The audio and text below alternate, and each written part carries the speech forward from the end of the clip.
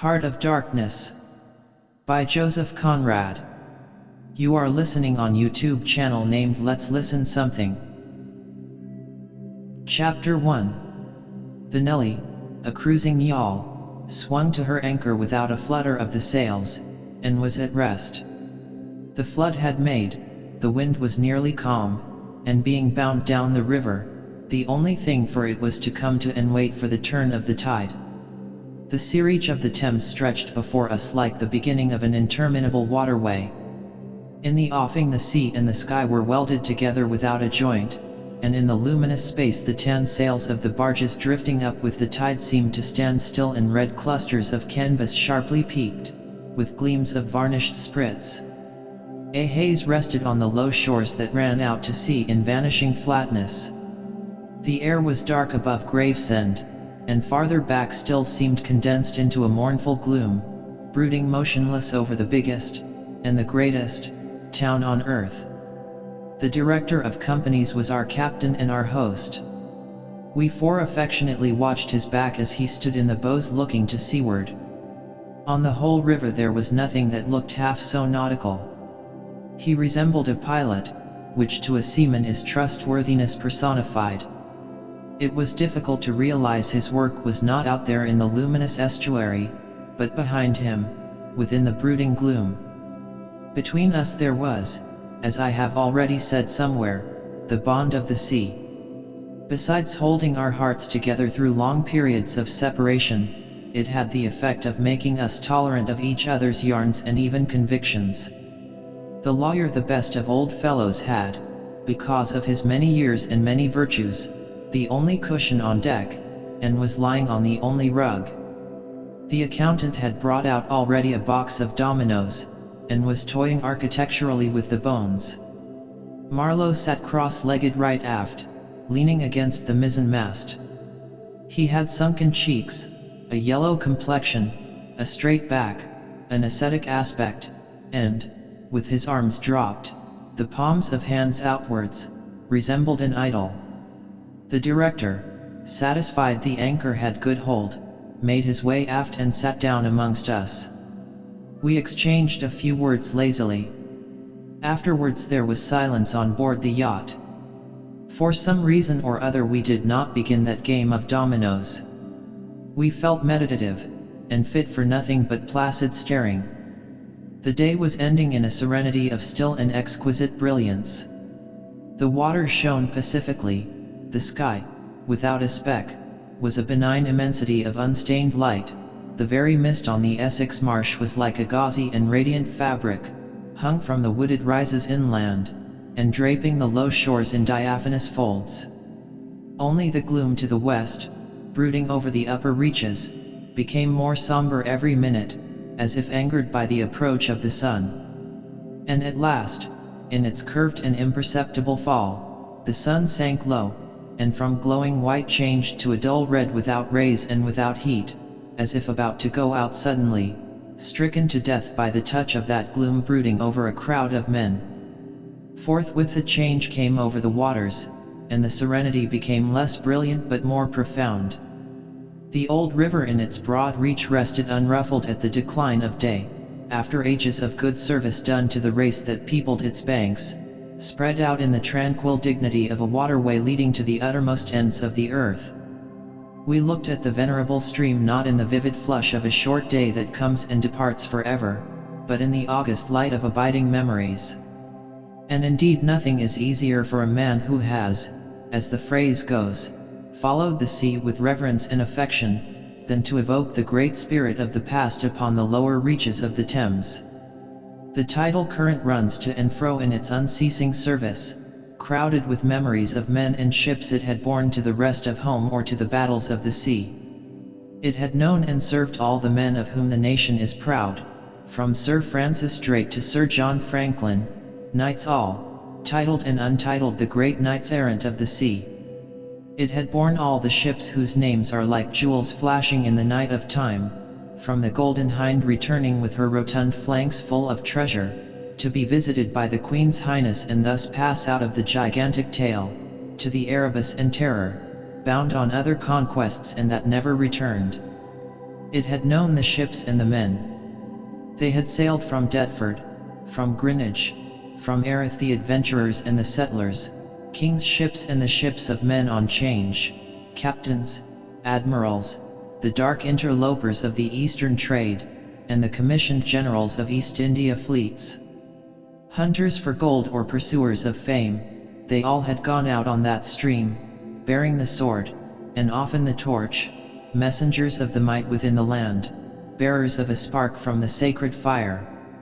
What greatness had not floated on the ebb of that river into the mystery of an unknown earth? The dreams of men, the seed of commonwealths, the germs of empires. The sun set, the dusk fell on the stream, and lights began to appear along the shore. The Chapman Lighthouse, a three-legged thing erect on a mud flat, shone strongly. Lights of ships moved in the fairway, a great stir of lights going up and going down. And farther west on the upper reaches the place of the monstrous town was still marked ominously on the sky, a brooding gloom in sunshine, a lurid glare under the stars. And this also, said Marlowe suddenly, has been one of the dark places of the earth. He was the only man of us who still followed the sea. The worst that could be said of him was that he did not represent his class.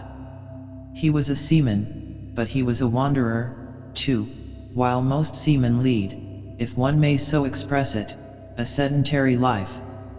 Their minds are of the stay-at-home order, and their home is always with them, the ship, and so is their country, the sea. One ship is very much like another, and the sea is always the same. In the immutability of their surroundings, the foreign shores, the foreign faces, the changing immensity of life, glide past, veiled not by a sense of mystery but by a slightly disdainful ignorance, for there is nothing mysterious to a seaman unless it be the sea itself, which is the mistress of his existence and as inscrutable as destiny. For the rest, after his hours of work, a casual stroll or a casual spree on shore suffices to unfold for him the secret of a whole continent, and generally he finds the secret not worth knowing. The yarns of seamen have a direct simplicity, the whole meaning of which lies within the shell of a cracked nut. But Marlowe was not typical, if his propensity to spin yarns be accepted, and to him the meaning of an episode was not inside like a kernel but outside, enveloping the tale which brought it out only as a glow brings out a haze, in the likeness of one of these misty halos that sometimes are made visible by the spectral illumination of moonshine. His remark did not seem at all surprising. It was just like Marlowe. It was accepted in silence. No one took the trouble to grunt even, and presently he said, very slow, I was thinking of very old times, when the Romans first came here, 1900 years ago the other day. Light came out of this river, since you say nights? Yes, but it is like a running blaze on a plain, like a flash of lightning in the clouds. We live in the flicker, may it last as long as the old earth keeps rolling. But darkness was here yesterday. Imagine the feelings of a commander of a fine what do ye call 'em, trireme in the Mediterranean, ordered suddenly to the north, run overland across the Gauls in a hurry, put in charge of one of these craft the legionaries, a wonderful lot of handy men they must have been, too used to build, apparently by the hundred, in a month or two, if we may believe what we read. Imagine him here, the very end of the world, a sea the color of lead, a sky the color of smoke, a kind of ship about as rigid as a concertina, and going up this river with stores, or orders, or what you like. Sandbanks, marshes, forests, savages, precious little to eat, fit for a civilized man, nothing but Thames water to drink. No Falernian wine here, no going ashore. Here and there a military camp lost in a wilderness, like a needle in a bundle of hay, cold, fog, tempests, disease, exile, and death skulking in the air, in the water, in the bush. They must have been dying like flies here. Oh, yes, he did it.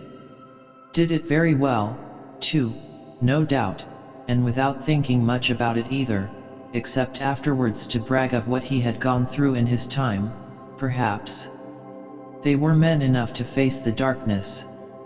And perhaps he was cheered by keeping his eye on a chance of promotion to the fleet at Ravenna by and by, if he had good friends in Rome and survived the awful climate.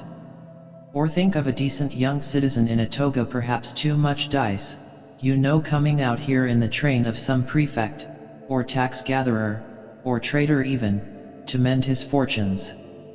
Land in a swamp, march through the woods, and in some inland post feel the savagery, the utter savagery, had closed round him all that mysterious life of the wilderness that stirs in the forest, in the jungles, in the hearts of wild men. There's no initiation either into such mysteries. He has to live in the midst of the incomprehensible, which is also detestable. And it has a fascination, too, that goes to work upon him. The fascination of the abomination, imagine the growing regrets, the longing to escape, the powerless disgust, the surrender, the hate. He paused.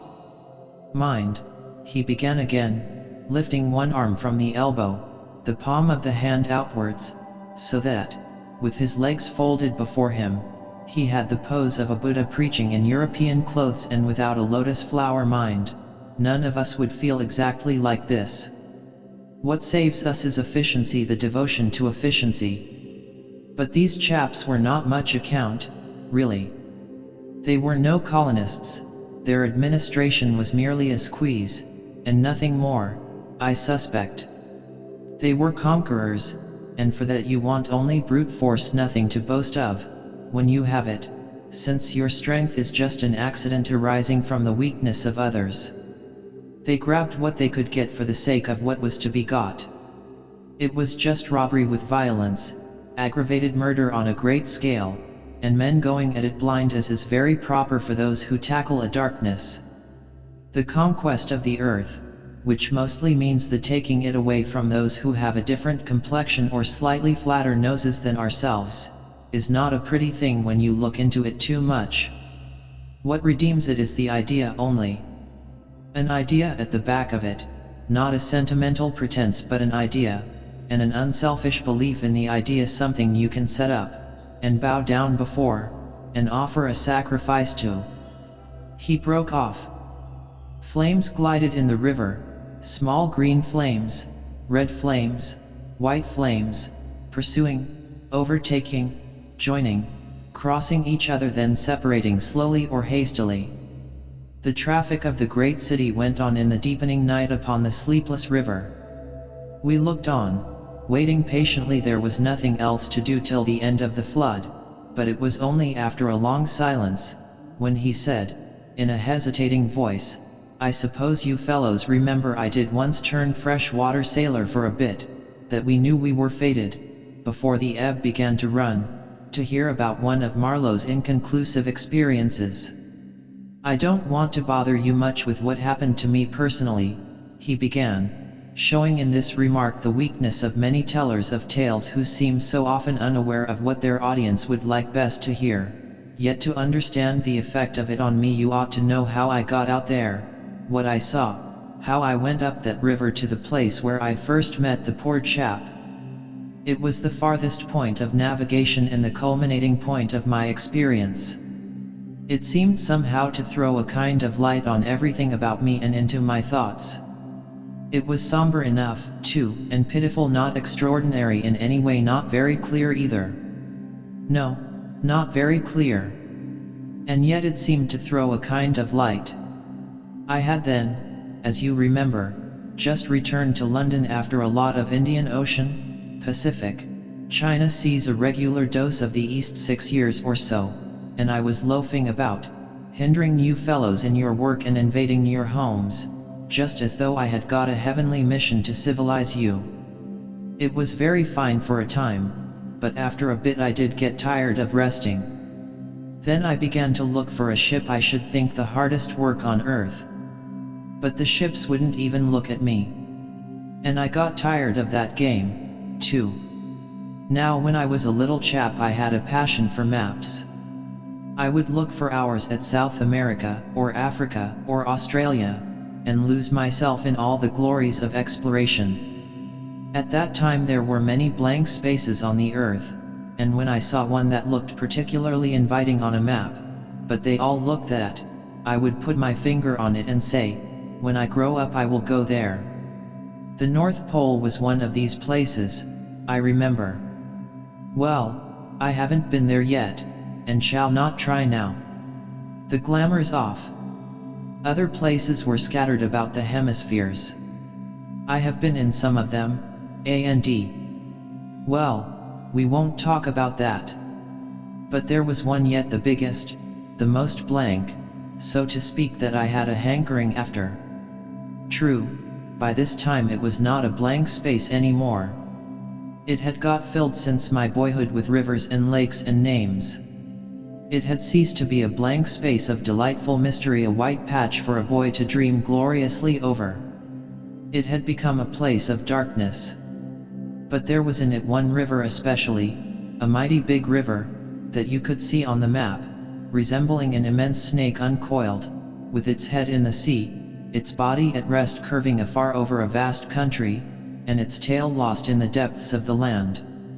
And as I looked at the map of it in a shop window, it fascinated me as a snake would a bird, a silly little bird. Then I remembered there was a big concern, a company for trade on that river. Dash it all! I thought to myself, they can't trade without using some kind of craft on that lot of freshwater steamboats.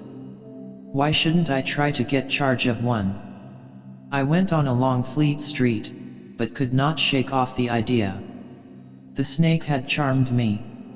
You understand, it was a continental concern, that trading society, but I have a lot of relations living on the continent, because it's cheap and not so nasty as it looks, they say.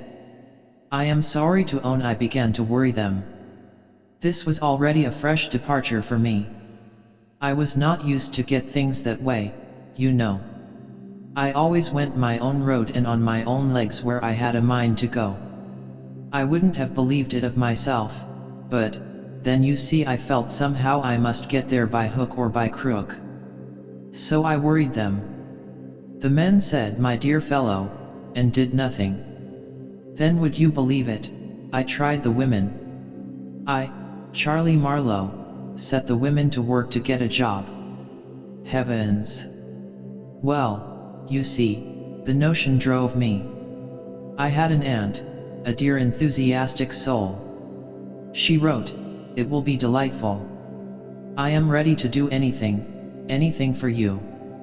It is a glorious idea. I know the wife of a very high personage in the administration, and also a man who has lots of influence with, etc.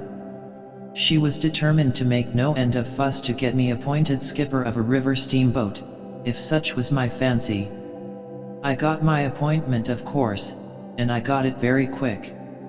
It appears the company had received news that one of their captains had been killed in a scuffle with the natives. This was my chance, and it made me the more anxious to go. It was only months and months afterwards, when I made the attempt to recover what was left of the body, that I heard the original quarrel arose from a misunderstanding about some hens. Yes, 2 black hens. Freslevin, that was the fellow's name. A Dane thought himself wronged somehow in the bargain, so he went ashore and started to hammer the chief of the village with a stick. Oh, it didn't surprise me in the least to hear this, and at the same time to be told that Freslevin was the gentlest, quietest creature that ever walked on 2 legs. No doubt he was, but he had been a couple of years already out there engaged in the noble cause, you know, and he probably felt the need at last of asserting his self-respect in some way. Therefore he whacked the old nigger mercilessly, while a big crowd of his people watched him, thunderstruck, till some man, I was told the chief's son, in desperation at hearing the old chap yell, made a tentative jab with a spear at the white man, and of course it went quite easy between the shoulder blades.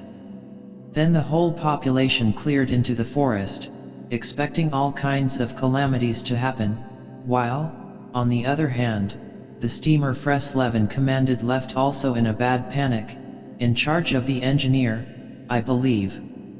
Afterwards nobody seemed to trouble much about Freslevin's remains, till I got out and stepped into his shoes.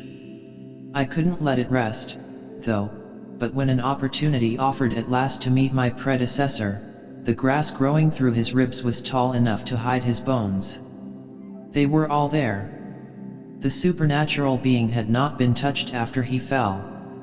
And the village was deserted, the huts gaped black, rotting, all askew within the fallen enclosures. A calamity had come to it, sure enough. The people had vanished. Mad terror had scattered them, men, women, and children, through the bush, and they had never returned. What became of the hens I don't know either. I should think the cause of progress got them, anyhow. However, through this glorious affair I got my appointment, before I had fairly begun to hope for it. I flew around like mad to get ready, and before 48 hours I was crossing the channel to show myself to my employers, and sign the contract. In a very few hours I arrived in a city that always makes me think of a whited sepulchre. Prejudice, no doubt. I had no difficulty in finding the company's offices. It was the biggest thing in the town, and everybody I met was full of it. They were going to run an overseas empire, and make no end of coin by trade. A narrow and deserted street in deep shadow, high houses, innumerable windows with Venetian blinds, a dead silence, grass sprouting between the stones, imposing carriage archways right and left, immense double doors standing ponderously ajar. I slipped through one of these cracks, went up a swept and ungarnished staircase, as arid as a desert, and opened the first door I came to. Two women, one fat and the other slim, sat on straw-bottomed chairs, knitting black wool. The slim one got up and walked straight at me, still knitting with downcast eyes, and only just as I began to think of getting out of her way, as you would for a somnambulist, stood still, and looked up. Her dress was as plain as an umbrella cover, and she turned round without a word and preceded me into a waiting room. I gave my name, and looked about. Deal table in the middle, plain chairs all round the walls, on one end a large shining map, marked with all the colors of a rainbow. There was a vast amount of red good to see at any time, because one knows that some real work is done in there, a deuce of a lot of blue, a little green, smears of orange, and, on the east coast, a purple patch, to show where the jolly pioneers of progress drink the jolly lager beer. However, I wasn't going into any of these. I was going into the yellow. Dead in the center. And the river was there, fascinating, deadly like a snake. Oof.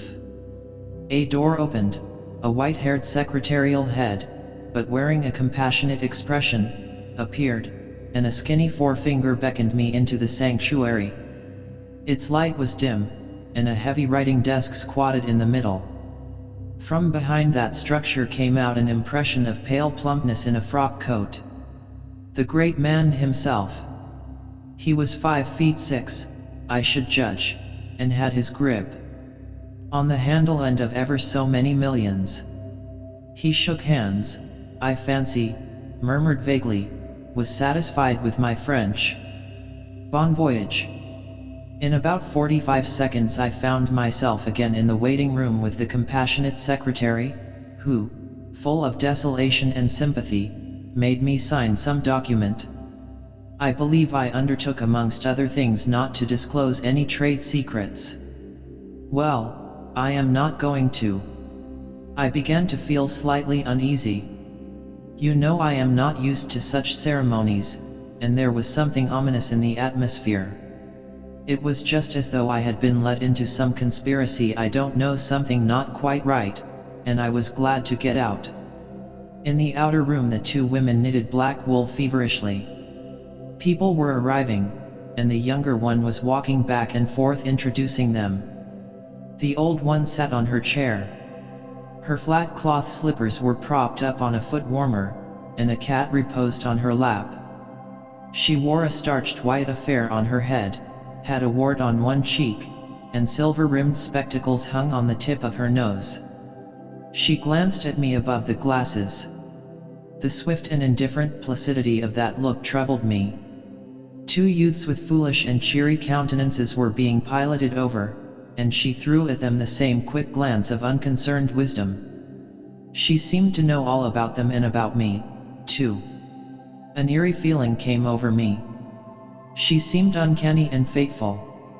Often far away there I thought of these two, guarding the door of darkness, knitting black wool as for a warm pall, one introducing continuously to the unknown, the other scrutinizing the cheery and foolish faces with unconcerned old eyes.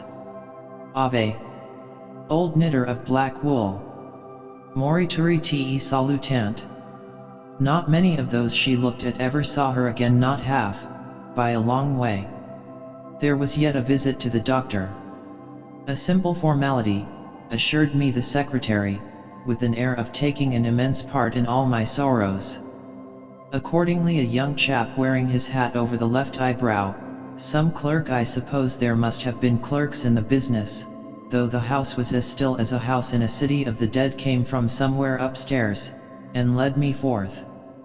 He was shabby and careless, with ink stains on the sleeves of his jacket, and his cravat was large and billowy, under a chin shaped like the toe of an old boot.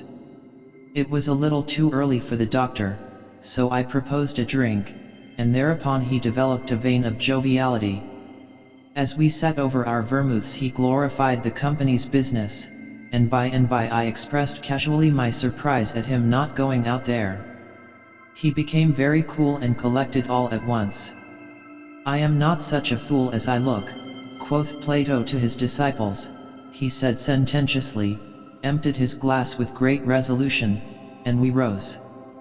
The old doctor felt my pulse, evidently thinking of something else the while.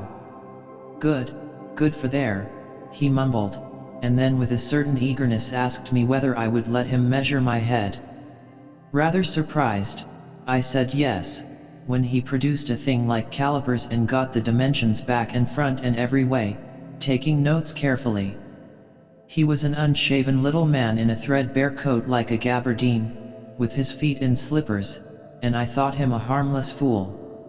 "I always ask leave, in the interests of science, to measure the crania of those going out there," he said. "And when they come back, too?" I asked. "Oh, I never see them," he remarked, "and, moreover, the changes take place inside, you know." He smiled, as if at some quiet joke. "So you are going out there? Famous. Interesting, too." He gave me a searching glance, and made another note. "Ever any madness in your family?" he asked, in a matter-of-fact tone. I felt very annoyed. "Is that question in the interests of science, too?" "It would be," he said, without taking notice of my irritation, "interesting for science to watch the mental changes of individuals, on the spot, but, are you an alienist?" I interrupted. "Every doctor should be a little," answered that original, imperturbably. "I have a little theory which you messers who go out there must help me to prove.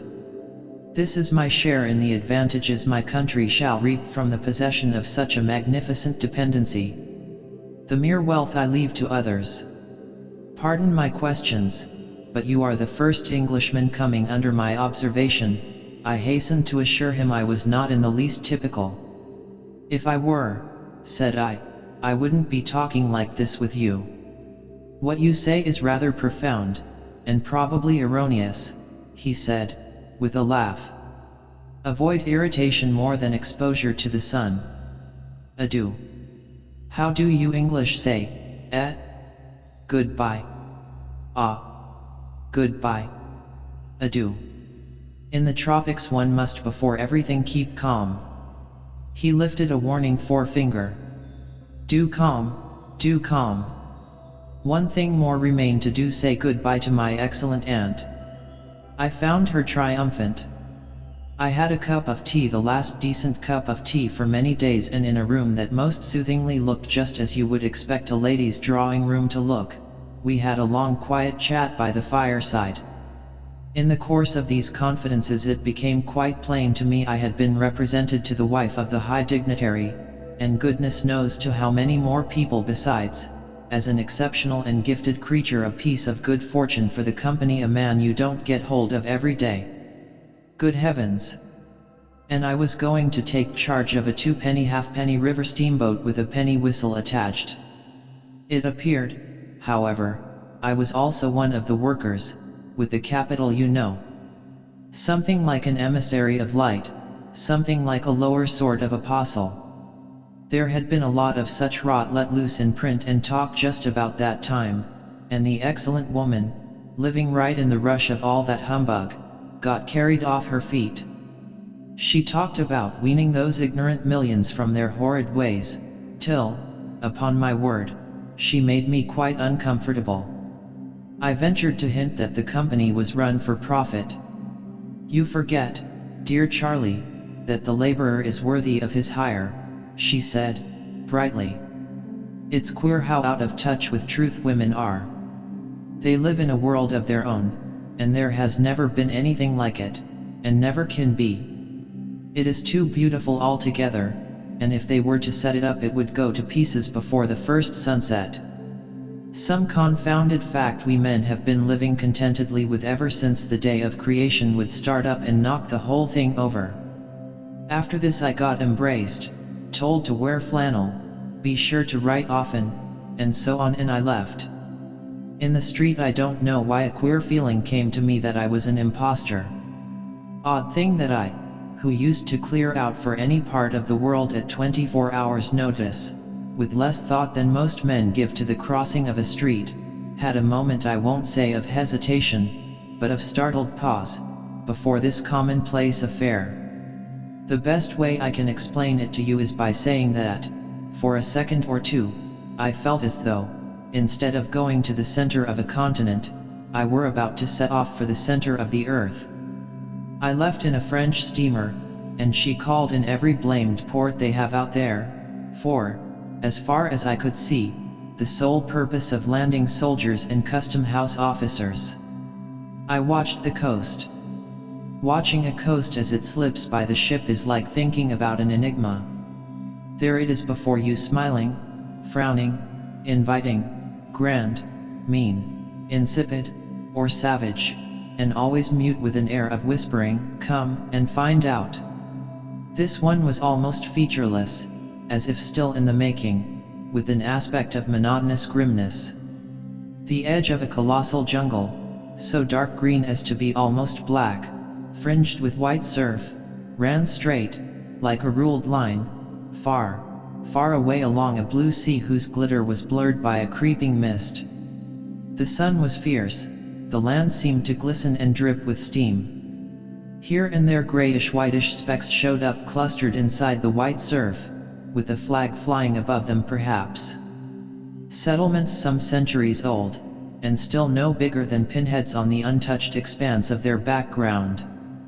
We pounded along, stopped, landed soldiers, went on, landed custom house clerks to levy toll in what looked like a god-forsaken wilderness, with a tin shed and a flagpole lost in it, landed more soldiers to take care of the custom house clerks, presumably. Some, I heard, got drowned in the surf, but whether they did or not, nobody seemed particularly to care. They were just flung out there, and on we went.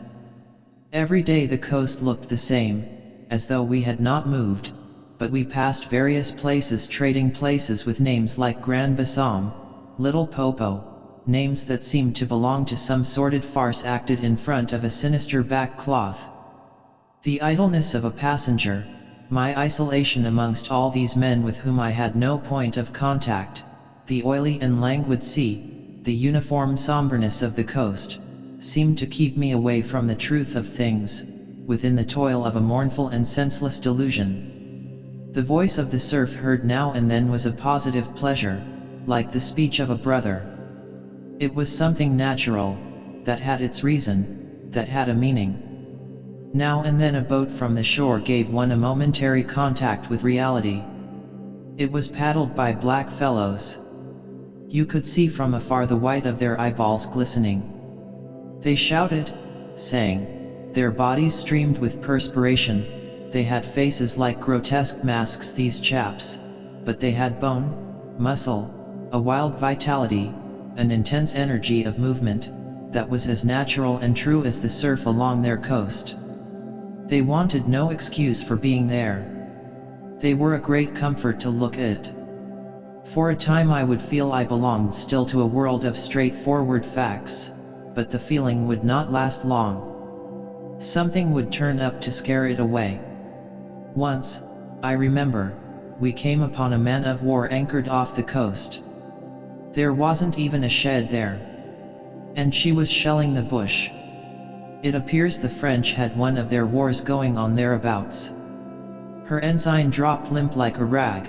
The muzzles of the long 6-inch guns stuck out all over the low hull. The greasy, slimy swell swung her up lazily and let her down, swaying her thin masts.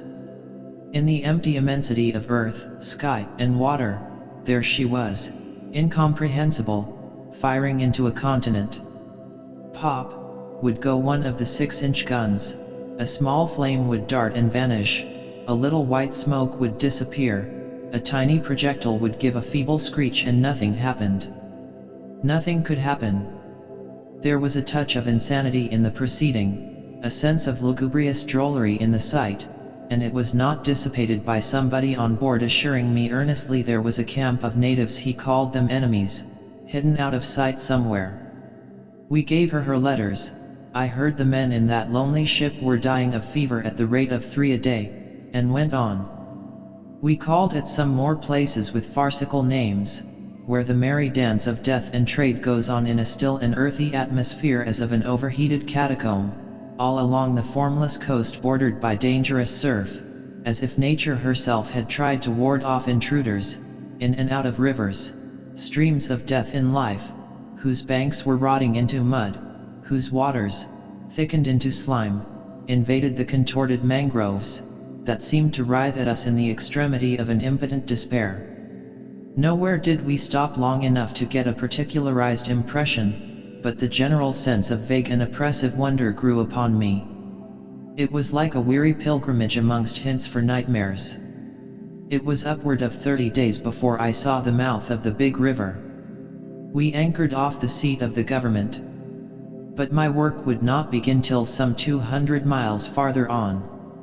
So as soon as I could I made a start for a place 30 miles higher up. I had my passage on a little sea-going steamer. Her captain was a Swede, and knowing me for a seaman, invited me on the bridge. He was a young man, lean, fair, and morose, with lanky hair and a shuffling gait. As we left the miserable little wharf, he tossed his head contemptuously at the shore. "Been living there?" he asked. I said, "Yes." "Fine lot these government chaps, are they not?" he went on, speaking English with great precision and considerable bitterness. "It is funny what some people will do for a few francs a month. I wonder what becomes of that kind when it goes up country." I said to him I expected to see that soon. "So, he exclaimed. He shuffled athwart, keeping one eye ahead vigilantly. "Don't be too sure," he continued. "The other day I took up a man who hanged himself on the road. He was a Swede, too. Hanged himself. Why, in God's name?" I cried.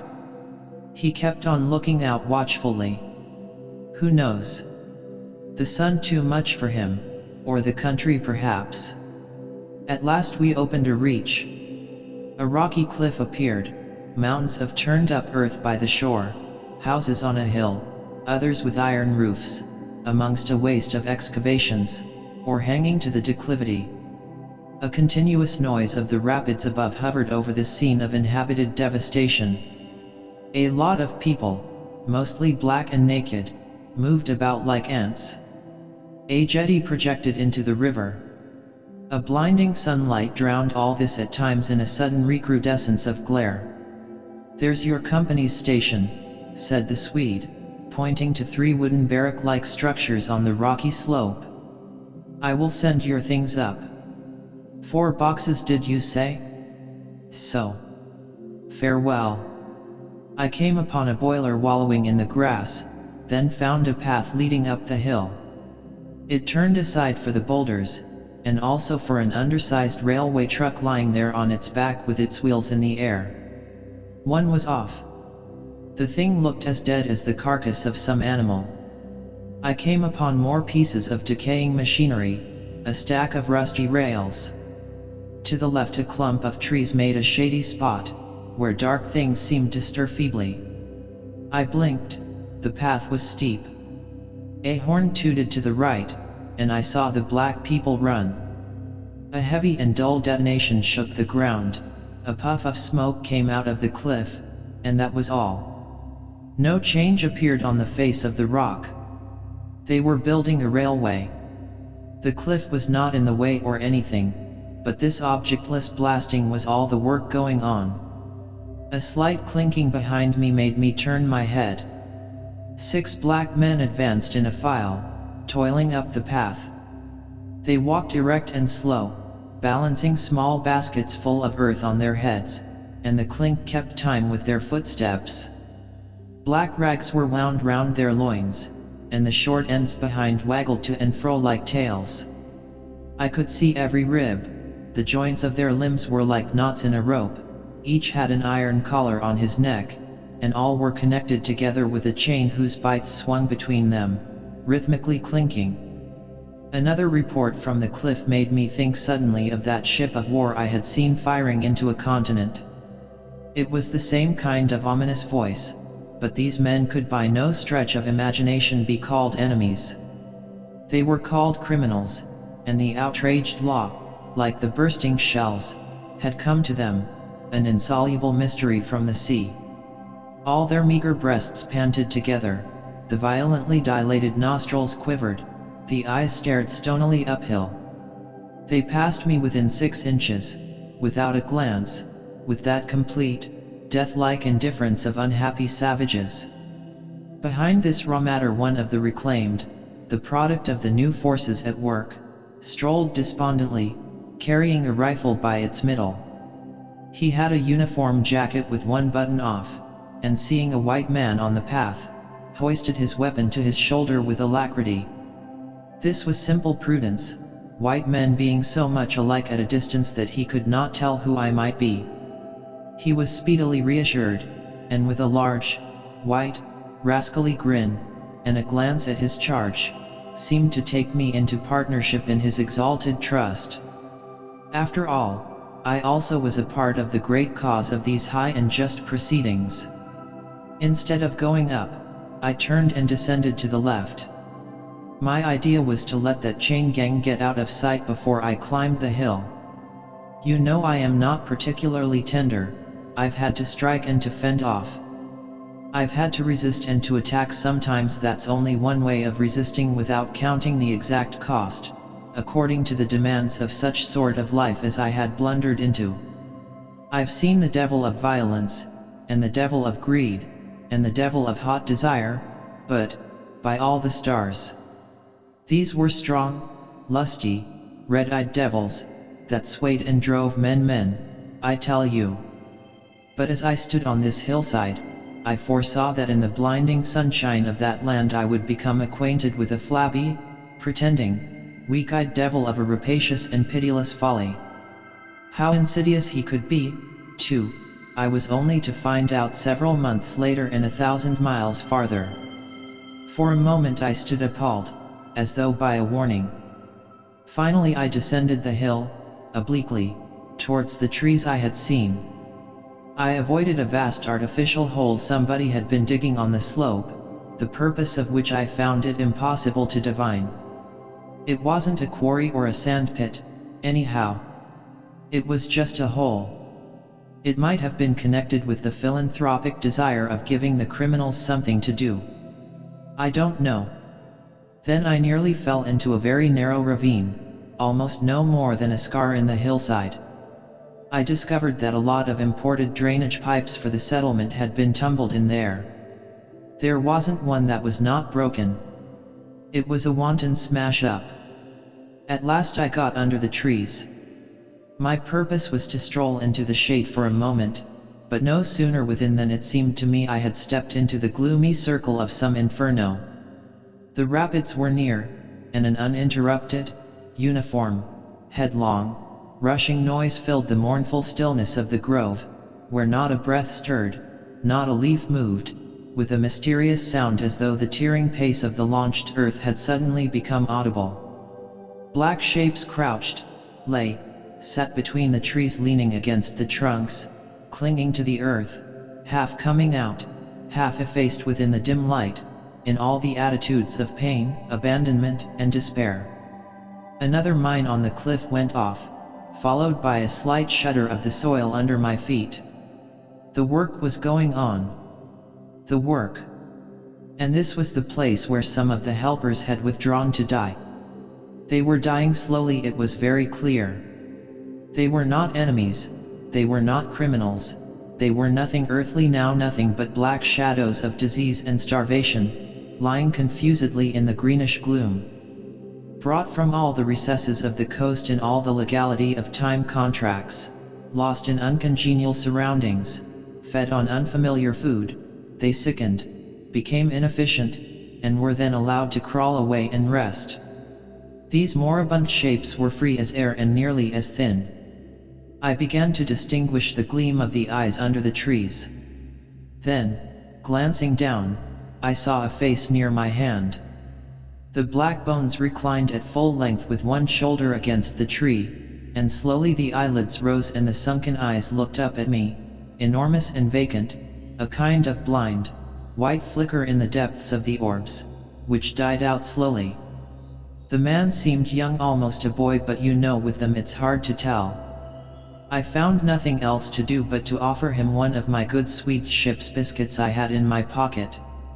The fingers closed slowly on it and held. There was no other movement and no other glance. He had tied a bit of white worsted round his neck. Why? Where did he get it? Was it a badge, an ornament, a charm, a propitiatory act?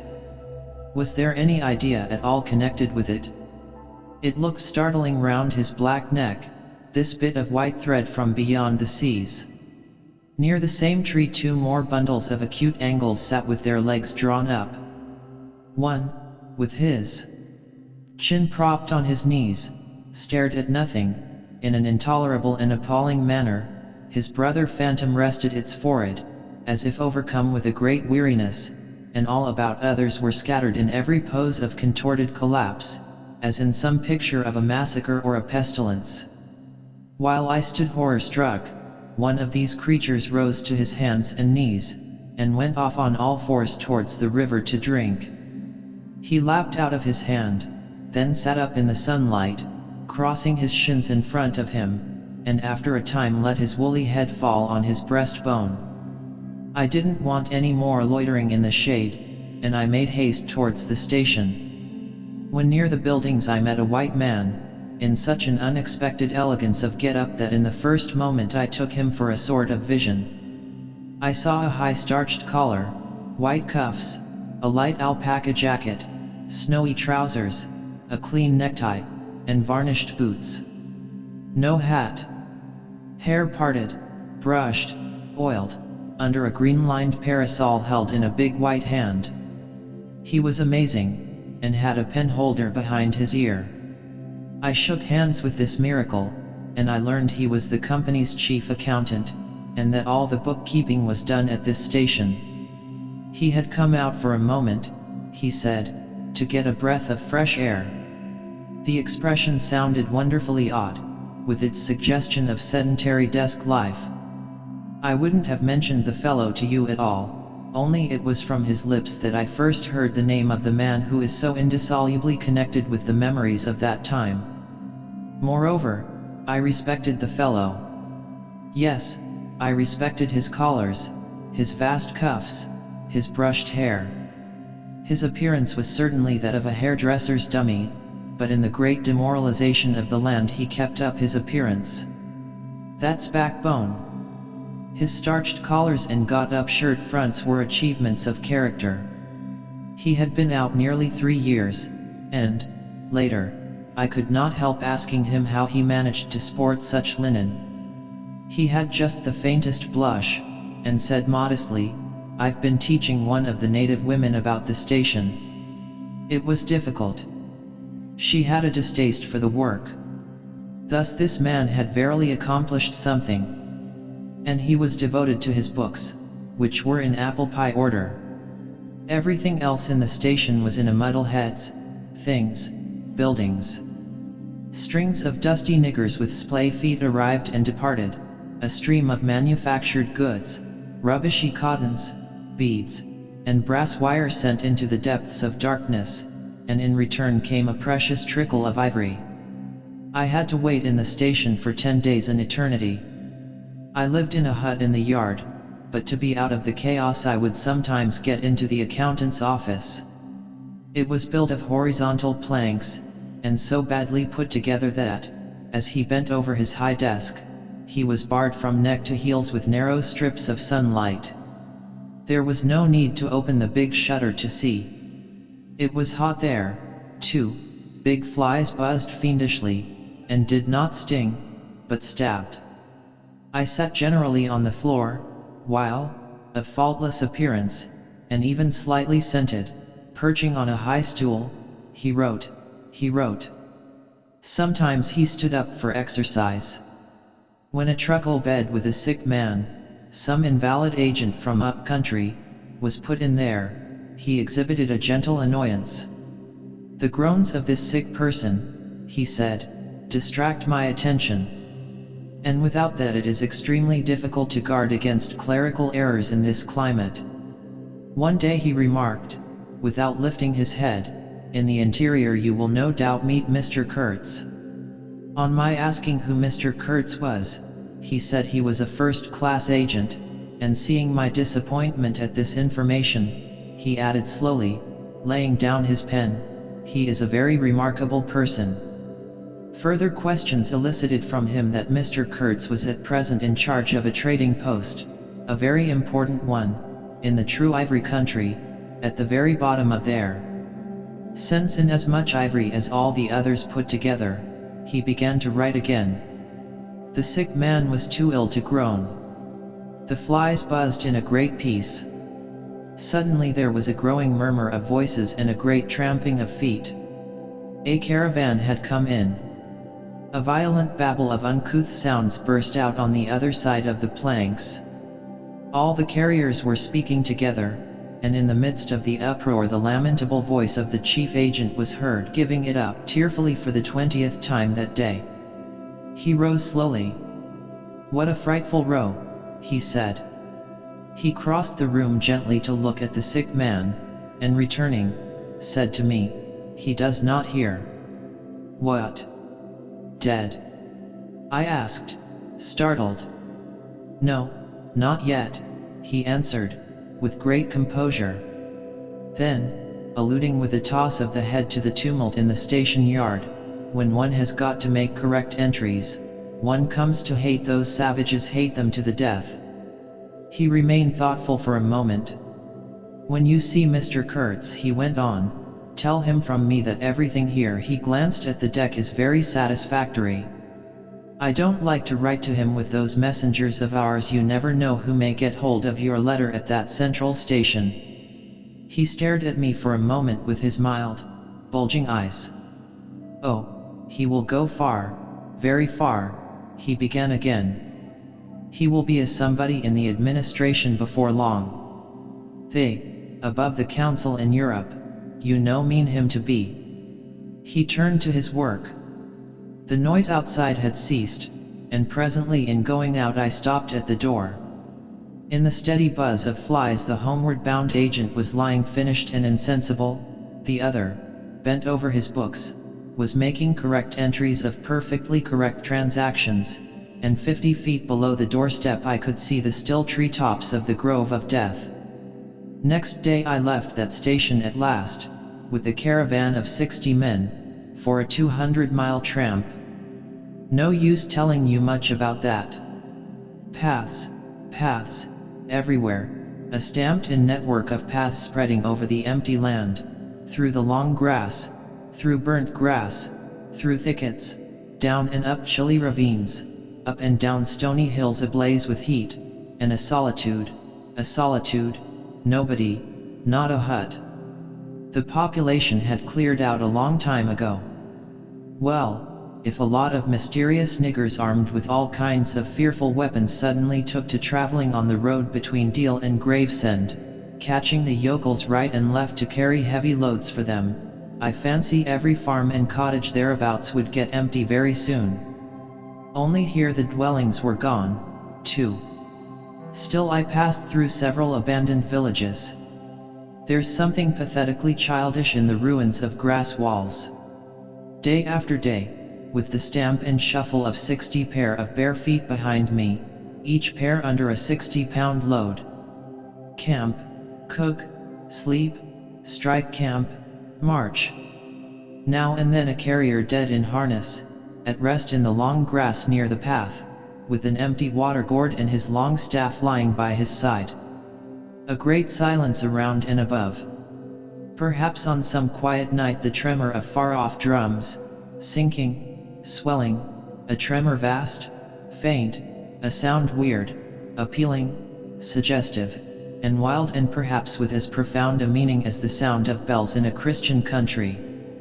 Once a white man in an unbuttoned uniform, camping on the path with an armed escort of lank Zanzibaris, very hospitable and festive not to say drunk, was looking after the upkeep of the road, he declared. Can't say I saw any road or any upkeep, unless the body of a middle-aged Negro, with a bullet hole in the forehead, upon which I absolutely stumbled 3 miles farther on, may be considered as a permanent improvement.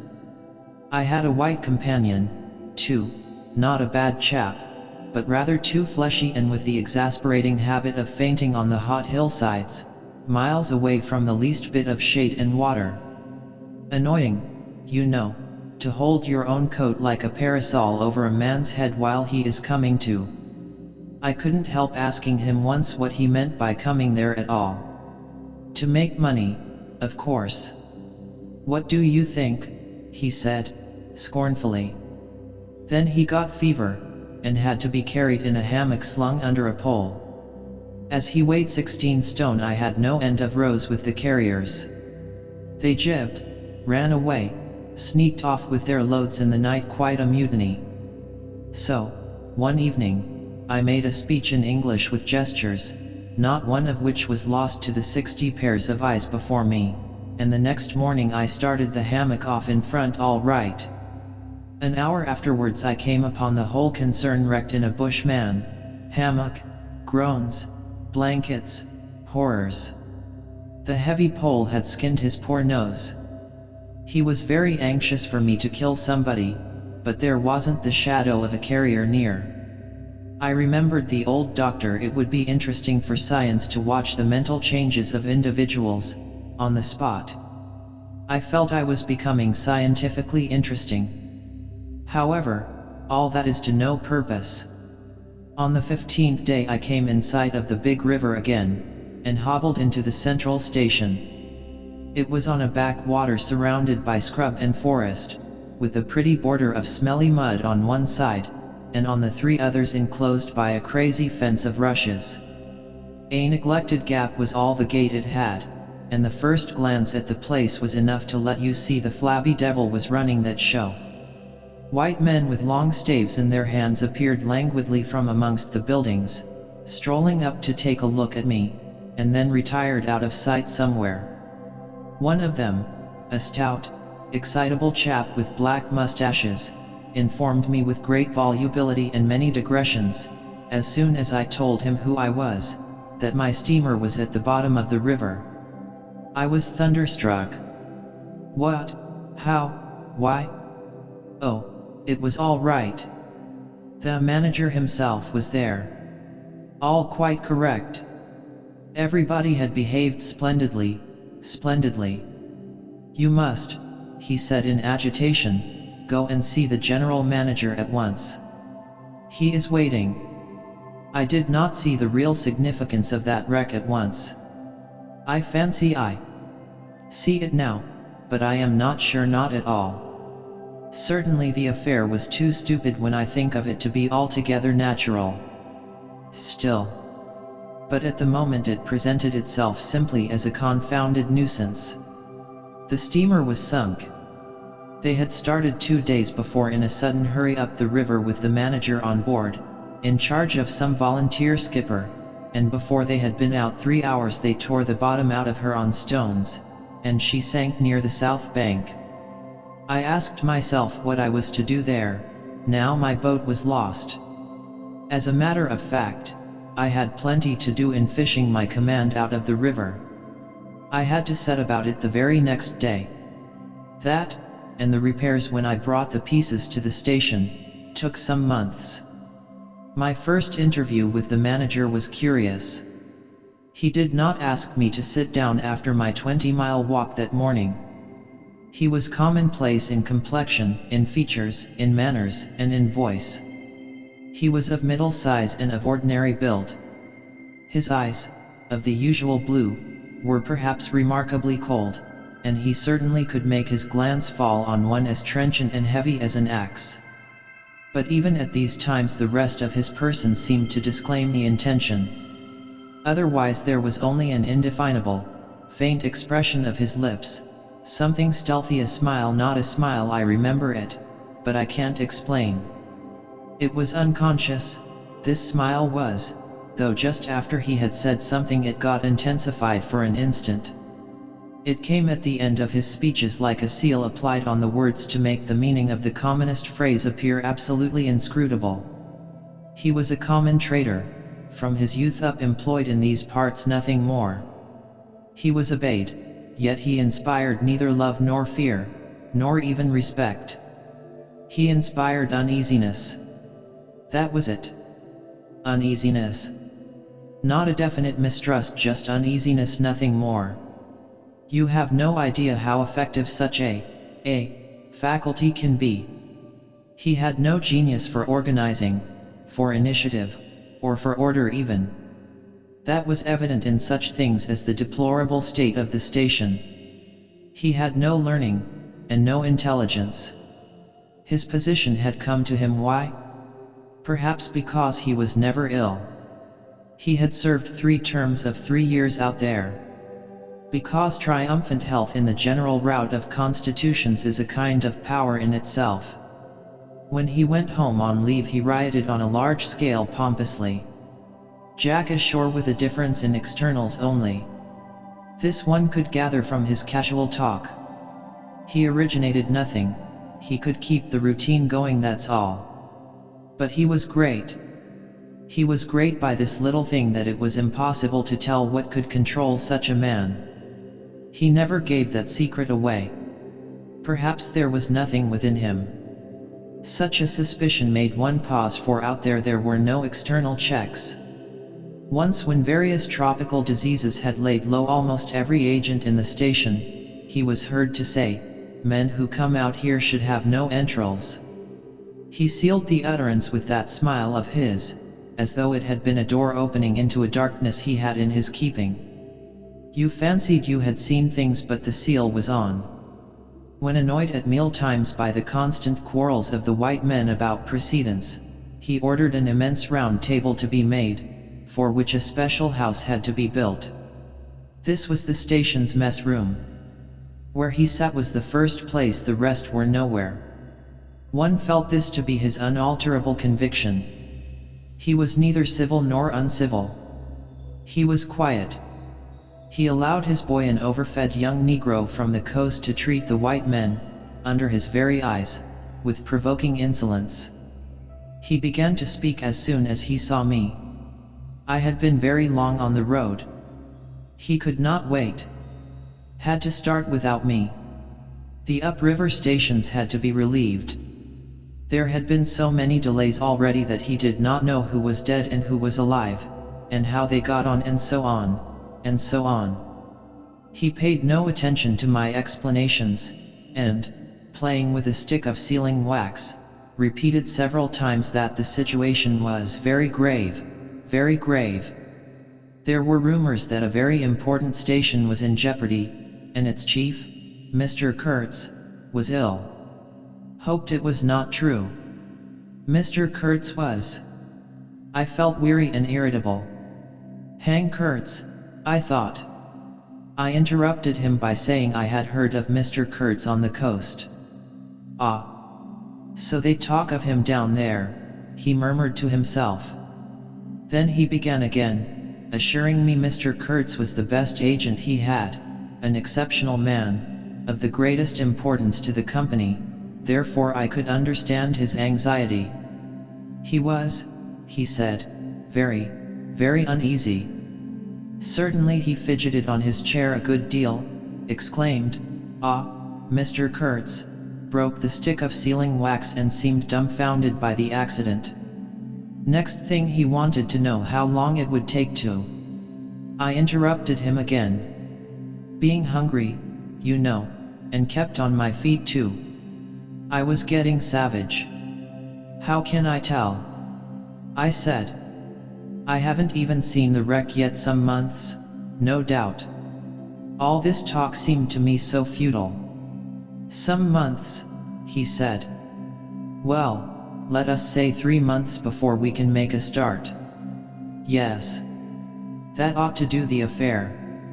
I flung out of his hut.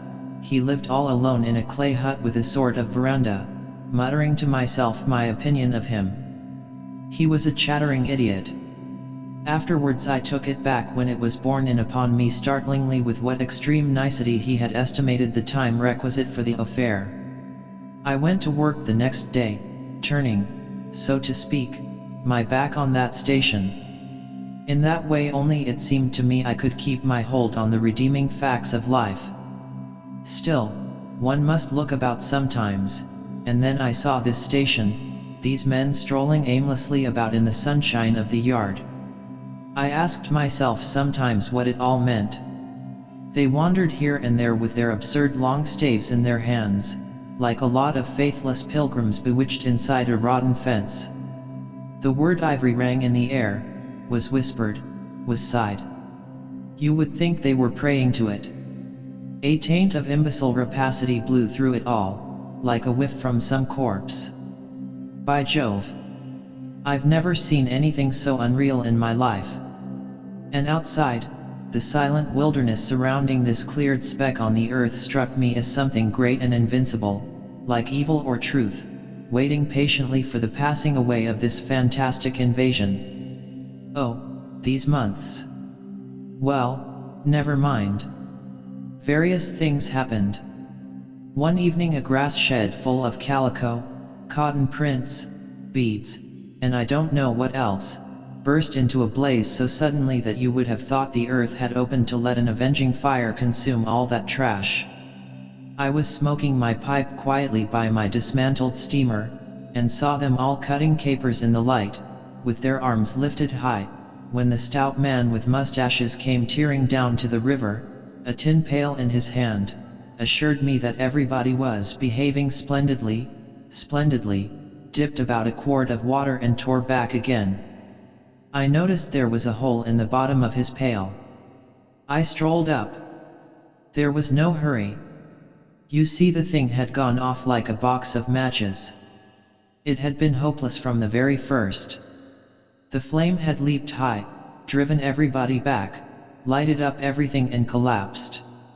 The shed was already a heap of embers glowing fiercely. A nigger was being beaten nearby. They said he had caused the fire in some way, be that as it may, he was screeching most horribly. I saw him, later, for several days, sitting in a bit of shade looking very sick and trying to recover himself.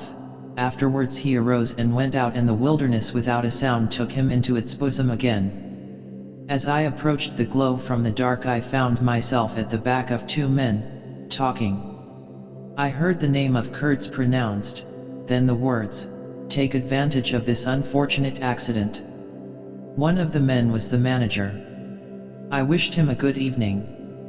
"Did you ever see anything like it at "It is incredible," he said, and walked off. The other man remained.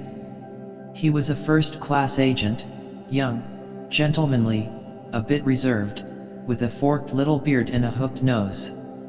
He was standoffish with the other agents, and they on their side said he was the manager's spy upon them.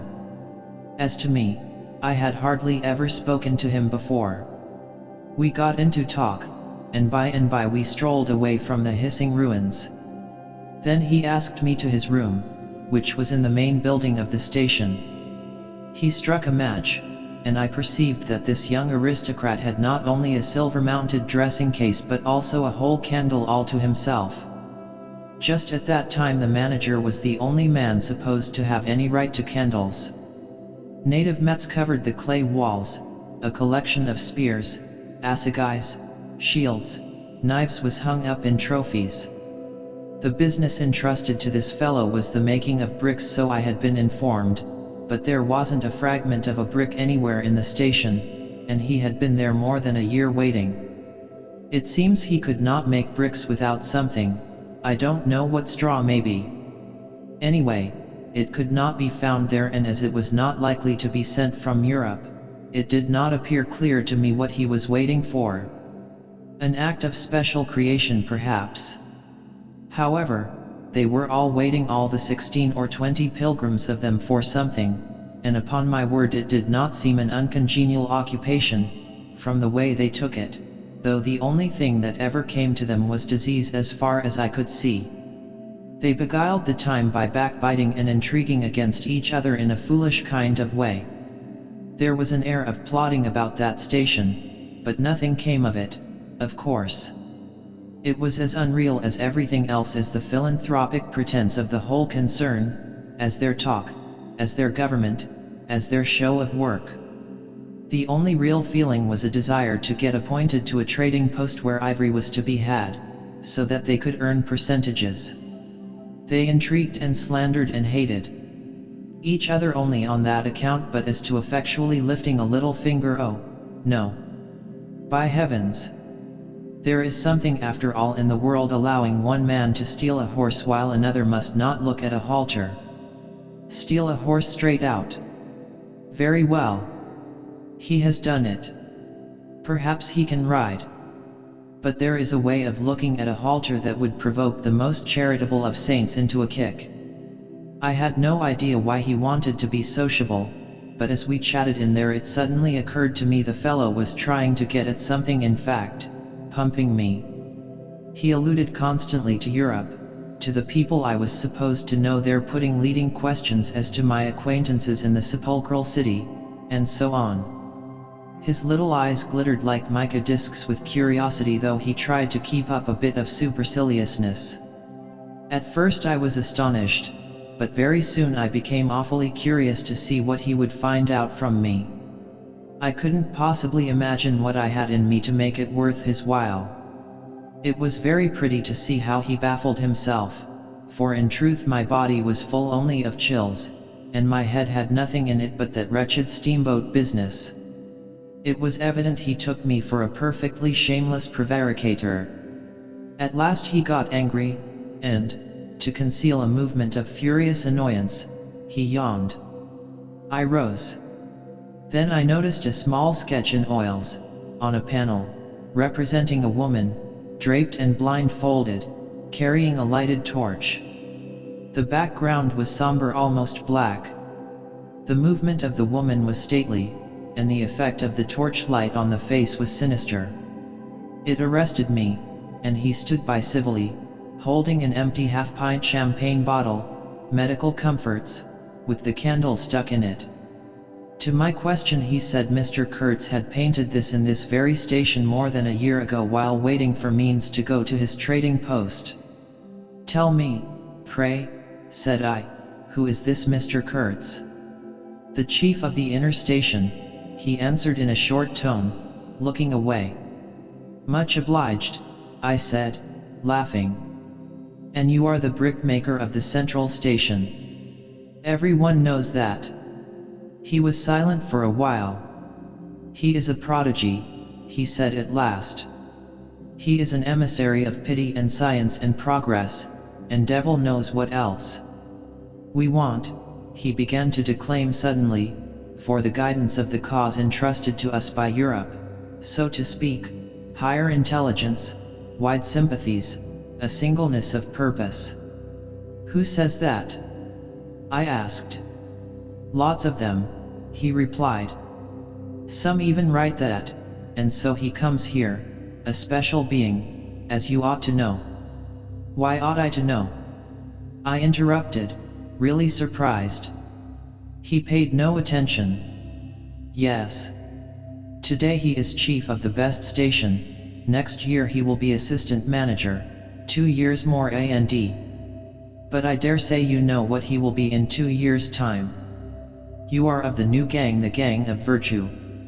The same people who sent him specially also recommended you. Oh, don't say no. I've my own eyes to trust. Light dawned upon me. My dear aunt's influential acquaintances were producing an unexpected effect upon that young man. I nearly burst into a laugh. Do you read the company's confidential correspondence? I asked. He hadn't a word to say. It was great fun. When Mr. Kurtz, I continued, severely, is general manager, you won't have the opportunity. He blew the candle out suddenly, and we went outside. The moon had risen. Black figures strolled about listlessly, pouring water on the glow, whence proceeded a sound of hissing.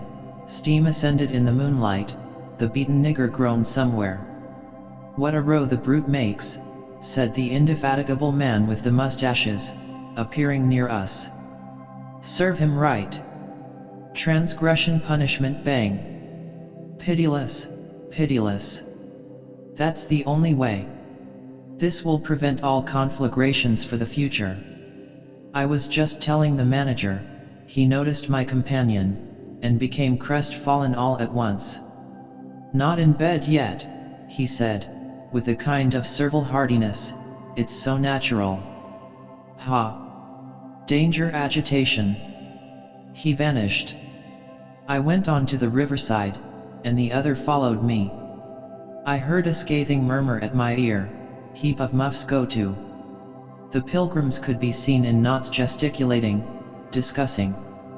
Several had still their staves in their hands. I verily believe they took these sticks to bed with them. Beyond the fence the forest stood up spectrally in the moonlight, and through that dim stir, through the faint sounds of that lamentable courtyard, the silence of the land went home to one's very heart, its mystery, its greatness, the amazing reality of its concealed life. The hurt nigger moaned feebly somewhere nearby, and then fetched a deep sigh that made me mend my pace away from there. I felt a hand introducing itself under my arm. My dear sir, said the fellow, I don't want to be misunderstood, and especially by you, who will see Mr. Kurtz long before I can have that pleasure. I wouldn't like him to get a false idea of my disposition. I let him run on, this papier-mâché Mephistopheles, and it seemed to me that if I tried I could poke my forefinger through him, and would find nothing inside but a little loose dirt, maybe. He, don't you see, had been planning to be assistant manager by and by under the present man, and I could see that the coming of that Kurtz had upset them both not a little. He talked precipitately, and I did not try to stop him. I had my shoulders against the wreck of my steamer, hauled up on the slope like a carcass of some big river animal. The smell of mud, of primeval mud, by Jove, was in my nostrils. The high stillness of primeval forest was before my eyes. There were shiny patches on the black creek. The moon had spread over everything a thin layer of silver, over the rank grass, over the mud, upon the wall of matted vegetation standing higher than the wall of a temple, over the great river I could see through a somber gap, glittering, glittering, as it flowed broadly by without a murmur. All this was great, expectant, mute, while the man jabbered about himself.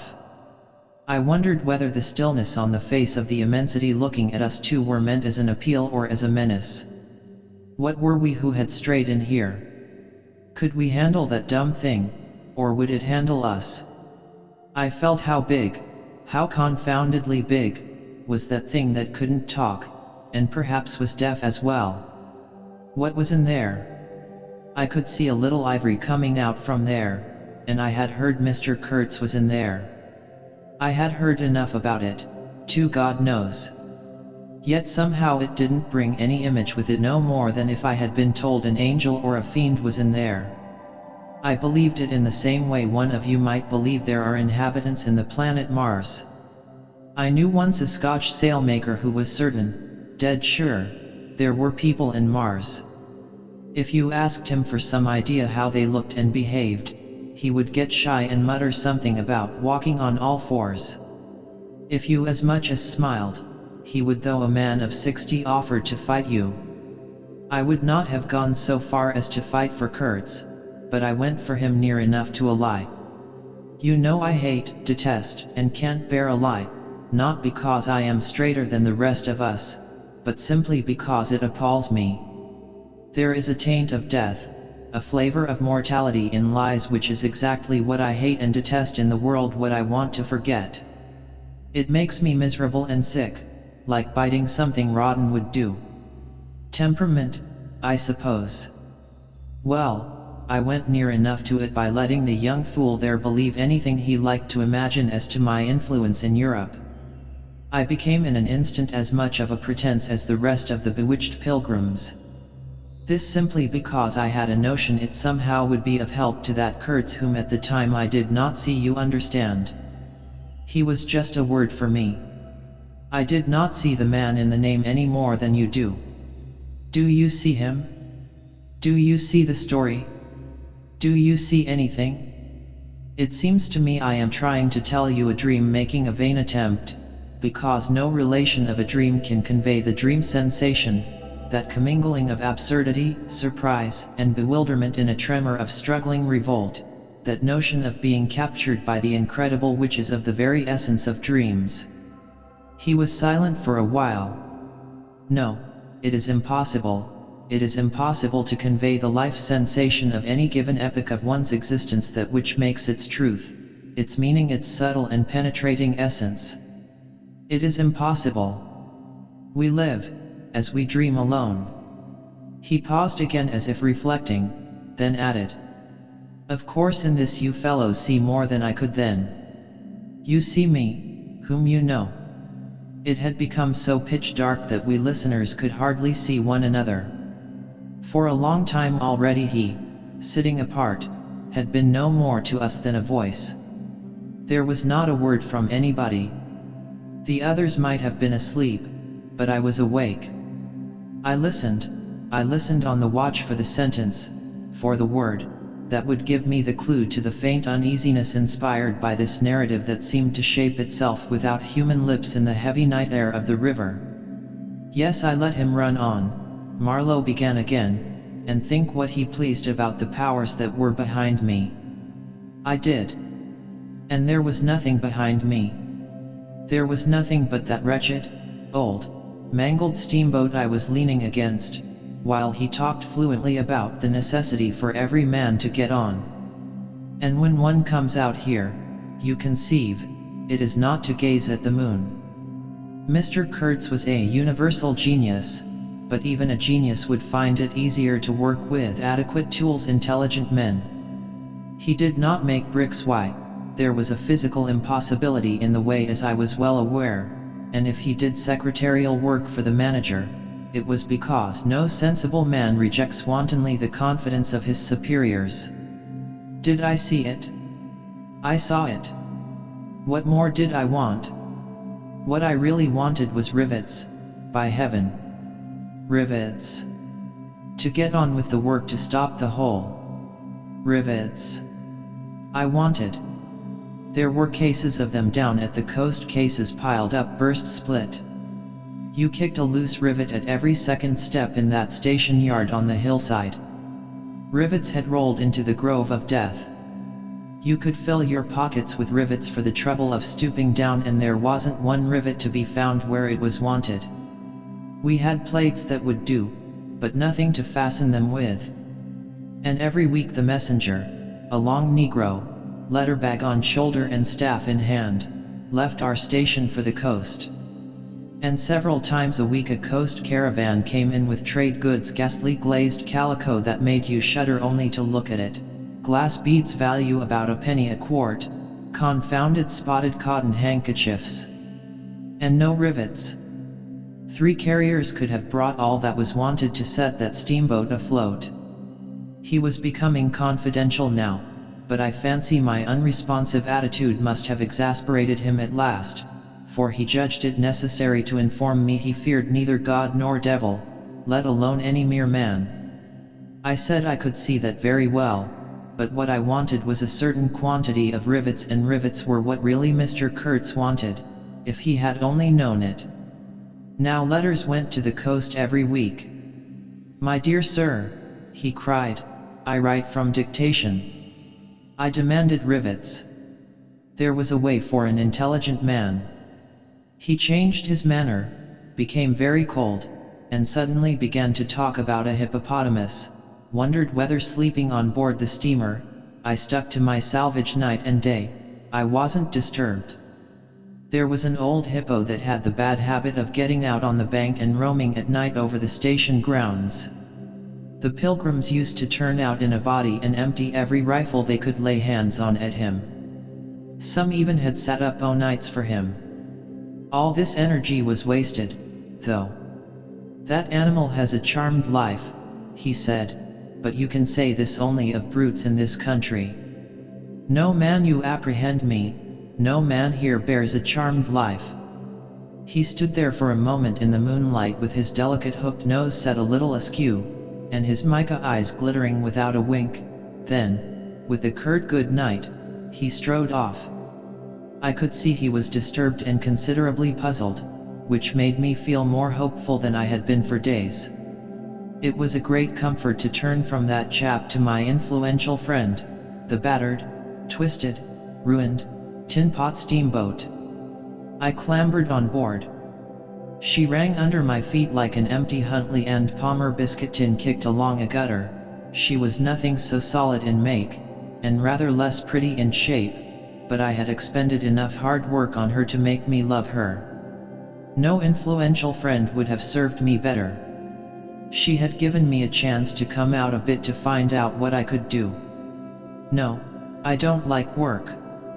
I had rather laze about and think of all the fine things that can be done. I don't like work, no man does, but I like what is in the work, the chance to find yourself. Your own reality for yourself, not for others, what no other man can ever know. They can only see the mere show, and never can tell what it really means. I was not surprised to see somebody sitting aft, on the deck, with his legs dangling over the mud. You see, I rather chummed with the few mechanics there were in that station, whom the other pilgrims naturally despised on account of their imperfect manners, I suppose. This was the foreman, a boilermaker by trade, a good worker. He was a lank, bony, yellow-faced man, with big intense eyes. His aspect was worried, and his head was as bald as the palm of my hand, but his hair in falling seemed to have stuck to his chin, and had prospered in the new locality, for his beard hung down to his waist. He was a widower with 6 young children. He had left them in charge of a sister of his to come out there, and the passion of his life was pigeon flying. He was an enthusiast and a connoisseur. He would rave about pigeons. After work hours he used sometimes to come over from his hut for a talk about his children and his pigeons. At work, when he had to crawl in the mud under the bottom of the steamboat, he would tie up that beard of his in a kind of white serviette he brought for the purpose. It had loops to go over his ears. In the evening he could be seen squatted on the bank rinsing that wrapper in the creek with great care, then spreading it solemnly on a bush to dry. I slapped him on the back and shouted, "We shall have rivets." He scrambled to his feet exclaiming, "No. Rivets," as though he couldn't believe his ears. Then in a low voice, "You, I don't know why we behaved like lunatics. I put my finger to the side of my nose and nodded mysteriously. "Good for you," he cried, snapped his fingers above his head, lifting one foot. I tried a jig. We capered on the iron deck. A frightful clatter came out of that hulk, and the virgin forest on the other bank of the creek sent it back in a thundering roll upon the sleeping station. It must have made some of the pilgrims sit up in their hovels. A dark figure obscured the lighted doorway of the manager's hut, vanished, then, a second or so after, the doorway itself vanished, too. We stopped, and the silence driven away by the stamping of our feet flowed back again from the recesses of the land. The great wall of vegetation, an exuberant and entangled mass of trunks, branches, leaves, boughs, festoons, motionless in the moonlight, was like a rioting invasion of soundless life, a rolling wave of plants, piled up, crested, ready to topple over the creek, to sweep every little man of us out of his little existence. And it moved not. A deadened burst of mighty splashes and snorts reached us from afar, as though an ichthyosaurus had been taking a bath of glitter in the great river. "After all," said the Boilermaker in a reasonable tone, "why shouldn't we get the rivets?" Why not, indeed? I did not know of any reason why we shouldn't. "They'll come in 3 weeks," I said confidently. But they didn't. Instead of rivets there came an invasion, an infliction, a visitation. It came in sections during the next 3 weeks, each section headed by a donkey carrying a white man in new clothes and tan shoes, bowing from that elevation right and left to the impressed pilgrims. A quarrelsome band of footsore sulky niggers trod on the heels of the donkey. A lot of tents, camp stools, tin boxes, white cases, brown bales would be shot down in the courtyard, and the air of mystery would deepen a little over the muddle of the station. 5 such installments came, with their absurd air of disorderly flight with the loot of innumerable outfit shops and provision stores, that, one would think, they were lugging, after a raid, into the wilderness for equitable division. It was an inextricable mess of things decent in themselves but that human folly made look like the spoils of thieving.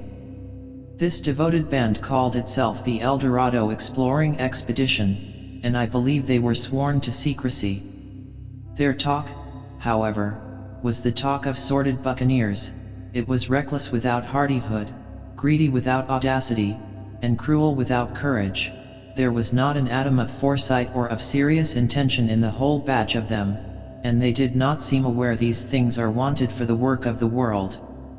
To tear treasure out of the bowels of the land was their desire, with no more moral purpose at the back of it than there is in burglars breaking into a safe. Who paid the expenses of the noble enterprise I don't know, but the uncle of our manager was leader of that lot. In exterior he resembled a butcher in a poor neighborhood, and his eyes had a look of sleepy cunning. He carried his fat paunch with ostentation on his short legs, and during the time his gang infested the station spoke to no one but his nephew. You could see these two roaming about all day long with their heads closed together in an everlasting confab. I had given up worrying myself about the rivets. One's capacity for that kind of folly is more limited than you would suppose. I said hang, and let things slide. I had plenty of time for meditation, and now and then I would give some thought to Kurtz. I wasn't very interested in him. No. Still, I was curious to see whether this man, who had come out equipped with moral ideas of some sort, would climb to the top after all and how he would set about his work when there. Chapter 2. One evening as I was lying flat on the deck of my steamboat, I heard voices approaching and there were the nephew and the uncle strolling along the bank. I laid my head on my arm again, and had nearly lost myself in a doze, when somebody said in my ear, as it were, "I am as harmless as a little child, but I don't like to be dictated to. Am I the manager or am I not? I was ordered to send him there. It's incredible. I became aware that the two were standing on the shore alongside the forepart of the steamboat, just below my head. I did not move. It did not occur to me to move. I was sleepy. "It is unpleasant," grunted the uncle. "He has asked the administration to be sent there," said the other, with the idea of showing what he could do, and I was instructed accordingly. Look at the influence that man must have. Is it not frightful? They both agreed it was frightful, then made several bizarre remarks. Make rain and fine weather, one man the counsel by the nose, bits of absurd sentences that got the better of my drowsiness, so that I had pretty near the whole of my wits about me when the uncle said, "The climate may do away with this difficulty for you." "Is he alone there?" "Yes," answered the manager. "He sent his assistant down the river with a note to me in these terms: 'Clear this poor devil out of the country, and don't bother sending more of that sort.' I had rather be alone than have the kind of men you can dispose of with me." It was more than a year ago. Can you imagine such impudence? "Anything since then?" asked the other hoarsely. "Ivory," jerked the nephew. "Lots of it, prime sort, lots, most annoying, from him." "And with that?" questioned the heavy rumble. "Invoice," was the reply, fired out, so to speak. Then silence. They had been talking about Kurtz. I was broad awake by this time, but, lying perfectly at ease, remained still, having no inducement to change my position. "How did that ivory come all this way?" growled the elder man, who seemed very vexed. The other explained that it had come with a fleet of canoes in charge of an English half-caste clerk Kurtz had with him, that Kurtz had apparently intended to return himself, the station being by that time bare of goods and stores, but after coming 300 miles, had suddenly decided to go back, which he started to do alone in a small dugout with 4 paddlers, leaving the half-caste to continue down the river with the ivory. The 2 fellows there seemed astounded at anybody attempting such a thing. They were at a loss for an adequate motive. As to me, I seemed to see Kurtz for the first time. It was a distinct glimpse: the dugout, 4 paddling savages, and the lone white man turning his back suddenly on the headquarters, on relief, on thoughts of home perhaps, setting his face towards the depths of the wilderness, towards his empty and desolate station. I did not know the motive. Perhaps he was just simply a fine fellow who stuck to his work for its own sake. His name, you understand, had not been pronounced once. He was that man. The half-caste, who, as far as I could see, had conducted a difficult trip with great prudence and pluck, was invariably alluded to as that scoundrel. The scoundrel had reported that the man had been very ill, had recovered imperfectly. The 2 below me moved away then a few paces, and strolled back and forth at some little distance. I heard, "Military post, doctor, 200 miles, quite alone now, unavoidable delays, 9 months, no news, strange rumors." They approached again, just as the manager was saying, "No one, as far as I know, unless a species of wandering trader, a pestilential fellow, snapping ivory from the natives." Who was it they were talking about now? I gathered in snatches that this was some man supposed to be in Kurtz's district, and of whom the manager did not approve. "We will not be free from unfair competition till one of these fellows is hanged for an example," he said. "Certainly," grunted the other, "get him hanged. Why not? Anything can be done in this country. That's what I say. Nobody here, you understand, here, can endanger your position. And why? You stand the climate, you outlast them all. The danger is in Europe, but there before I left I took care to." They moved off and whispered, then their voices rose again. "The extraordinary series of delays is not my fault. I did my best." The fat man sighed. "Very sad. And the pestiferous absurdity of his talk," continued the other. "He bothered me enough when he was here. Each station should be like a beacon on the road towards better things, a center for trade of course, but also for humanizing, improving, instructing. Conceive you that ass. And he wants to be manager. No, it's here he got choked by excessive indignation, and I lifted my head the least bit. I was surprised to see how near they were right under me.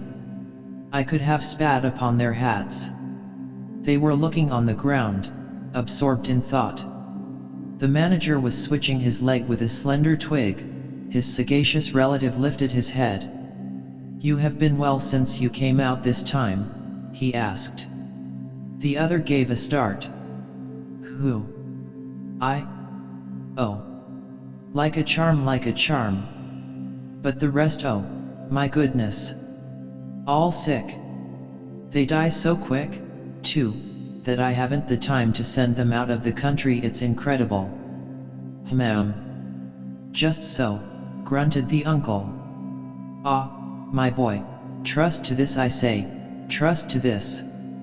I saw him extend his short flipper of an arm for a gesture that took in the forest, the creek, the mud. The river seemed to beckon with a dishonoring flourish before the sunlit face of the land, a treacherous appeal to the lurking death, to the hidden evil, to the profound darkness of its heart. It was so startling that I leaped to my feet and looked back at the edge of the forest, as though I had expected an answer of some sort to that black display of confidence. You know the foolish notions that come to one sometimes. The high stillness confronted these two figures with its ominous patience, waiting for the passing away of a fantastic invasion. They swore aloud together out of sheer fright, I believe, then pretending not to know anything of my existence, turned back to the station. The sun was low, and leaning forward side by side, they seemed to be tugging painfully uphill, their two ridiculous shadows of unequal length, that trailed behind them slowly over the tall grass without bending a single blade.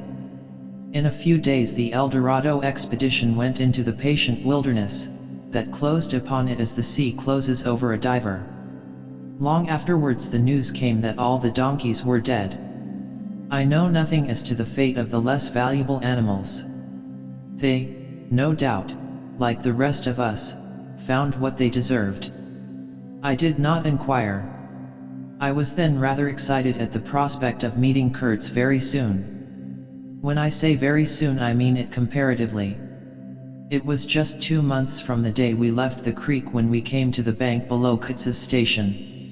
Going up that river was like traveling back to the earliest beginnings of the world, when vegetation rioted on the earth and the big trees were kings. An empty stream, a great silence, an impenetrable forest. The air was warm, thick, heavy, sluggish. There was no joy in the brilliance of sunshine. The long stretches of the waterway ran on, deserted, into the gloom of overshadowed distances. On silvery sand banks hippos and alligators sunned themselves side by side. The broadening waters flowed through a mob of wooded islands. You lost your way on that river as you would in a desert, and butted all day long against shoals, trying to find the channel, till you thought yourself bewitched and cut off forever from everything you had known once, somewhere far away in another existence perhaps. There were moments when one's past came back to one, as it will sometimes when you have not a moment to spare for yourself, but it came in the shape of an unrestful and noisy dream, remembered with wonder amongst the overwhelming realities of this strange world of plants, and water, and silence. And this stillness of life did not in the least resemble a peace. It was the stillness of an implacable force brooding over an inscrutable intention. It looked at you with a vengeful aspect. I got used to it afterwards. I did not see it anymore. I had no time. I had to keep guessing at the channel. I had to discern, mostly by inspiration, the signs of hidden banks. I watched for sunken stones. I was learning to clap my teeth smartly before my heart flew out, when I shaved by a fluke some infernal sly old snag that would have ripped the life out of the tin pot steamboat and drowned all the pilgrims.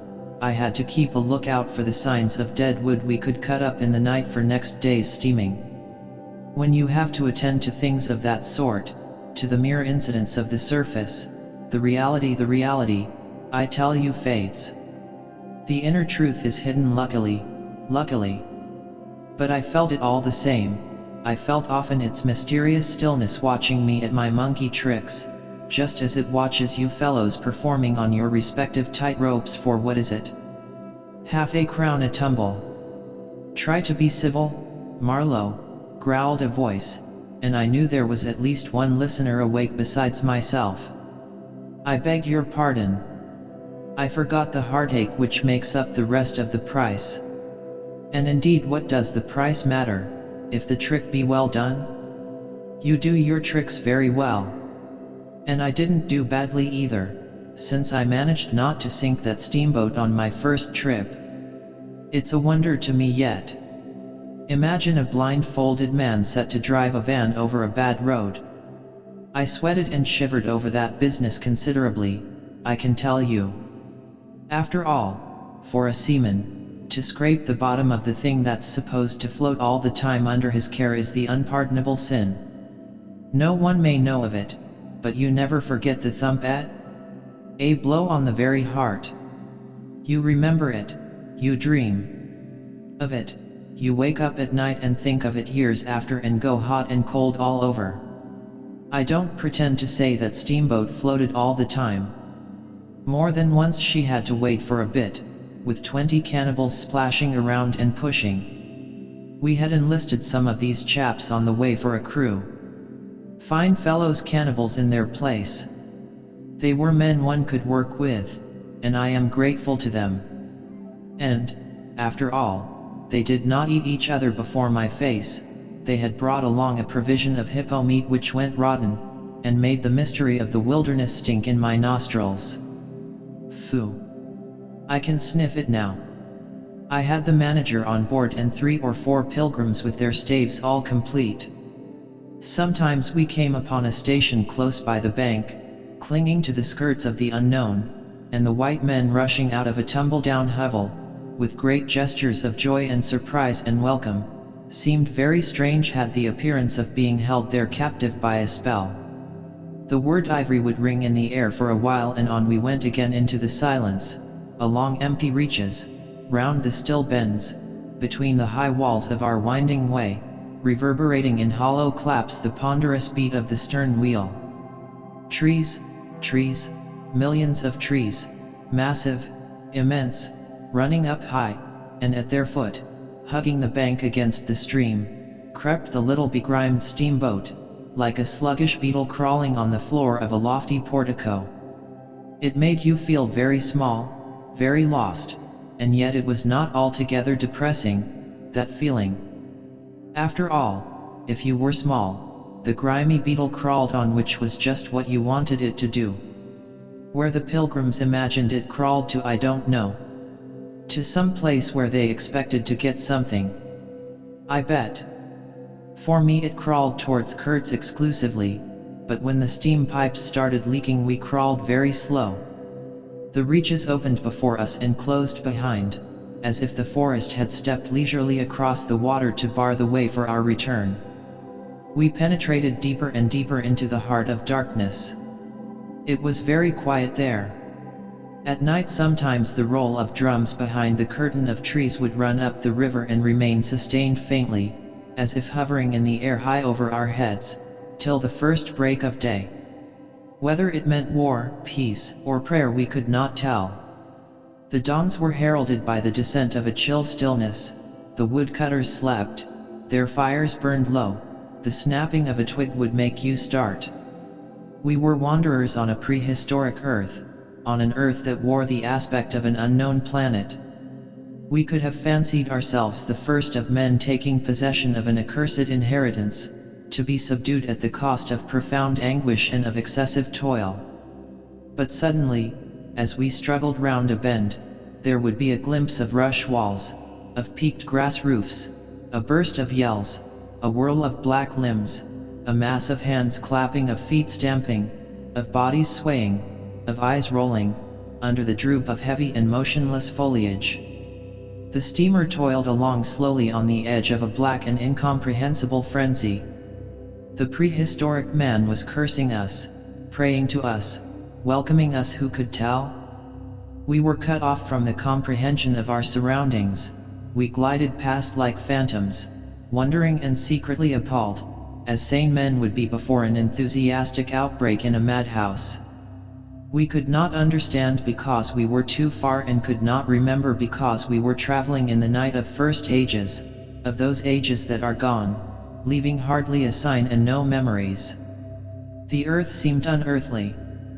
We are accustomed to look upon the shackled form of a conquered monster, but there you could look at a thing monstrous and free.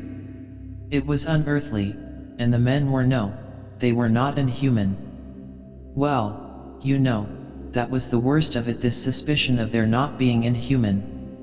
It would come slowly to one.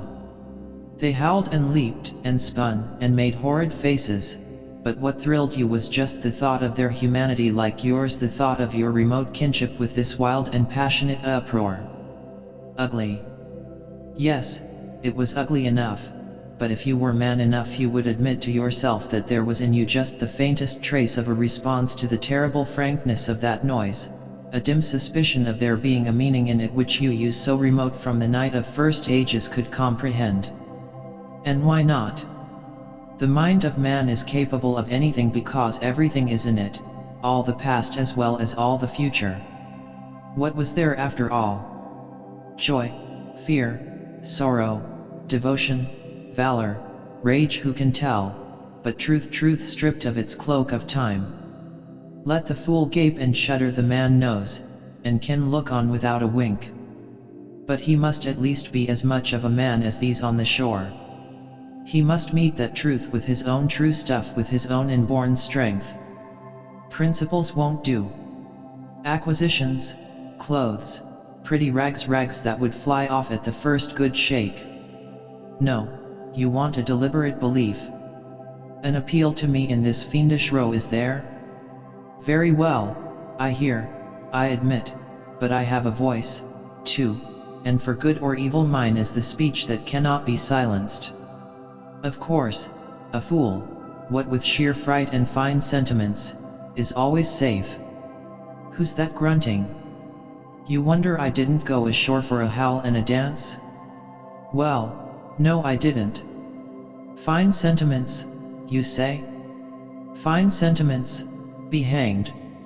I had no time. I had to mess about with white lead and strips of woolen blanket, helping to put bandages on those leaky steam pipes, I tell you. I had to watch the steering, and circumvent those snags, and get the tin pot along by hook or by crook. There was surface truth enough in these things to save a wiser man. And between whiles I had to look after the savage who was fireman. He was an improved specimen. He could fire up a vertical boiler. He was there below me, and, upon my word, to look at him was as edifying as seeing a dog in a parody of breeches and a feather hat, walking on his hind legs. A few months of training had done for that really fine chap. He squinted at the steam gauge and at the water gauge with an evident effort of intrepidity, and he had filed teeth, too, the poor devil, and the wool of his pate shaved into queer patterns, and 3 ornamental scars on each of his cheeks. He ought to have been clapping his hands and stamping his feet on the bank, instead of which he was hard at work, a thrall to strange witchcraft, full of improving knowledge.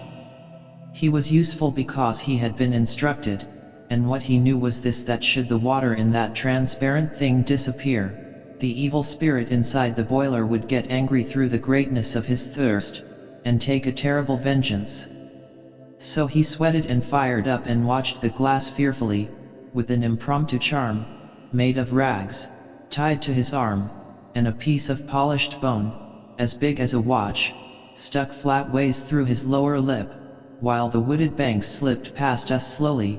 The short noise was left behind, the interminable miles of silence, and we crept on, towards Kurtz. But the snags were thick, the water was treacherous and shallow, the boiler seemed indeed to have a sulky devil in it, and thus neither that fireman nor I had any time to peer into our creepy thoughts. Some 50 miles below the inner station we came upon a hut of reeds, an inclined and melancholy pole, with the unrecognizable tatters of what had been a flag of some sort flying from it, and a neatly stacked wood pile. This was unexpected. We came to the bank, and on the stack of firewood found a flat piece of board with some faded pencil writing on it. When deciphered it said, "Wood for you. Hurry up. Approach cautiously." There was a signature, but it was illegible, not Kurt's, a much longer word. Hurry up. Where? Up the river. Approach cautiously. We had not done so. But the warning could not have been meant for the place where it could be only found after approach. Something was wrong above. But what and how much? That was the question. We commented adversely upon the imbecility of that telegraphic style. The bush around said nothing, and would not let us look very far, either. A torn curtain of red twill hung in the doorway of the hut, and flapped sadly in our faces. The dwelling was dismantled, but we could see a white man had lived there not very long ago. There remained a rude table, a plank on 2 posts, a heap of rubbish reposed in a dark corner, and by the door I picked up a book. It had lost its covers, and the pages had been thumbed into a state of extremely dirty softness, but the back had been lovingly stitched afresh with white cotton thread, which looked clean yet. It was an extraordinary find. Its title was, An Inquiry into Some Points of Seamanship, by a man Towson, some such name, master in His Majesty's Navy. The matter looked dreary reading enough, with illustrative diagrams and repulsive tables of figures, and the copy was 60 years old. I handled this amazing antiquity with the greatest possible tenderness, lest it should dissolve in my hands. Within, Towson or Towser was inquiring earnestly into the breaking strain of ships' chains and tackle, and other such matters. Not a very enthralling book, but at the first glance you could see there a singleness of intention, an honest concern for the right way of going to work, which made these humble pages, thought out so many years ago, luminous with another than a professional light. The simple old sailor, with his talk of chains and purchases, made me forget the jungle and the pilgrims in a delicious sensation of having come upon something unmistakably real. Such a book being there was wonderful enough, but still more astounding were the notes penciled in the margin, and plainly referring to the text. I couldn't believe my eyes. They were in cipher. Yes, it looked like cipher. Fancy a man lugging with him a book of that description into this nowhere and studying it. And making notes in cipher at that. It was an extravagant mystery. I had been dimly aware for some time of a worrying noise, and when I lifted my eyes I saw the wood pile was gone, and the manager, aided by all the pilgrims, was shouting at me from the riverside. I slipped the book into my pocket. I assure you, to leave off reading was like tearing myself away from the shelter of an old and solid friendship. I started the lame engine ahead. "It must be this miserable traitor, this intruder," exclaimed the manager, looking back malevolently at the place we had left. "He must be English," I said. "It will not save him from getting into trouble if he is not careful," muttered the manager darkly. I observed with assumed innocence that no man was safe from trouble in this world. The current was more rapid now. The steamer seemed at her last gasp, the stern wheel flopped languidly, and I caught myself listening on tiptoe for the next beat of the boat, for in sober truth I expected the wretched thing to give up every moment. It was like watching the last flickers of a life. But still we crawled. Sometimes I would pick out a tree a little way ahead to measure our progress towards Kurt's Bay, but I lost it invariably before we got abreast. To keep the eyes so long on one thing was too much for human patience. The manager displayed a beautiful resignation. I fretted and fumed and took to arguing with myself whether or no I would talk openly with Kurtz, but before I could come to any conclusion it occurred to me that my speech or my silence, indeed any action of mine, would be a mere futility. What did it matter what anyone knew or ignored? What did it matter who was manager? One gets sometimes such a flash of insight. The essentials of this affair lay deep under the surface, beyond my reach, and beyond my power of meddling. Towards the evening of the second day we judged ourselves about 8 miles from Kitz's station. I wanted to push on, but the manager looked grave, and told me the navigation up there was so dangerous that it would be advisable, the sun being very low already, to wait where we were till next morning. Moreover, he pointed out that if the warning to approach cautiously were to be followed, we must approach in daylight, not at dusk or in the dark. This was sensible enough. 8 miles meant nearly 3 hours steaming for us, and I could also see suspicious ripples at the upper end of the reach. Nevertheless, I was annoyed beyond expression at the delay, and most unreasonably, too, since one night more could not matter much after so many months. As we had plenty of wood, and caution was the word, I brought up in the middle of the stream. The reach was narrow, straight, with high sides like a railway cutting. The dusk came gliding into it long before the sun had set. The current ran smooth and swift, but a dumb immobility sat on the banks. The living trees, lashed together by the creepers and every living bush of the undergrowth, might have been changed into stone, even to the slenderest twig, to the lightest leaf. It was not sleep, it seemed unnatural, like a state of trance. Not the faintest sound of any kind could be heard. You looked on amazed, and began to suspect yourself of being deaf. Then the night came suddenly, and struck you blind as well. About 3 in the morning some large fish leaped, and the loud splash made me jump as though a gun had been fired. When the sun rose there was a white fog, very warm and clammy, and more blinding than the night. It did not shift or drive, it was just there, standing all round you like something solid. At 8 or 9, perhaps, it lifted as a shutter lifts. We had a glimpse of the towering multitude of trees, of the immense matted jungle, with the blazing little ball of the sun hanging over it all perfectly still, and then the white shutter came down again, smoothly, as if sliding in greased grooves. I ordered the chain, which we had begun to heave in, to be paid out again. Before it stopped running with a muffled rattle, a cry, a very loud cry, as of infinite desolation, soared slowly in the opaque air. It ceased. A complaining clamor, modulated in savage discords, filled our ears. The sheer unexpectedness of it made my hair stir under my cap.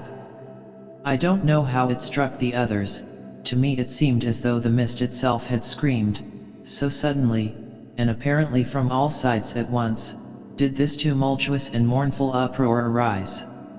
It culminated in a hurried outbreak of almost intolerably excessive shrieking, which stopped short, leaving us stiffened in a variety of silly attitudes, and obstinately listening to the nearly as appalling and excessive silence. Good God!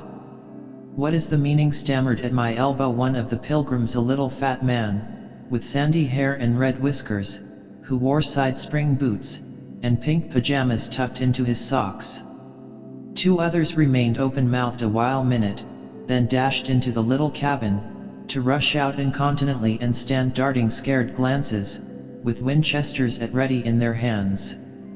What we could see was just the steamer we were on, her outlines blurred as though she had been on the point of dissolving, and a misty strip of water, perhaps 2 feet broad, around her, and that was all. The rest of the world was nowhere, as far as our eyes and ears were concerned. Just nowhere. Gone, disappeared, swept off without leaving a whisper or a shadow behind. I went forward, and ordered the chain to be hauled in short, so as to be ready to trip the anchor and move the steamboat at once if necessary. "Will they attack?" whispered an odd voice. "We will be all butchered in this fog," murmured another. The faces twitched with the strain, the hands trembled slightly, the eyes forgot to wink. It was very curious to see the contrast of expressions of the white men and of the black fellows of our crew, who were as much strangers to that part of the river as we, though their homes were only 800 miles away. The whites, of course greatly discomposed, had besides a curious look of being painfully shocked by such an outrageous row. The others had an alert, naturally interested expression, but their faces were essentially quiet, even those of the one or two who grinned as they hauled at the chain. Several exchanged short, grunting phrases, which seemed to settle the matter to their satisfaction. Their headman, a young, broad-chested black, severely draped in dark blue fringed cloths, with fierce nostrils and his hair all done up artfully in oily ringlets, stood near me. "Aha!" I said, just for good fellowship's sake. "Catch 'im," he snapped, with a bloodshot widening of his eyes and a flash of sharp teeth. "Catch 'im. Give 'im to us." "To you, eh?" I asked. "What would you do with them?" "Eat 'im," he said curtly, and, leaning his elbow on the rail, looked out into the fog in a dignified and profoundly pensive attitude. I would no doubt have been properly horrified, had it not occurred to me that he and his chaps must be very hungry, that they must have been growing increasingly hungry for at least this month past. They had been engaged for 6 months. I don't think a single one of them had any clear idea of time, as we at the end of countless ages have. They still belonged to the beginnings of time, had no inherited experience to teach them as it were, and of course, as long as there was a piece of paper written over in accordance with some farcical law or other made down the river, it didn't enter anybody's head to trouble how they would live. Certainly they had brought with them some rotten hippo meat, which couldn't have lasted very long, anyway, even if the pilgrims hadn't, in the midst of a shocking hullabaloo, thrown a considerable quantity of it overboard. It looked like a high-handed proceeding, but it was really a case of legitimate self-defense. You can't breathe dead hippo waking, sleeping, and eating, and at the same time keep your precarious grip on existence. Besides that, they had given them every week 3 pieces of brass wire, each about 9 inches long, and the theory was they were to buy their provisions with that currency in riverside villages. You can see how that worked.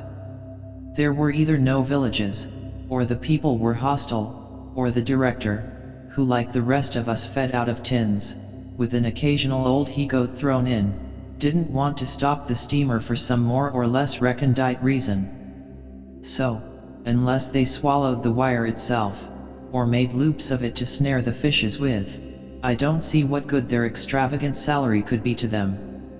I must say it was paid with a regularity worthy of a large and honorable trading company.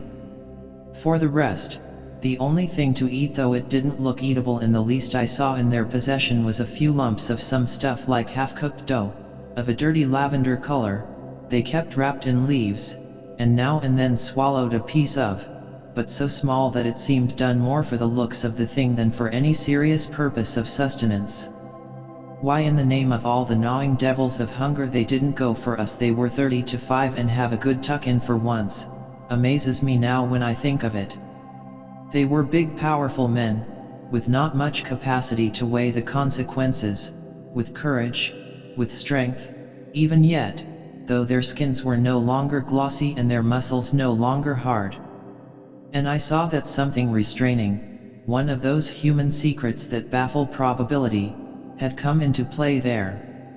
I looked at them with a swift quickening of interest, not because it occurred to me I might be eaten by them before very long, though I own to you that just then I perceived in a new light, as it were, how unwholesome the pilgrims looked, and I hoped, yes, I positively hoped, that my aspect was not so, what shall I say, so unappetizing, a touch of fantastic vanity which fitted well with the dream sensation that pervaded all my days at that time. Perhaps I had a little fever, too. One can't live with one's finger everlastingly on one's pulse. I had often a little fever, or a little touch of other things, the playful paw strokes of the wilderness, the preliminary trifling before the more serious onslaught which came in due course. Yes, I looked at them as you would on any human being, with the curiosity of their impulses, motives, capacities, weaknesses, when brought to the test of an inexorable physical necessity. Restraint. What possible restraint? Was it superstition, disgust, patience, fear, or some kind of primitive honor?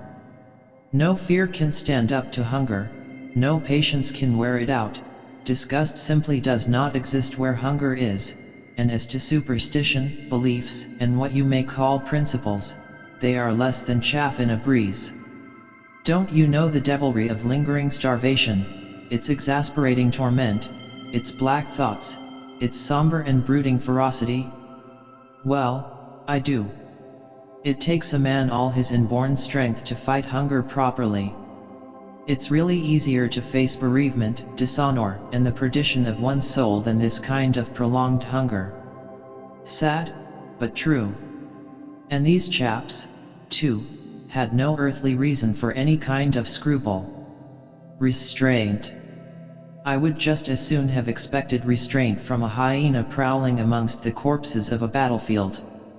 But there was the fact facing me, the fact dazzling, to be seen, like the foam on the depths of the sea, like a ripple on an unfathomable enigma, a mystery greater when I thought of it than the curious, inexplicable note of desperate grief in this savage clamor that had swept by us on the river bank, behind the blind whiteness of the fog.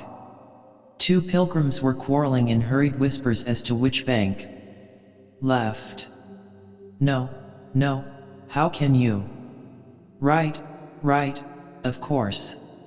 It is very serious, said the manager's voice behind me. I would be desolated if anything should happen to Mr. Kurtz before we came up. I looked at him, and had not the slightest doubt he was sincere. He was just the kind of man who would wish to preserve appearances. That was his restraint. But when he muttered something about going on at once, I did not even take the trouble to answer him. I knew, and he knew, that it was impossible. Were we to let go our hold of the bottom, we would be absolutely in the air in space. We wouldn't be able to tell where we were going to, whether up or downstream, or across till we fetched against one bank or the other, and then we wouldn't know at first which it was. Of course I made no move. I had no mind for a smash-up. You couldn't imagine a more deadly place for a shipwreck. Whether we drowned at once or not, we were sure to perish speedily in one way or another. I authorize you to take all the risks, he said, after a short silence. I refuse to take any, I said shortly, which was just the answer he expected, though its tone might have surprised him. Well, I must defer to your judgment. You are captain, he said with marked civility. I turned my shoulder to him in sign of my appreciation, and looked into the fog. How long would it last? It was the most hopeless lookout. The approach to this Kurtz grubbing for ivory in the wretched bush was beset by as many dangers as though he had been an enchanted princess sleeping in a fabulous castle. Will they attack, do you think? Asked the manager, in a confidential tone. I did not think they would attack, for several obvious reasons. The thick fog was one. If they left the bank in their canoes, they would get lost in it, as we would be if we attempted to move. Still, I had also judged the jungle of both banks quite impenetrable, and yet eyes were in it, eyes that had seen us. The riverside bushes were certainly very thick, but the undergrowth behind was evidently penetrable. However, during the short lift I had seen no canoes anywhere in the reach, certainly not abreast of the steamer. But what made the idea of attack inconceivable to me was the nature of the noise of the cries we had heard. They had not the fierce character boding immediate hostile intention. Unexpected, wild, and violent as they had been, they had given me an irresistible impression of sorrow. The glimpse of the steamboat had for some reason filled those savages with unrestrained grief. The danger, if any, I expounded, was from our proximity to a great human passion let loose. Even extreme grief may ultimately vent itself in violence, but more generally takes the form of apathy. You should have seen the pilgrims stare. They had no heart to grin, or even to revile me, but I believe they thought me gone mad with fright, maybe. I delivered a regular lecture. My dear boys, it was no good bothering. Keep a lookout? Well, you may guess I watched the fog for the signs of lifting as a cat watches a mouse, but for anything else our eyes were of no more use to us than if we had been buried miles deep in a heap of cotton wool. It felt like it, too choking, warm, stifling. Besides, all I said, though it sounded extravagant, was absolutely true to fact. What we afterwards alluded to as an attack was really an attempt at repulse. The action was very far from being aggressive. It was not even defensive, in the usual sense. It was undertaken under the stress of desperation, and in its essence was purely protective. It developed itself, I should say, 2 hours after the fog lifted, and its commencement was at a spot, roughly speaking, about 1.5 miles below Kutz's station. We had just floundered and flopped round a bend, when I saw an islet, a mere grassy hummock of bright green, in the middle of the stream. It was the only thing of the kind, but as we opened the reach more, I perceived it was the head of a long sand bank, or rather of a chain of shallow patches stretching down the middle of the river. They were discolored, just awash, and the whole lot was seen just under the water, exactly as a man's backbone is seen running down the middle of his back under the skin. Now, as far as I did see, I could go to the right or to the left of this. I didn't know either channel, of course. The banks looked pretty well alike, the depth appeared the same, but as I had been informed the station was on the west side, I naturally headed for the western passage. No sooner had we fairly entered it than I became aware it was much narrower than I had supposed. To the left of us there was the long uninterrupted shoal, and to the right a high, steep bank heavily overgrown with bushes. Above the bush the trees stood in serried ranks. The twigs overhung the current thickly, and from distance to distance a large limb of some tree projected rigidly over the stream. It was then well on in the afternoon, the face of the forest was gloomy, and a broad strip of shadow had already fallen on the water. In this shadow we steamed up very slowly, as you may imagine. I sheered her well inshore, the water being deepest near the bank, as the sounding pole informed me. One of my hungry and forbearing friends was sounding in the bows just below me. This steamboat was exactly like a decked scow. On the deck, there were 2 little teakwood houses, with doors and windows. The boiler was in the fore end, and the machinery right astern. Over the whole there was a light roof, supported on stanchions. The funnel projected through that roof, and in front of the funnel a small cabin built of light planks served for a pilot house. It contained a couch, 2 camp stools, a loaded Martini Henry leaning in one corner, a tiny table, and the steering wheel. It had a wide door in front and a broad shutter at each side. All these were always thrown open, of course. I spent my days perched up there on the extreme fore end of that roof, before the door. At night I slept, or tried to, on the couch. An athletic black belonging to some coast tribe and educated by my poor predecessor, was the helmsman. He sported a pair of brass earrings, wore a blue cloth wrapper from the waist to the ankles, and thought all the world of himself. He was the most unstable kind of fool I had ever seen. He steered with no end of a swagger while you were by, but if he lost sight of you, he became instantly the prey of an abject funk, and would let that cripple of a steamboat get the upper hand of him in a minute. I was looking down at the sounding pole, and feeling much annoyed to see at each try a little more of it stick out of that river, when I saw my poleman give up on the business suddenly, and stretch himself flat on the deck, without even taking the trouble to haul his pole in. He kept hold on it though, and it trailed in the water. At the same time the fireman, whom I could also see below me, sat down abruptly before his furnace and ducked his head. I was amazed. Then I had to look at the river mighty quick, because there was a snag in the fairway. Sticks, little sticks, were flying about thick. They were whizzing before my nose, dropping below me, striking behind me against my pilot house. All this time the river, the shore, the woods, were very quiet, perfectly quiet. I could only hear the heavy splashing thump of the stern wheel and the patter of these things. We cleared the snag clumsily. Arrows, by Jove! We were being shot at. I stepped in quickly to close the shutter on the land side.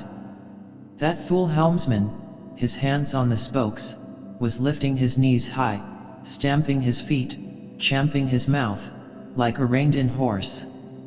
Confound him! And we were staggering within 10 feet of the bank.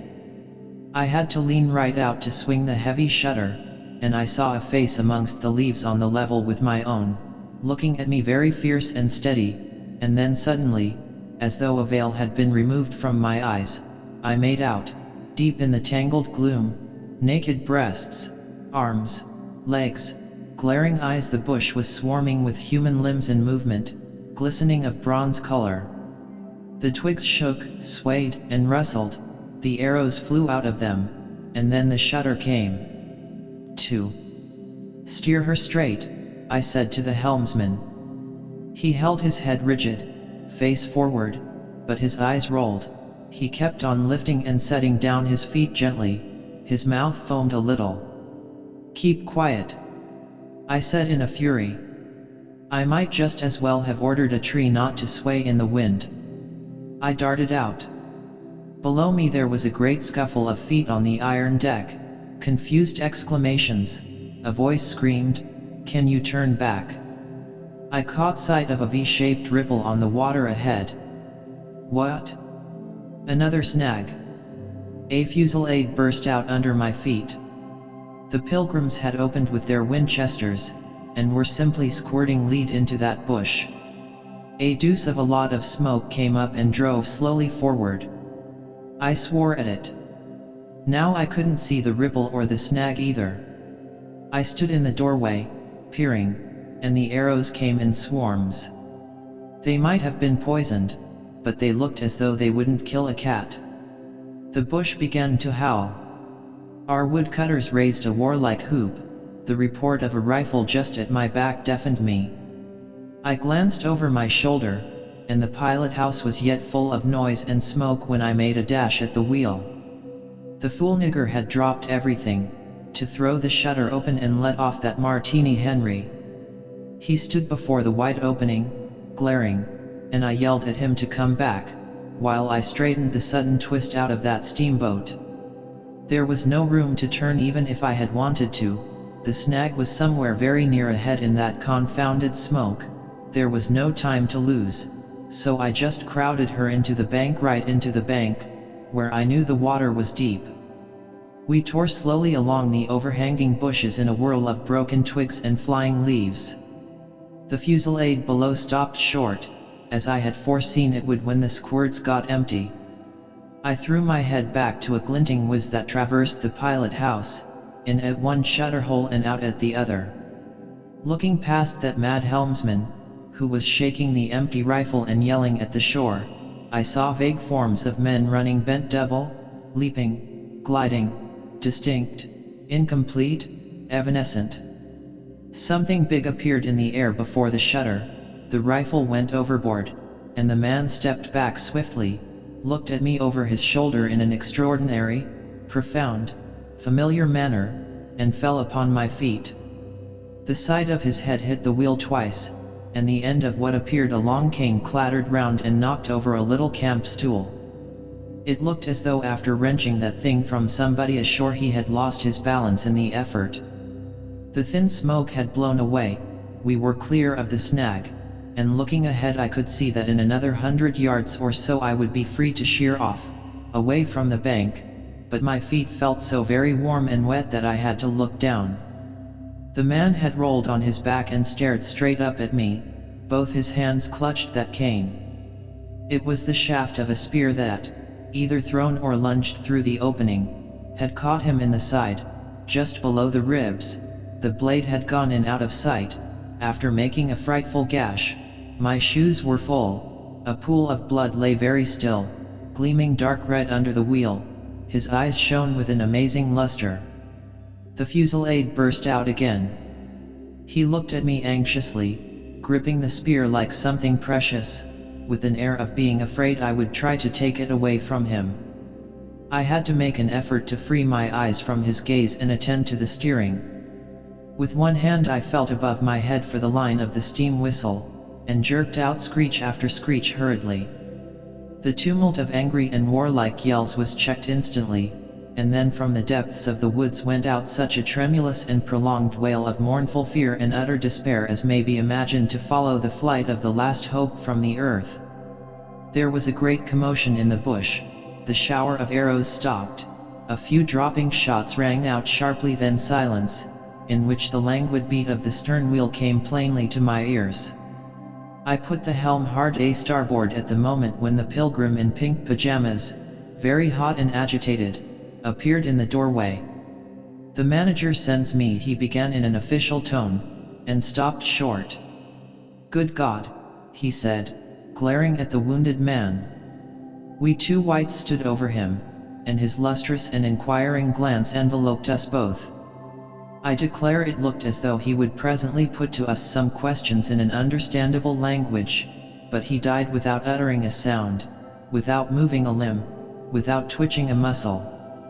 Only in the very last moment, as though in response to some sign we could not see, to some whisper we could not hear, he frowned heavily, and that frown gave to his black death mask an inconceivably somber, brooding, and menacing expression. The luster of inquiring glance faded swiftly into vacant glassiness. "Can you steer?" I asked the agent eagerly. He looked very dubious, but I made a grab at his arm, and he understood at once I meant him to steer whether or no. To tell you the truth, I was morbidly anxious to change my shoes and socks.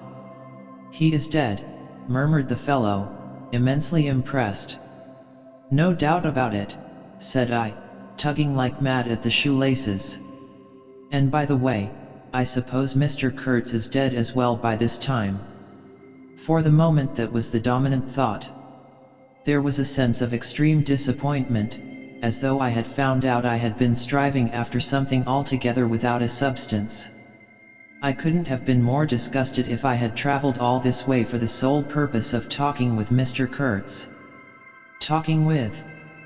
I flung one shoe overboard, and became aware that that was exactly what I had been looking forward to, a talk with Kurtz.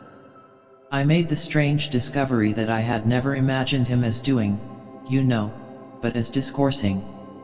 I didn't say to myself, "Now I will never see him," or "Now I will never shake him by the hand," but, "Now I will never hear him."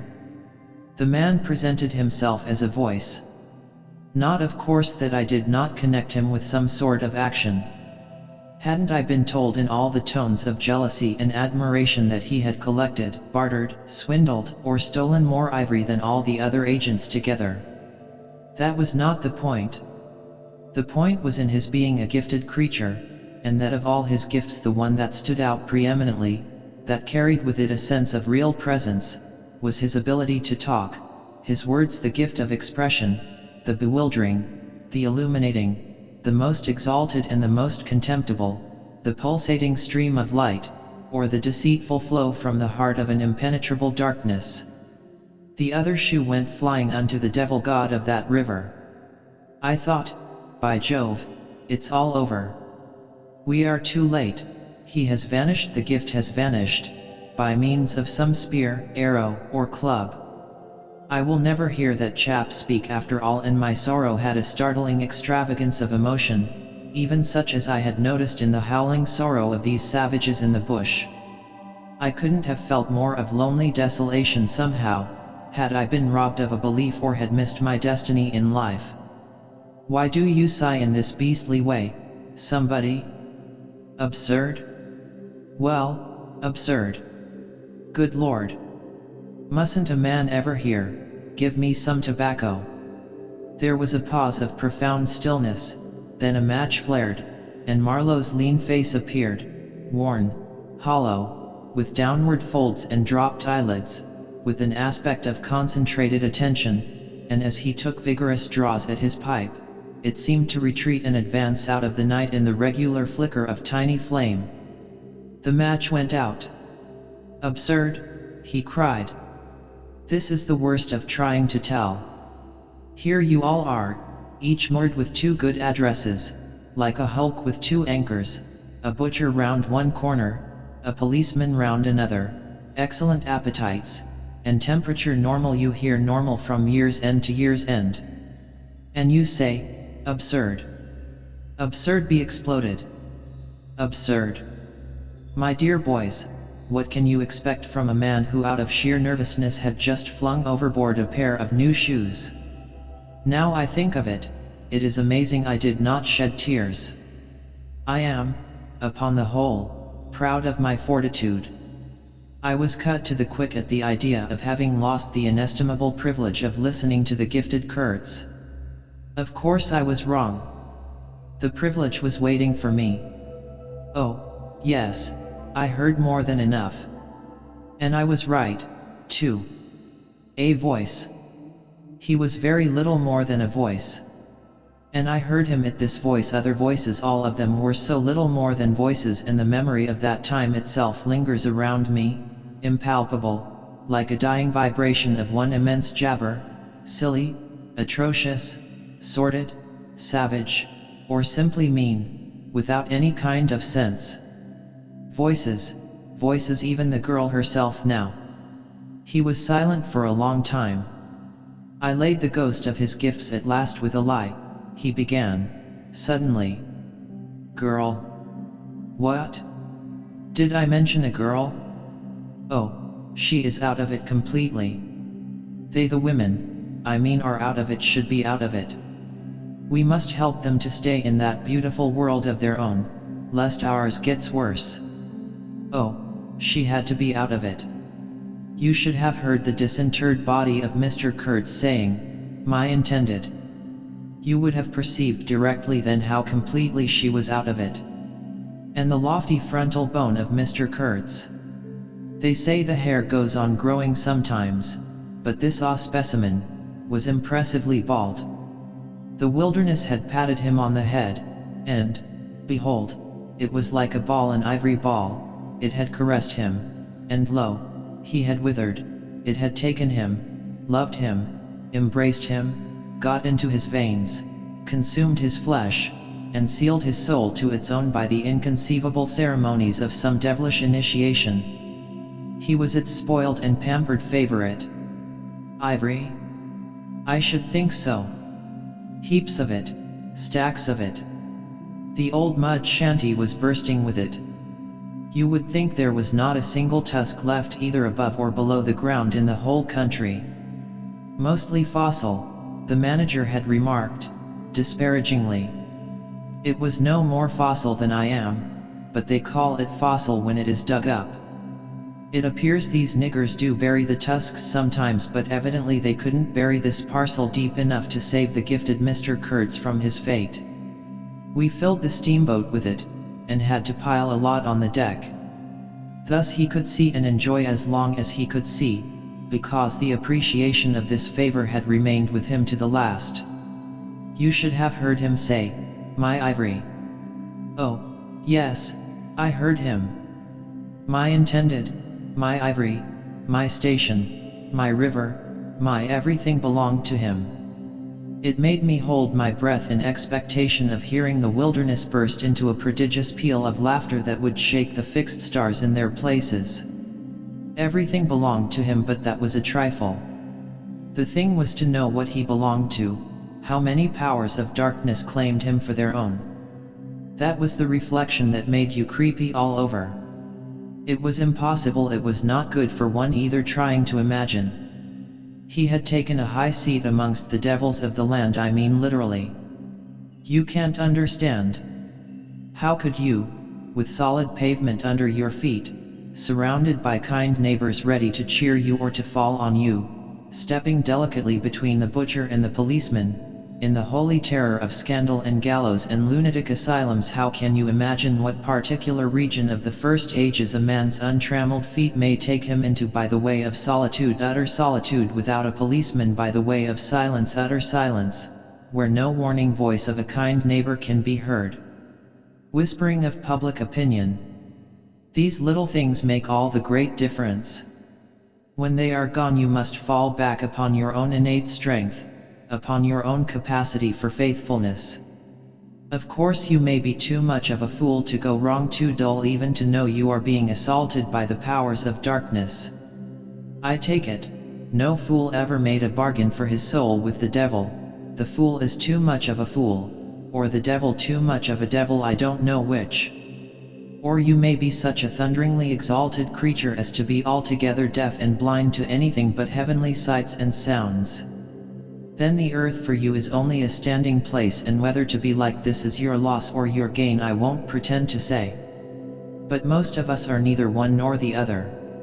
The earth for us is a place to live in, where we must put up with sights, with sounds, with smells, too, by Jove, breathe dead hippo, so to speak, and not be contaminated.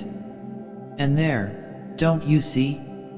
Your strength comes in, the faith in your ability for the digging of unostentatious holes to bury the stuff in your power of devotion, not to yourself, but to an obscure, back-breaking business. And that's difficult enough. Mind, I am not trying to excuse or even explain, I am trying to account to myself for Mr. Kurtz, for the shade of Mr. Kurtz. This initiated wraith from the back of nowhere honored me with its amazing confidence before it vanished altogether. This was because it could speak English to me. The original Kurtz had been educated partly in England, and as he was good enough to say himself, his sympathies were in the right place. His mother was half English, his father was half French. All Europe contributed to the making of Kurtz, and by I learned that, most appropriately, the International Society for the Suppression of Savage Customs had entrusted him with the making of a report, for its future guidance. And he had written it, too. I've seen it. I've read it. It was eloquent, vibrating with eloquence, but too high-strung, I think. 17 pages of close writing he had found time for. But this must have been before his, let us say, nerves went wrong, and caused him to preside at certain midnight dances ending with unspeakable rites, which, as far as I reluctantly gathered from what I heard at various times, were offered up to him, do you understand, to Mr. Kurtz himself. But it was a beautiful piece of writing.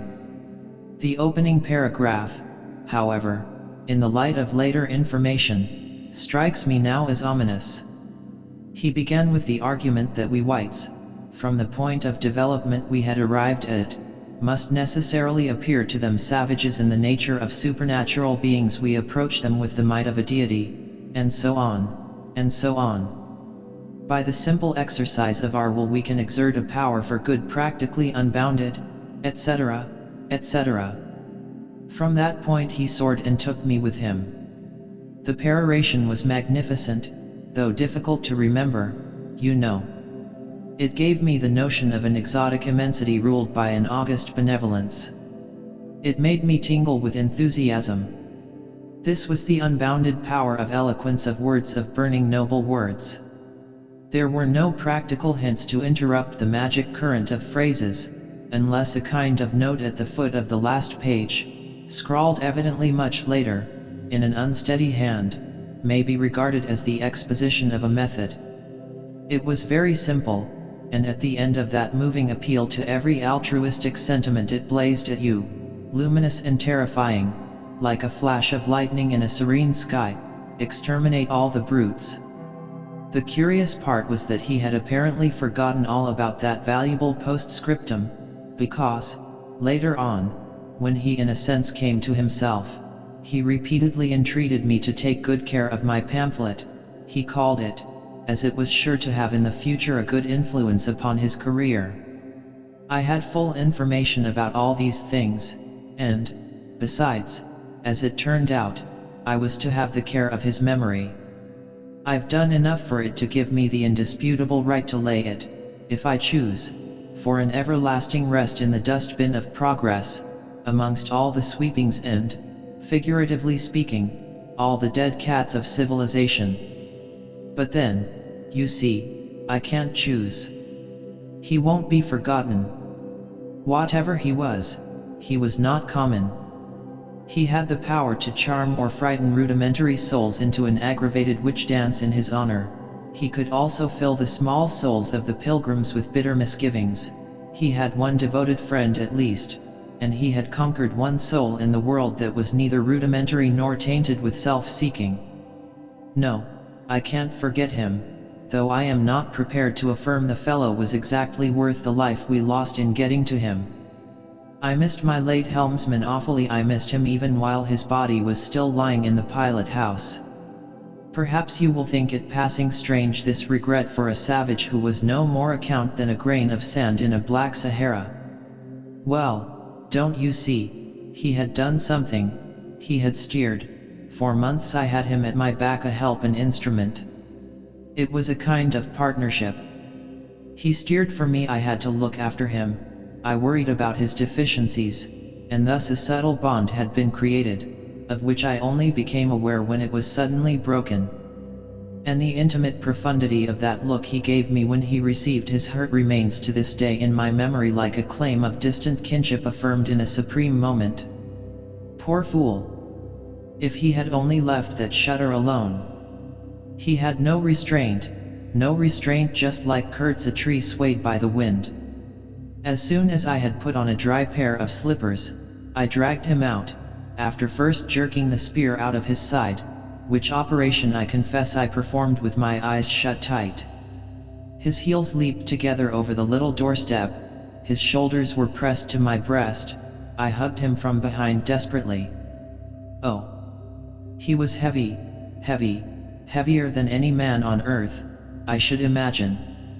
Then without more ado I tipped him overboard. The current snatched him as though he had been a wisp of grass, and I saw the body roll over twice before I lost sight of it forever. All the pilgrims and the manager were then congregated on the awning deck about the pilot house, chattering at each other like a flock of excited magpies, and there was a scandalized murmur at my heartless promptitude. What they wanted to keep that body hanging about for I can't guess. Embalm it, maybe. But I had also heard another, and a very ominous, murmur on the deck below. My friends the woodcutters were likewise scandalized, and with a better show of reason, though I admit that the reason itself was quite inadmissible. Oh, quite. I had made up my mind that if my late helmsman was to be eaten, the fishes alone should have him. He had been a very second-rate helmsman while alive, but now he was dead he might have become a first-class temptation, and possibly cause some startling trouble.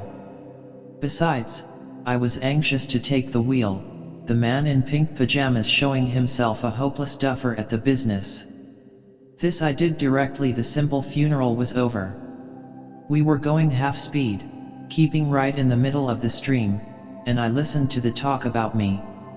They had given up Kurtz, they had given up the station, Kurtz was dead, and the station had been burnt, and so on and so on. The red-haired pilgrim was beside himself with the thought that at least this poor Kurtz had been properly avenged. Say, we must have made a glorious slaughter of them in the bush. Eh? What do you think? Say. He positively danced, the bloodthirsty little gingery beggar. And he had nearly fainted when he saw the wounded man. I could not help saying, you made a glorious lot of smoke, anyhow. I had seen, from the way the tops of the bushes rustled and flew, that almost all the shots had gone too high. You can't hit anything unless you take aim and fire from the shoulder, but these chaps fired from the hip with their eyes shut. The retreat, I maintained, and I was right, was caused by the screeching of the steam whistle. Upon this they forgot Kurtz, and began to howl at me with indignant protests. The manager stood by the wheel murmuring confidentially about the necessity of getting well away down the river before dark at all events, when I saw in the distance a clearing on the riverside and the outlines of some sort of building. "What's this?" I asked. He clapped his hands in wonder. "The station," he cried. I edged in at once, still going half speed. Through my glasses I saw the slope of a hill interspersed with rare trees and perfectly free from undergrowth. A long decaying building on the summit was half buried in the high grass, the large holes in the peaked roof gaped black from afar, the jungle and the woods made a background. There was no enclosure or fence of any kind, but there had been one apparently, for near the house half a dozen slim posts remained in a row, roughly trimmed, and with their upper ends ornamented with round carved balls. The rails, or whatever there had been between, had disappeared. Of course the forest surrounded all that. The river bank was clear, and on the waterside I saw a white man under a hat like a cartwheel beckoning persistently with his whole arm. Examining the edge of the forest above and below, I was almost certain I could see movements, human forms gliding here and there. I steamed past prudently, then stopped the engines and let her drift down. The man on the shore began to shout, urging us to land. "We have been attacked," screamed the manager. I know. "It's all right," yelled back the other, as cheerful as you please. "Come along. It's all right. I am glad." His aspect reminded me of something I had seen, something funny I had seen somewhere. As I maneuvered to get alongside, I was asking myself, what does this fellow look like? Suddenly I got it. He looked like a harlequin. His clothes had been made of some stuff that was brown holland probably, but it was covered with patches all over, with bright patches, blue, red, and yellow patches on the back, patches on the front, patches on elbows, on knees, colored binding around his jacket, scarlet edging at the bottom of his trousers, and the sunshine made him look extremely gay and wonderfully neat withal, because you could see how beautifully all this patching had been done. A beardless, boyish face, very fair, no features to speak of, nose peeling, little blue eyes, smiles and frowns chasing each other over that open countenance like sunshine and shadow on a wind-swept plain. "Look out, Captain," he cried, "there's a snag lodged in here last night." "What? Another snag?" I confess I swore shamefully. I had nearly holed my cripple, to finish off that charming trip. The harlequin on the bank turned his little pug nose up to me.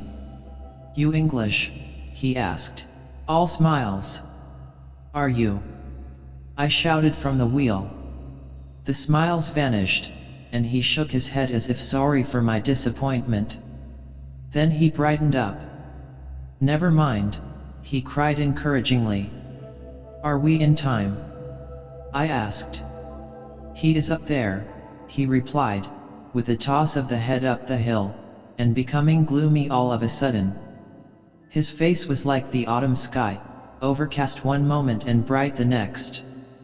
When the manager, escorted by the pilgrims, all of them armed to the teeth, had gone to the house, this chap came on board. "I say, I don't like this. These natives are in the bush," I said.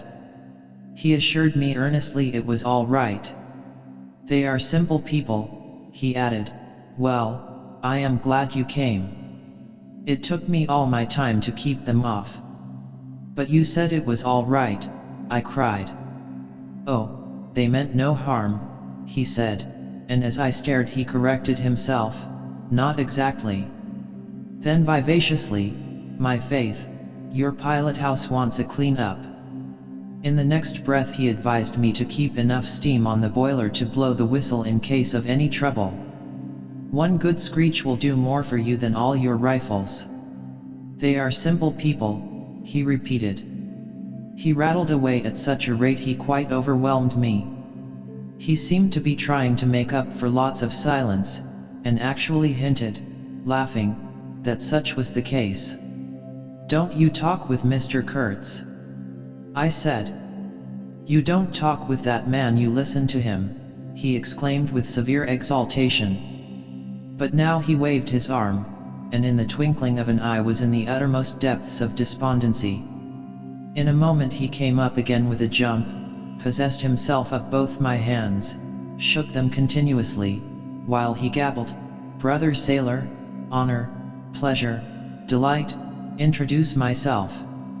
Russian, son of an archpriest. Government of Tambov. What? Tobacco. English tobacco, the excellent English tobacco. Now, that's brotherly. Smoke? Where's a sailor that does not smoke?" The pipe soothed him, and gradually I made out he had run away from school, had gone to sea in a Russian ship, ran away again, served some time in English ships, was now reconciled with the archpriest. He made a point of that. But when one is young one must see things, gather experience, ideas, enlarge the mind. Here, I interrupted. "You can never tell. Here I met Mr. Kurtz," he said, youthfully solemn and reproachful. I held my tongue after that. It appears he had persuaded a Dutch trading house on the coast to fit him out with stores and goods, and had started for the interior with a light heart and no more idea of what would happen to him than a baby. He had been wandering about that river for nearly 2 years alone, cut off from everybody and everything. "I am not so young as I look. I am 25, he said.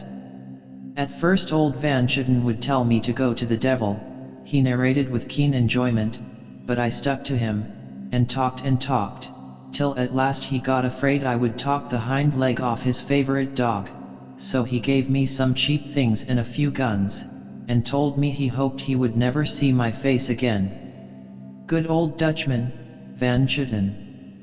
I've sent him one small lot of ivory a year ago, so that he can't call me a little thief when I get back. I hope he got it. And for the rest I don't care. I had some wood stacked for you. That was my old house. Did you see? I gave him Towson's book. He made as though he would kiss me, but restrained himself. The only book I had left, and I thought I had lost it, he said, looking at it ecstatically. So many accidents happen to a man going about alone, you know. Canoes get upset sometimes, and sometimes you've got to clear out so quick when the people get angry. He thumbed the pages. "You made notes in Russian?" I asked. He nodded. "I thought they were written in cipher," I said. He laughed, then became serious. "I had lots of trouble to keep these people off," he said. "Did they want to kill you?" I asked. "Oh, no," he cried, and checked himself. "Why did they attack us?" I pursued. He hesitated, then said shamefacedly, "They don't want him to go. Don't they?" I said curiously. He nodded, a nod full of mystery and wisdom. "I tell you," he cried, "this man has enlarged my mind." He opened his arms wide, staring at me with his little blue eyes that were perfectly round. Chapter 3. I looked at him, lost in astonishment. There he was before me, in motley, as though he had absconded from a troupe of mimes, enthusiastic, fabulous. His very existence was improbable, inexplicable, and altogether bewildering. He was an insoluble problem. It was inconceivable how he had existed, how he had succeeded in getting so far, how he had managed to remain, why he did not instantly disappear. I went a little farther, he said, then still a little farther, till I had gone so far that I don't know how I'll ever get back. Never mind. Plenty time. I can manage. You take Kurtz away quick, I tell you. The glamour of youth enveloped his party-colored rags, his destitution, his loneliness, the essential desolation of his futile wanderings. For months, 4 years, his life hadn't been worth a day's purchase, and there he was gallantly, thoughtlessly alive, to all appearances indestructible solely by the virtue of his few years and of his unreflecting audacity. I was seduced into something like admiration, like envy. Glamour urged him on, glamour kept him unscathed. He surely wanted nothing from the wilderness but space to breathe in and to push on through. His need was to exist, and to move onwards at the greatest possible risk, and with a maximum of privation. If the absolutely pure, uncalculating, unpractical spirit of adventure had ever ruled a human being, it ruled this bepatched youth. I almost envied him the possession of this modest and clear flame. It seemed to have consumed all thought of self so completely, that even while he was talking to you, you forgot that it was he, the man before your eyes, who had gone through these things. I did not envy him his devotion to Kurtz, though. He had not meditated over it. It came to him, and he accepted it with a sort of eager fatalism. I must say that to me it appeared about the most dangerous thing in every way he had come upon so far.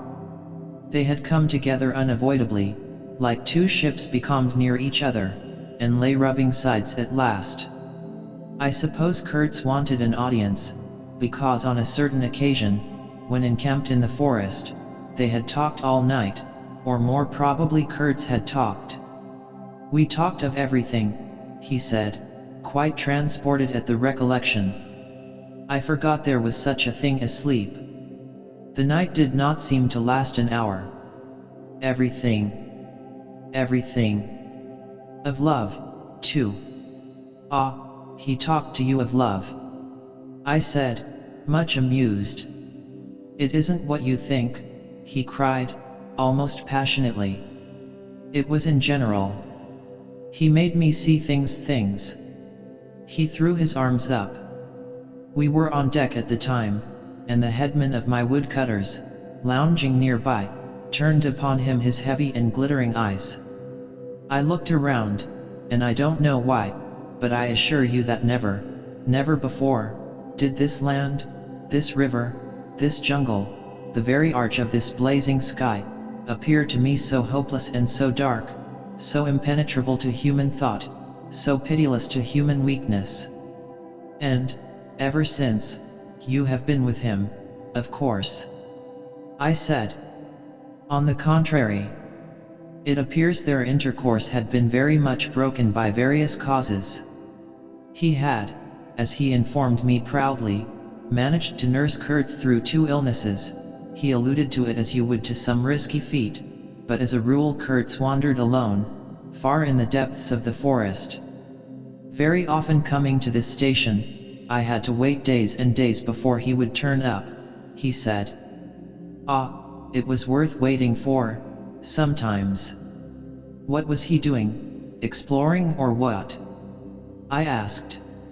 Oh, yes, of course, he had discovered lots of villages, a lake, too. He did not know exactly in what direction. It was dangerous to inquire too much, but mostly his expeditions had been for ivory. But he had no goods to trade with by that time, I objected.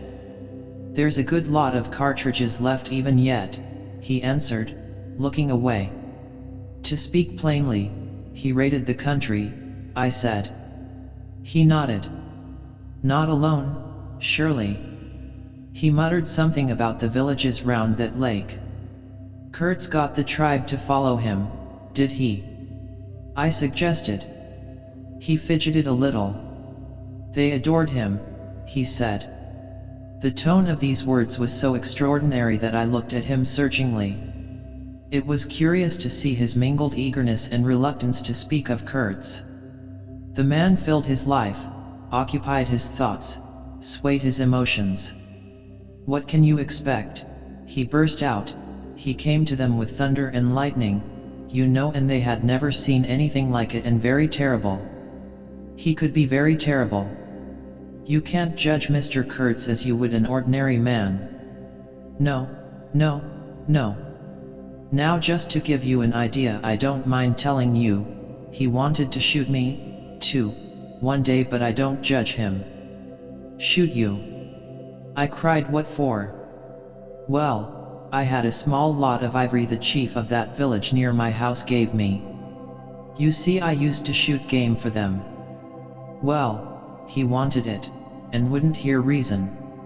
He declared he would shoot me unless I gave him the ivory, and then cleared out of the country, because he could do so, and had a fancy for it, and there was nothing on earth to prevent him killing whom he jolly well pleased. And it was true, too. I gave him the ivory. What did I care? But I didn't clear out. No, no. I couldn't leave him. I had to be careful, of course, till we got friendly again for a time. He had his second illness then. Afterwards I had to keep out of the way, but I didn't mind. He was living for the most part in those villages on the lake. When he came down to the river, sometimes he would take to me, and sometimes it was better for me to be careful. This man suffered too much. He hated all this, and somehow he couldn't get away. When I had a chance, I begged him to try and leave while there was time. I offered to go back with him. And he would say yes, and then he would remain, go off on another ivory hunt, disappear for weeks, forget himself amongst these people, forget himself, you know. Why, he's mad, I said. He protested indignantly. Mr. Kurtz couldn't be mad. If I had heard him talk, only 2 days ago, I wouldn't dare hint at such a thing. I had taken up my binoculars while we talked, and was looking at the shore, sweeping the limit of the forest at each side and at the back of the house. The consciousness of there being people in that bush, so silent, so quiet, as silent and quiet as the ruined house on the hill, made me uneasy. There was no sign on the face of nature of this amazing tale that was not so much told as suggested to me in desolate exclamations, completed by shrugs, in interrupted phrases, in hints ending in deep sighs. The woods were unmoved, like a mask heavy, like the closed door of a prison. They looked with their air of hidden knowledge, of patient expectation, of unapproachable silence. The Russian was explaining to me that it was only lately that Mr. Kurtz had come down to the river, bringing along with him all the fighting men of that lake tribe. He had been absent for several months, getting himself adored, I suppose, and had come down unexpectedly, with the intention to all appearance of making a raid either across the river or downstream. Evidently the appetite for more ivory had got the better of the, what shall I say, less material aspirations. However, he had got much worse suddenly. I heard he was lying helpless, and so I came up, took my chance, said the Russian. Oh, he is bad, very bad. I directed my glass to the house. There were no signs of life, but there was the ruined roof, the long mud wall peeping above the grass, with 3 little square window holes, no 2 of the same size, all this brought within reach of my hand, as it were. And then I made a brusque movement, and one of the remaining posts of that vanished fence leaped up in the field of my glass. You remember I told you I had been struck at the distance by certain attempts at ornamentation, rather remarkable in the ruinous aspect of the place.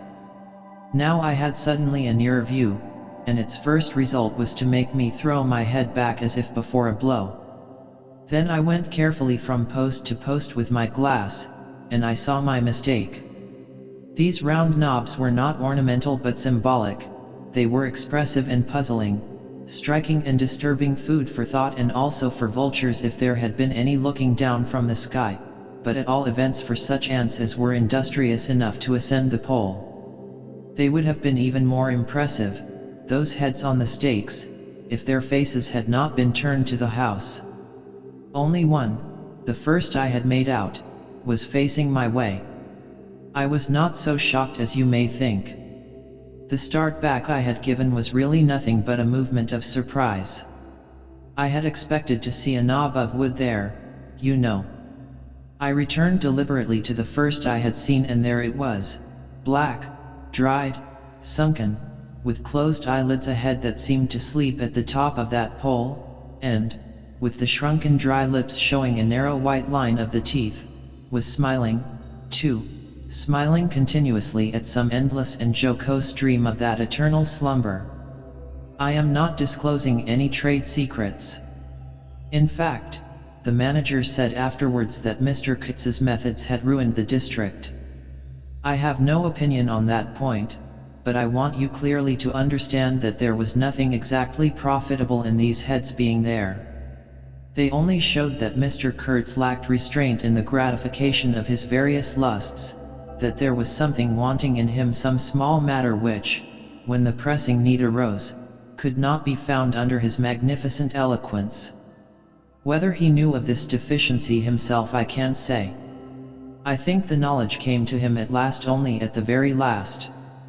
But the wilderness had found him out early, and had taken on him a terrible vengeance for the fantastic invasion. I think it had whispered to him things about himself which he did not know, things of which he had no conception till he took counsel with this great solitude, and the whisper had proved irresistibly fascinating.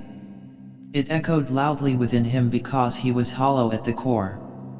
I put down the glass, and the head that had appeared near enough to be spoken to seemed at once to have leaped away from me into inaccessible distance.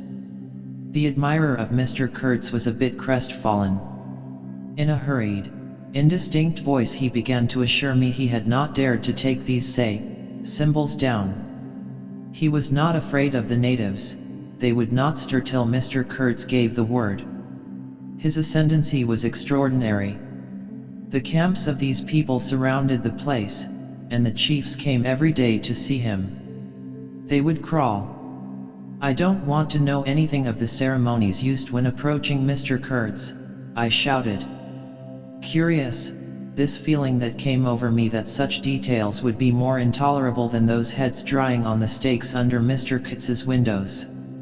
After all, that was only a savage sight, while I seemed at one bound to have been transported into some lightless region of subtle horrors, where pure, uncomplicated savagery was a positive relief, being something that had a right to exist obviously in the sunshine. The young man looked at me with surprise.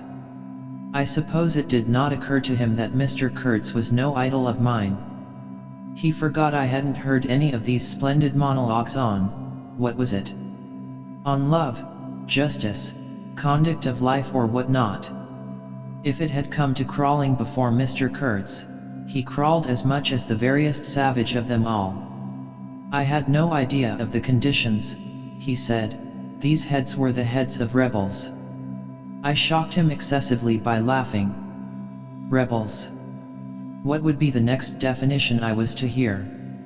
There had been enemies, criminals, workers, and these were rebels. Those rebellious heads looked very subdued to me on their sticks.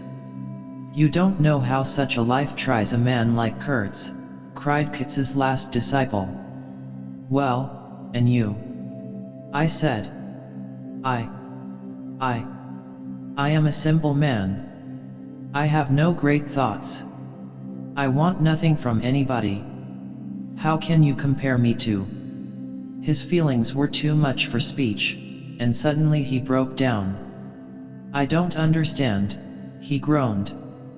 I've been doing my best to keep him alive, and that's enough. I had no hand in all this. I have no abilities. There hasn't been a drop of medicine or a mouthful of invalid food for months here. He was shamefully abandoned. A man like this, with such ideas. Shamefully. I haven't slept for the last 10 nights. His voice lost itself in the calm of the evening. The long shadows of the forest had slipped downhill while we talked, had gone far beyond the ruined hovel, beyond the symbolic row of stakes. All this was in the gloom, while we down there were yet in the sunshine, and the stretch of the river abreast of the clearing glittered in a still and dazzling splendor, with the murky and overshadowed bend above and below. Not a living soul was seen on the shore. The bushes did not rustle. Suddenly round the corner of the house a group of men appeared, as though they had come up from the ground. They waded waist deep in the grass, in a compact body, bearing an improvised stretcher in their midst.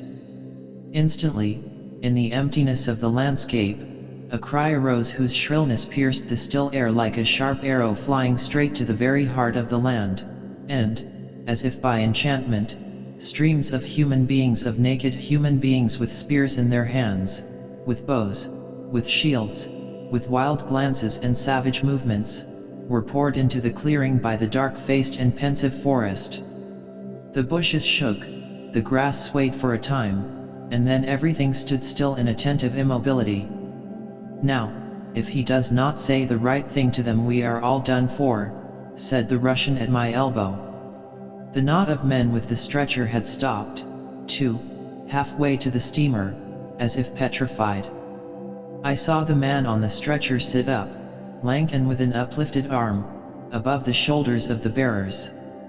"Let us hope that the man who can talk so well of love in general will find some particular reason to spare us this time," I said. I resented bitterly the absurd danger of our situation, as if to be at the mercy of that atrocious phantom had been a dishonoring necessity. I could not hear a sound, but through my glasses I saw the thin arm extended commandingly, the lower jaw moving, the eyes of that apparition shining darkly far in its bony head that nodded with grotesque jerks. Kurz, that means short in German, don't it?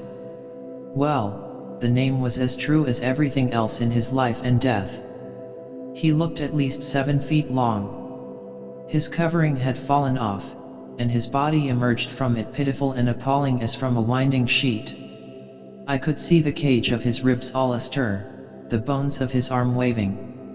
It was as though an animated image of death carved out of old ivory had been shaking its hand with menaces at a motionless crowd of men made of dark and glittering bronze. I saw him open his mouth wide. It gave him a weirdly voracious aspect, as though he had wanted to swallow all the air, all the earth, all the men before him. A deep voice reached me faintly. He must have been shouting. He fell back suddenly.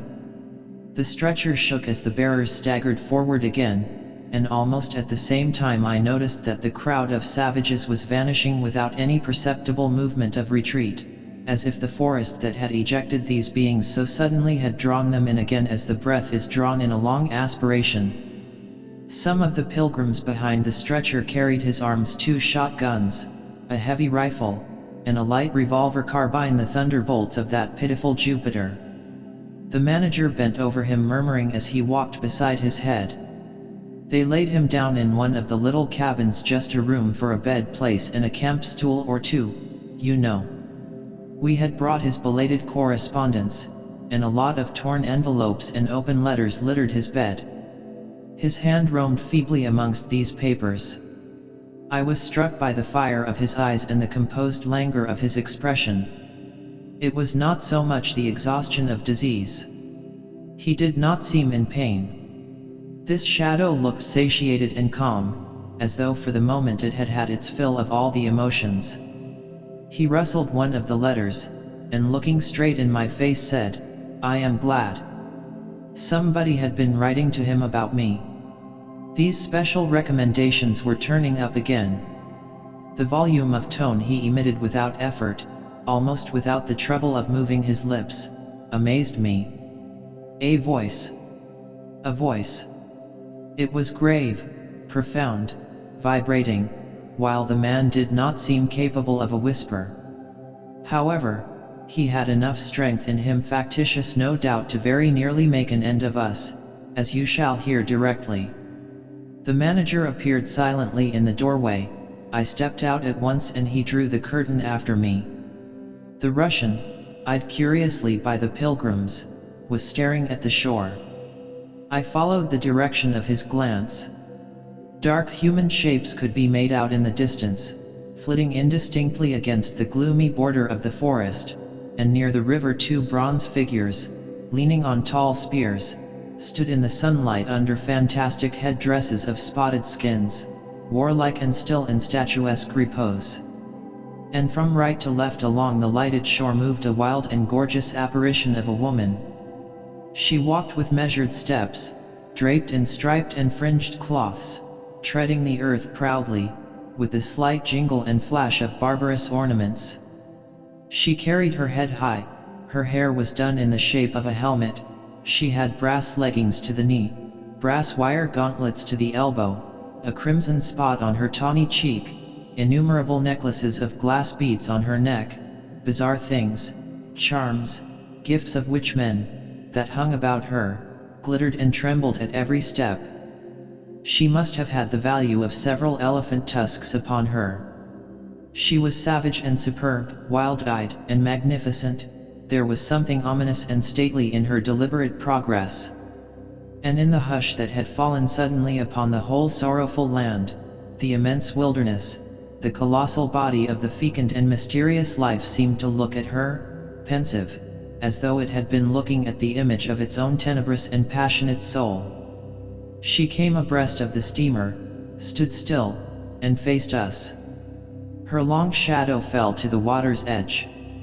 Her face had a tragic and fierce aspect of wild sorrow and of dumb pain mingled with the fear of some struggling, half-shaped resolve. She stood looking at us without a stir, and like the wilderness itself, with an air of brooding over an inscrutable purpose. A whole minute passed, and then she made a step forward. There was a low jingle, a glint of yellow metal, a sway of fringed draperies, and she stopped as if her heart had failed her. The young fellow by my side growled. The pilgrims murmured at my back. She looked at us all as if her life had depended upon the unswerving steadiness of her glance. Suddenly she opened her bared arms and threw them up rigid above her head, as though in an uncontrollable desire to touch the sky, and at the same time the swift shadows darted out on the earth, swept around on the river, gathering the steamer into a shadowy embrace. A formidable silence hung over the scene. She turned away slowly, walked on, following the bank, and passed into the bushes to the left. Once only her eyes gleamed back at us in the dusk of the thickets before she disappeared. If she had offered to come aboard, I really think I would have tried to shoot her, said the man of patches, nervously. I have been risking my life every day for the last fortnight to keep her out of the house. She got in one day and kicked up a row about those miserable rags I picked up in the storeroom to mend my clothes with. I wasn't decent. At least it must have been that, for she talked like a fury to Kurtz for an hour, pointing at me now and then. I don't understand the dialect of this tribe. Luckily for me, I fancy Kurtz felt too ill that day to care, or there would have been mischief. I don't understand. No, it's too much for me. Ah, well, it's all over now. At this moment I heard Kurtz's deep voice behind the curtain. Save me, save the ivory, you mean? Don't tell me. Save me. Why, I've had to save you. You are interrupting my plans now. Sick. Sick. Not so sick as you would like to believe. Never mind. I'll carry my ideas out, yet I will return. I'll show you what can be done. You with your little peddling notions, you are interfering with me. I will return. The manager came out. He did me the honor to take me under the arm and lead me aside. He is very low, he said. He considered it necessary to sigh, but neglected to be consistently sorrowful. We have done all we could for him, haven't we? But there is no disguising the fact, Mr. Kurtz has done more harm than good to the company. He did not see the time was not ripe for vigorous action. Cautiously, that's my principle. We must be cautious yet. The district is closed to us for a time. Deplorable. Upon the whole, the trade will suffer. I don't deny there is a remarkable quantity of ivory, mostly fossil. We must save it, at all events, but look how precarious the position is, and why? Because the method is unsound. Do you, said I, looking at the shore, call it unsound method? Without doubt, he exclaimed hotly. Don't you? No method at all, I murmured after a while. Exactly, he exulted.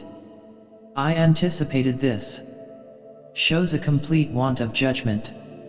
It is my duty to point it out in the proper quarter. Oh, said I, that fellow what's his name, the brickmaker, will make a readable report for you. He appeared confounded for a moment. It seemed to me I had never breathed an atmosphere so vile, and I turned mentally to Kurtz for relief, positively for relief.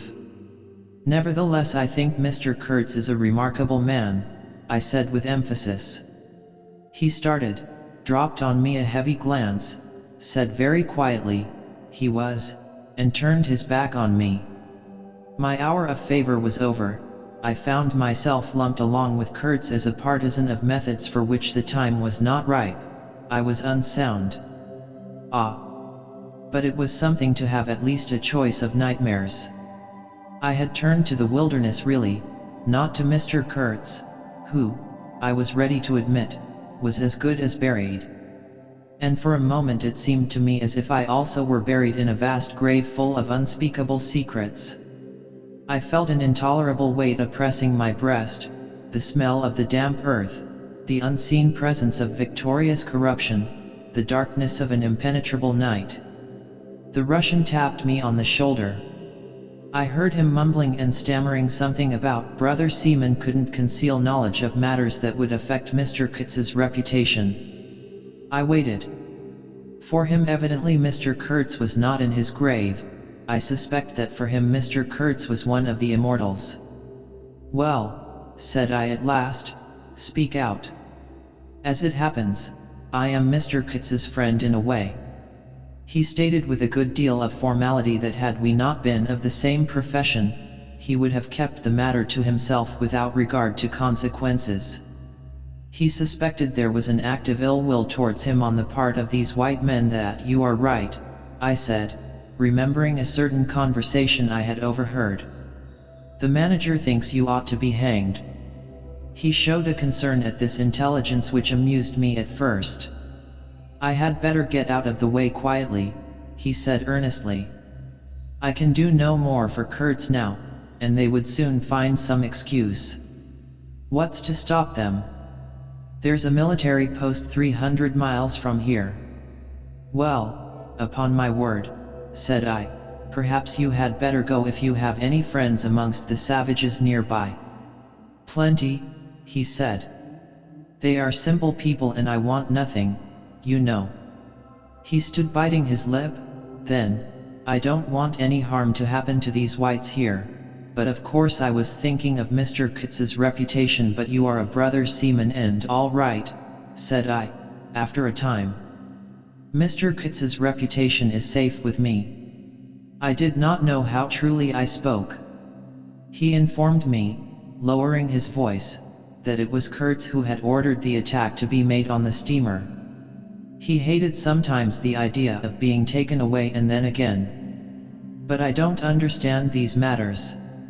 I am a simple man. He thought it would scare you away that you would give it up, thinking him dead. I could not stop him.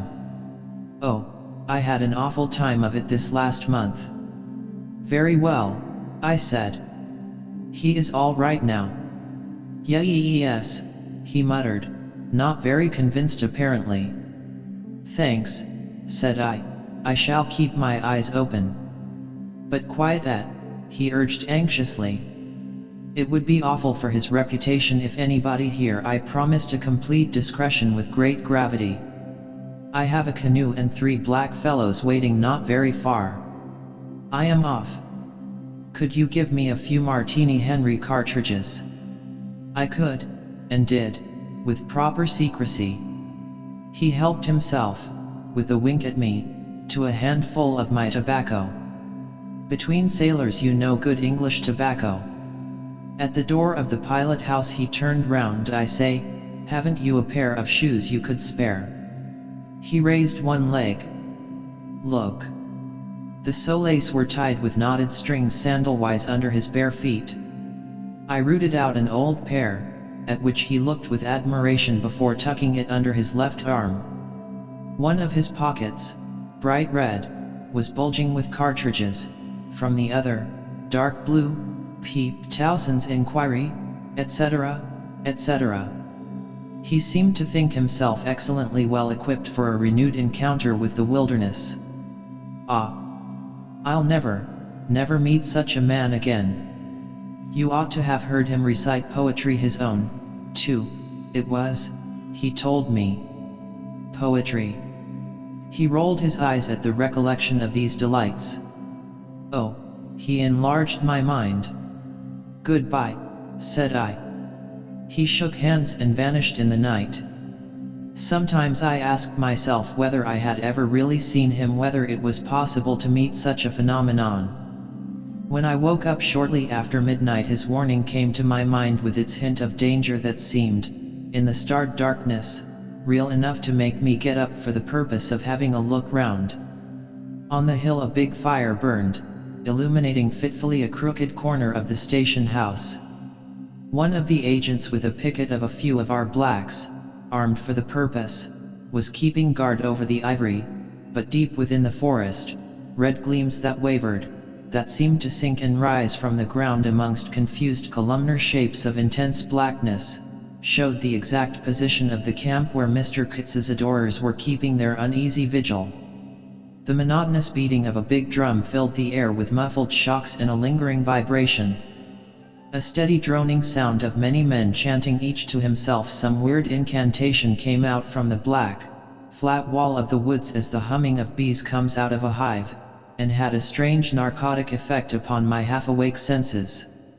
I believe I dozed off leaning over the rail, till an abrupt burst of yells, an overwhelming outbreak of a pent-up and mysterious frenzy, woke me up in a bewildered wonder. It was cut short all at once, and the low droning went on with an effect of audible and soothing silence. I glanced casually into the little cabin. A light was burning within, but Mr. Kurtz was not there.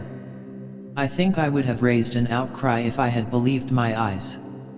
But I didn't believe them at first, the thing seemed so impossible. The fact is, I was completely unnerved by a sheer blank fright, pure abstract terror, unconnected with any distinct shape of physical danger. What made this emotion so overpowering was, how shall I define it, the moral shock I received, as if something altogether monstrous, intolerable to thought and odious to the soul, had been thrust upon me unexpectedly. This lasted, of course, the merest fraction of a second, and then the usual sense of commonplace, deadly danger, the possibility of a sudden onslaught and massacre, or something of the kind, which I saw impending, was positively welcome and composing. It pacified me, in fact, so much that I did not raise an alarm. There was an agent buttoned up inside an ulster and sleeping on a chair on deck within 3 feet of me. The yells had not awakened him. He snored very slightly. I left him to his slumbers and leaped ashore. I did not betray Mr. Kurtz. It was ordered I should never betray him. It was written I should be loyal to the nightmare of my choice. I was anxious to deal with this shadow by myself alone, and to this day I don't know why I was so jealous of sharing with anyone the peculiar blackness of that experience. As soon as I got on the bank I saw a broad trail through the grass. I remember the exultation with which I said to myself, "He can't walk, he is crawling on all fours, I've got him." The grass was wet with dew. I strode rapidly with clenched fists. I fancy I had some vague notion of falling upon him and giving him a drubbing. I don't know. I had some imbecile thoughts. The knitting old woman with the cat obtruded herself upon my memory as a most improper person to be sitting at the other end of such an affair. I saw a row of pilgrims squirting lead in the air out of Winchesters held to the hip. I thought I would never get back to the steamer, and imagined myself living alone and unarmed in the woods to an advanced age. Such silly things, you know. And I remember I confounded the beat of the drum with the beating of my heart, and was pleased at its calm regularity. I kept to the track though, then stopped to listen. The night was very clear, a dark blue space, sparkling with dew and starlight, in which black things stood very still. I thought I could see a kind of motion ahead of me. I was strangely cocksure of everything that night. I actually left the track and ran in a wide semicircle, I verily believe chuckling to myself, so as to get in front of that stir, of that motion I had seen, if indeed I had seen anything.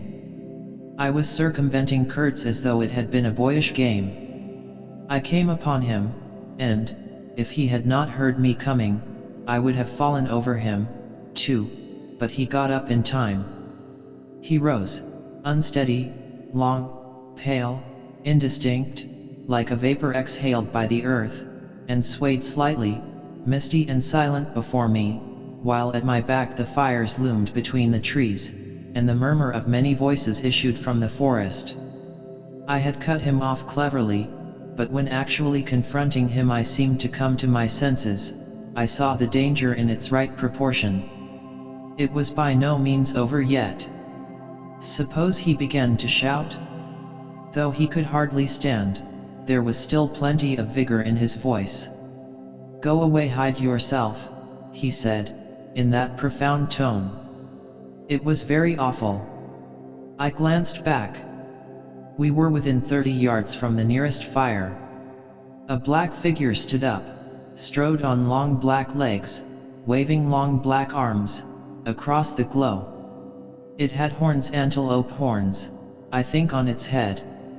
Some sorcerer, some witch man, no doubt. It looked fiend-like enough.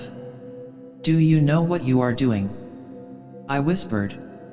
"Perfectly," he answered, raising his voice for that single word.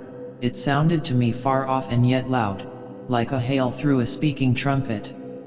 "If he makes a row we are lost," I thought to myself. This clearly was not a case for fisticuffs, even apart from the very natural aversion I had to beat that shadow, this wandering and tormented thing. "You will be lost," I said, "utterly lost. One gets sometimes such a flash of inspiration, you know." I did say the right thing, though indeed he could not have been more irretrievably lost than he was at this very moment, when the foundations of our intimacy were being laid to endure even to the end, even beyond. "I had immense plans," he muttered irresolutely. "Yes," said I, "but if you try to shout I'll smash your head with." There was not a stick or a stone near.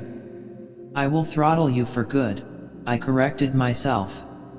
"I was on the threshold of great things," he pleaded, in a voice of longing, with a wistfulness of tone that made my blood run cold. "And now for this stupid scoundrel your success in Europe is assured in any case," I affirmed steadily. I did not want to have the throttling of him, you understand, and indeed it would have been very little use for any practical purpose.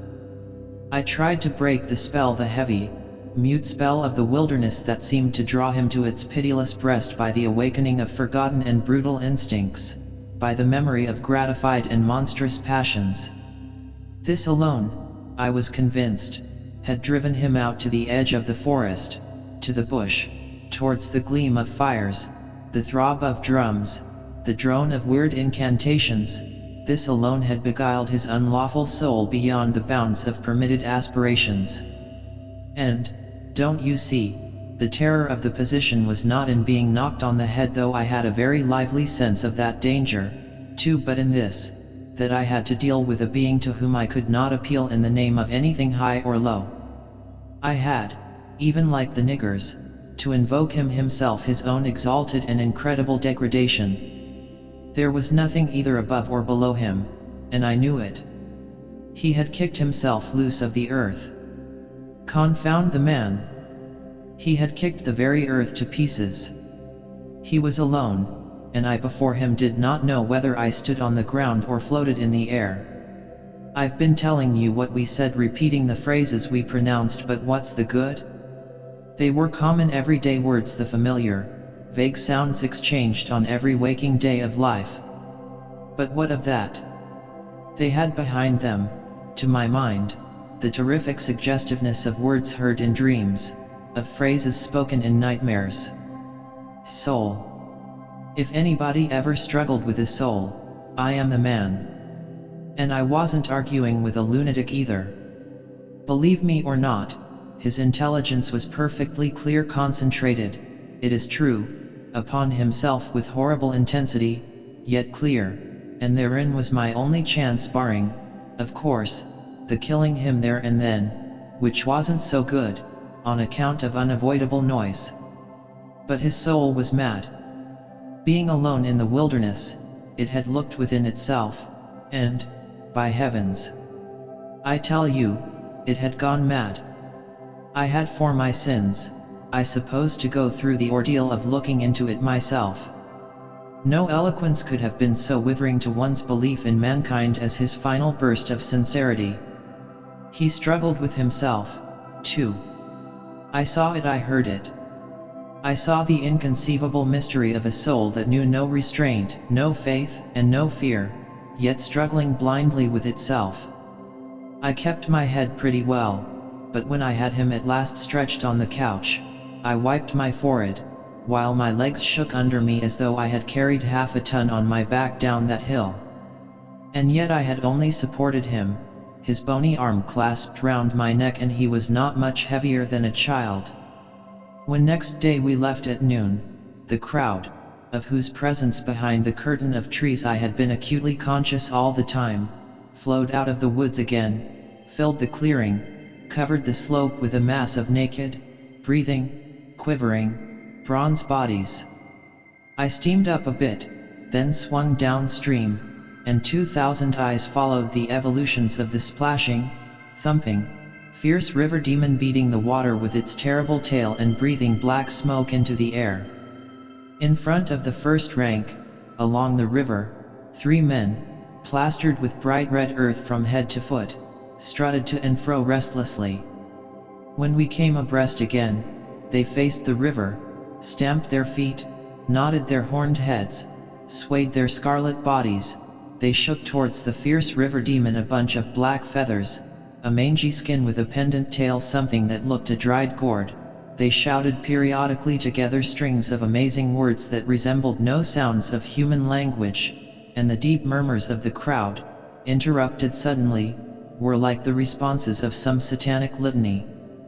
We had carried Kurtz into the pilot house. There was more air there. Lying on the couch, he stared through the opened shutter. There was an eddy in the mass of human bodies, and the woman with helmeted head and tawny cheeks rushed out to the very brink of the stream.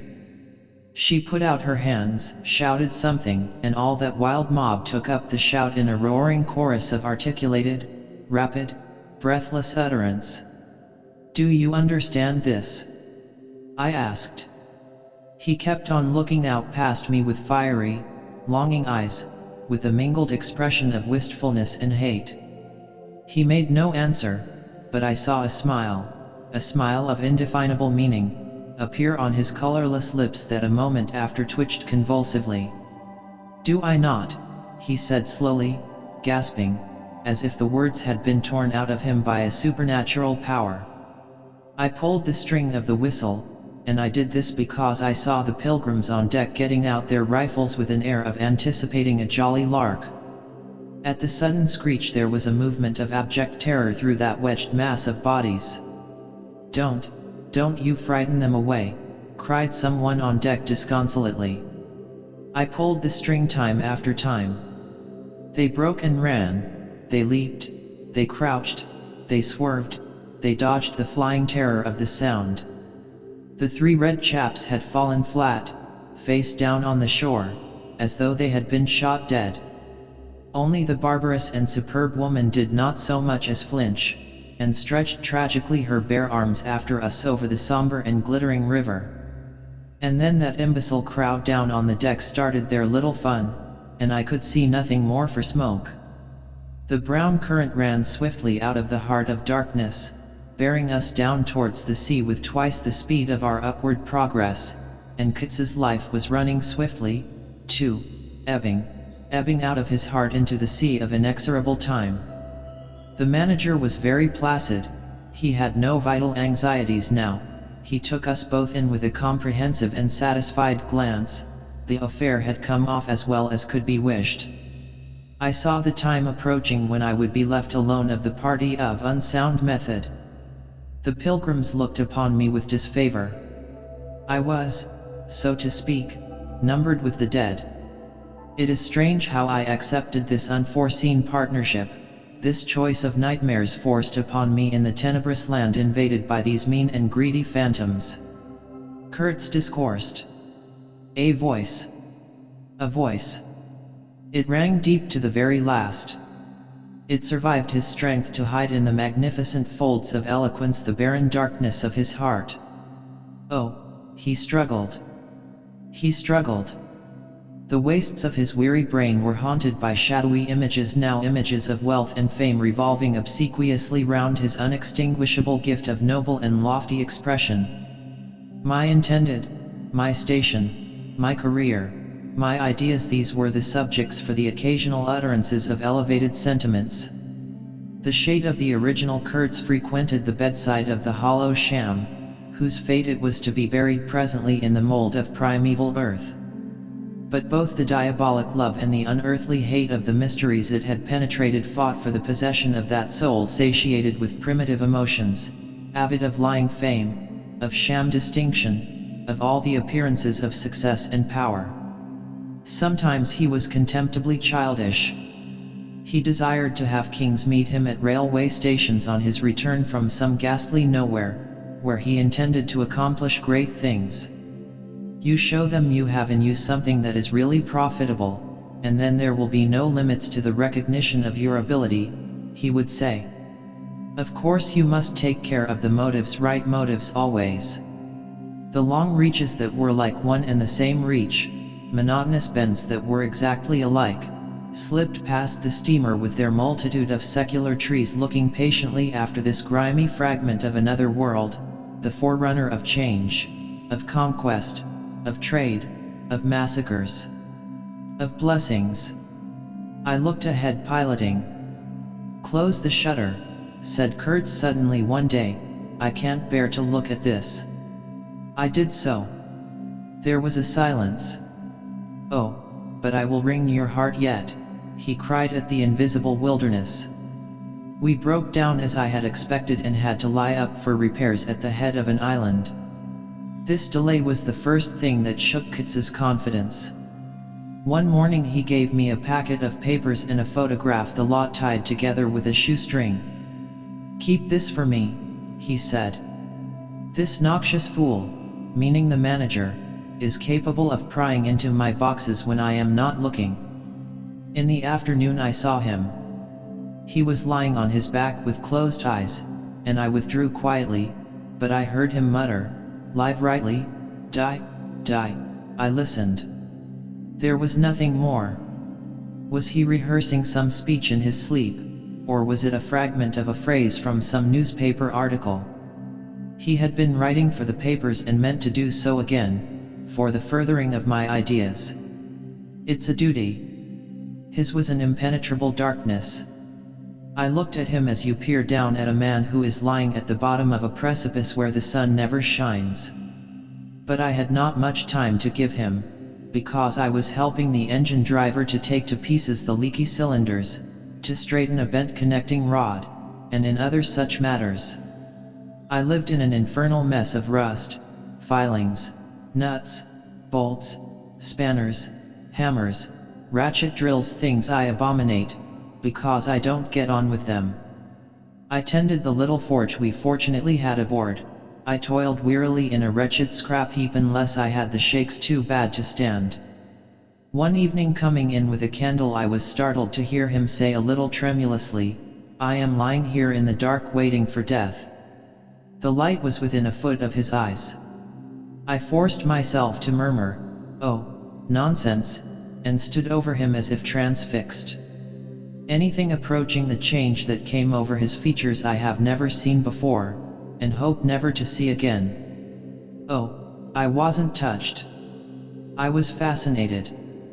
It was as though a veil had been rent. I saw on that ivory face the expression of somber pride, of ruthless power, of craven terror, of an intense and hopeless despair. Did he live his life again in every detail of desire, temptation, and surrender during that supreme moment of complete knowledge? He cried in a whisper at some image, at some vision. He cried out twice, a cry that was no more than a breath. The horror! The horror! I blew the candle out and left the cabin.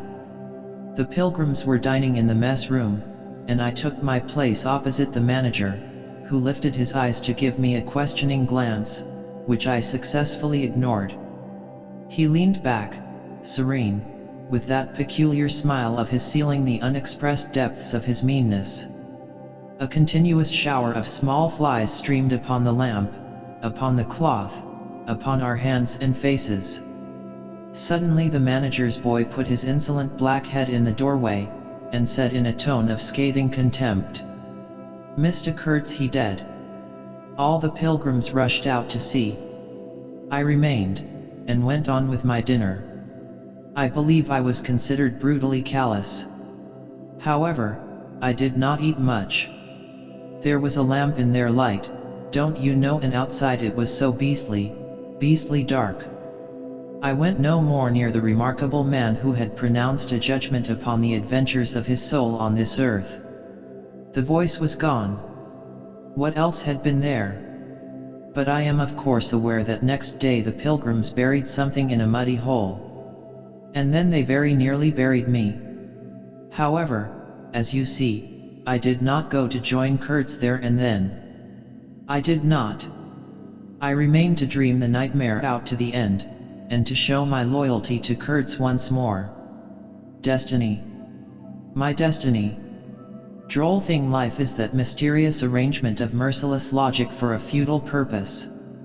The most you can hope from it is some knowledge of yourself that comes too late, a crop of unextinguishable regrets.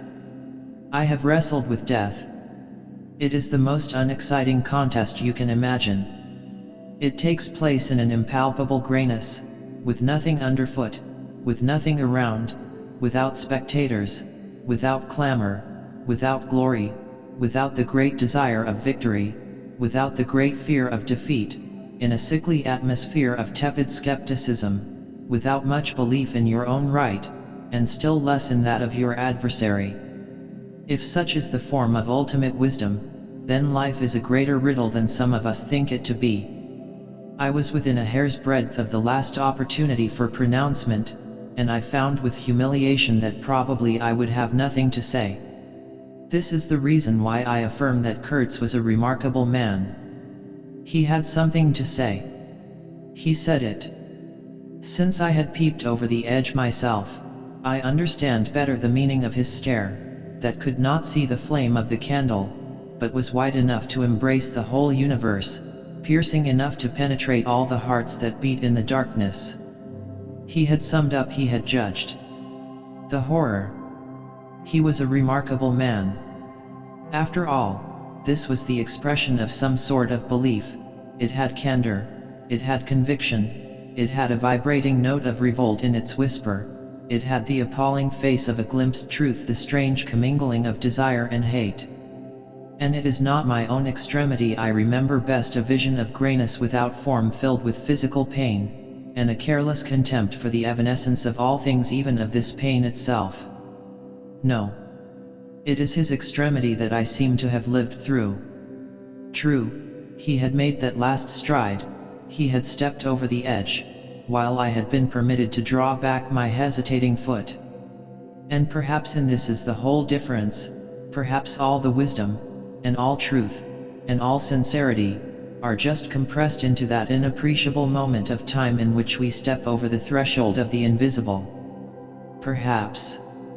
I like to think my summing up would not have been a word of careless contempt. Better his cry, much better. It was an affirmation, a moral victory paid for by innumerable defeats, by abominable terrors, by abominable satisfactions. But it was a victory. That is why I have remained loyal to Kurtz to the last, and even beyond, when a long time after I heard once more, not his own voice, but the echo of his magnificent eloquence thrown to me from a soul as translucently pure as a cliff of crystal. No, they did not bury me.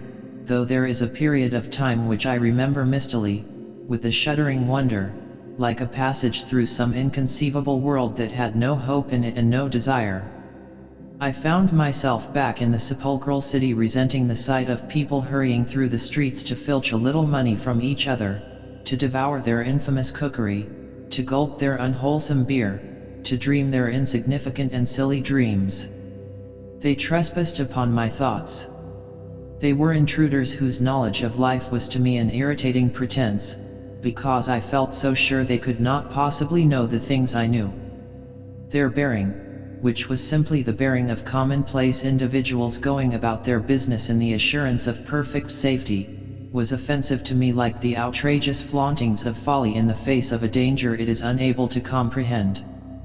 I had no particular desire to enlighten them, but I had some difficulty in restraining myself from laughing in their faces so full of stupid importance. I dare say I was not very well at that time. I tottered about the streets. There were various affairs to settle, grinning bitterly at perfectly respectable persons. I admit my behavior was inexcusable, but then my temperature was seldom normal in these days. My dear aunt's endeavors to nurse up my strength seemed altogether beside the mark. It was not my strength that wanted nursing, it was my imagination that wanted soothing. I kept the bundle of papers given me by Kurtz, not knowing exactly what to do with it. His mother had died lately, watched over, as I was told, by his intended.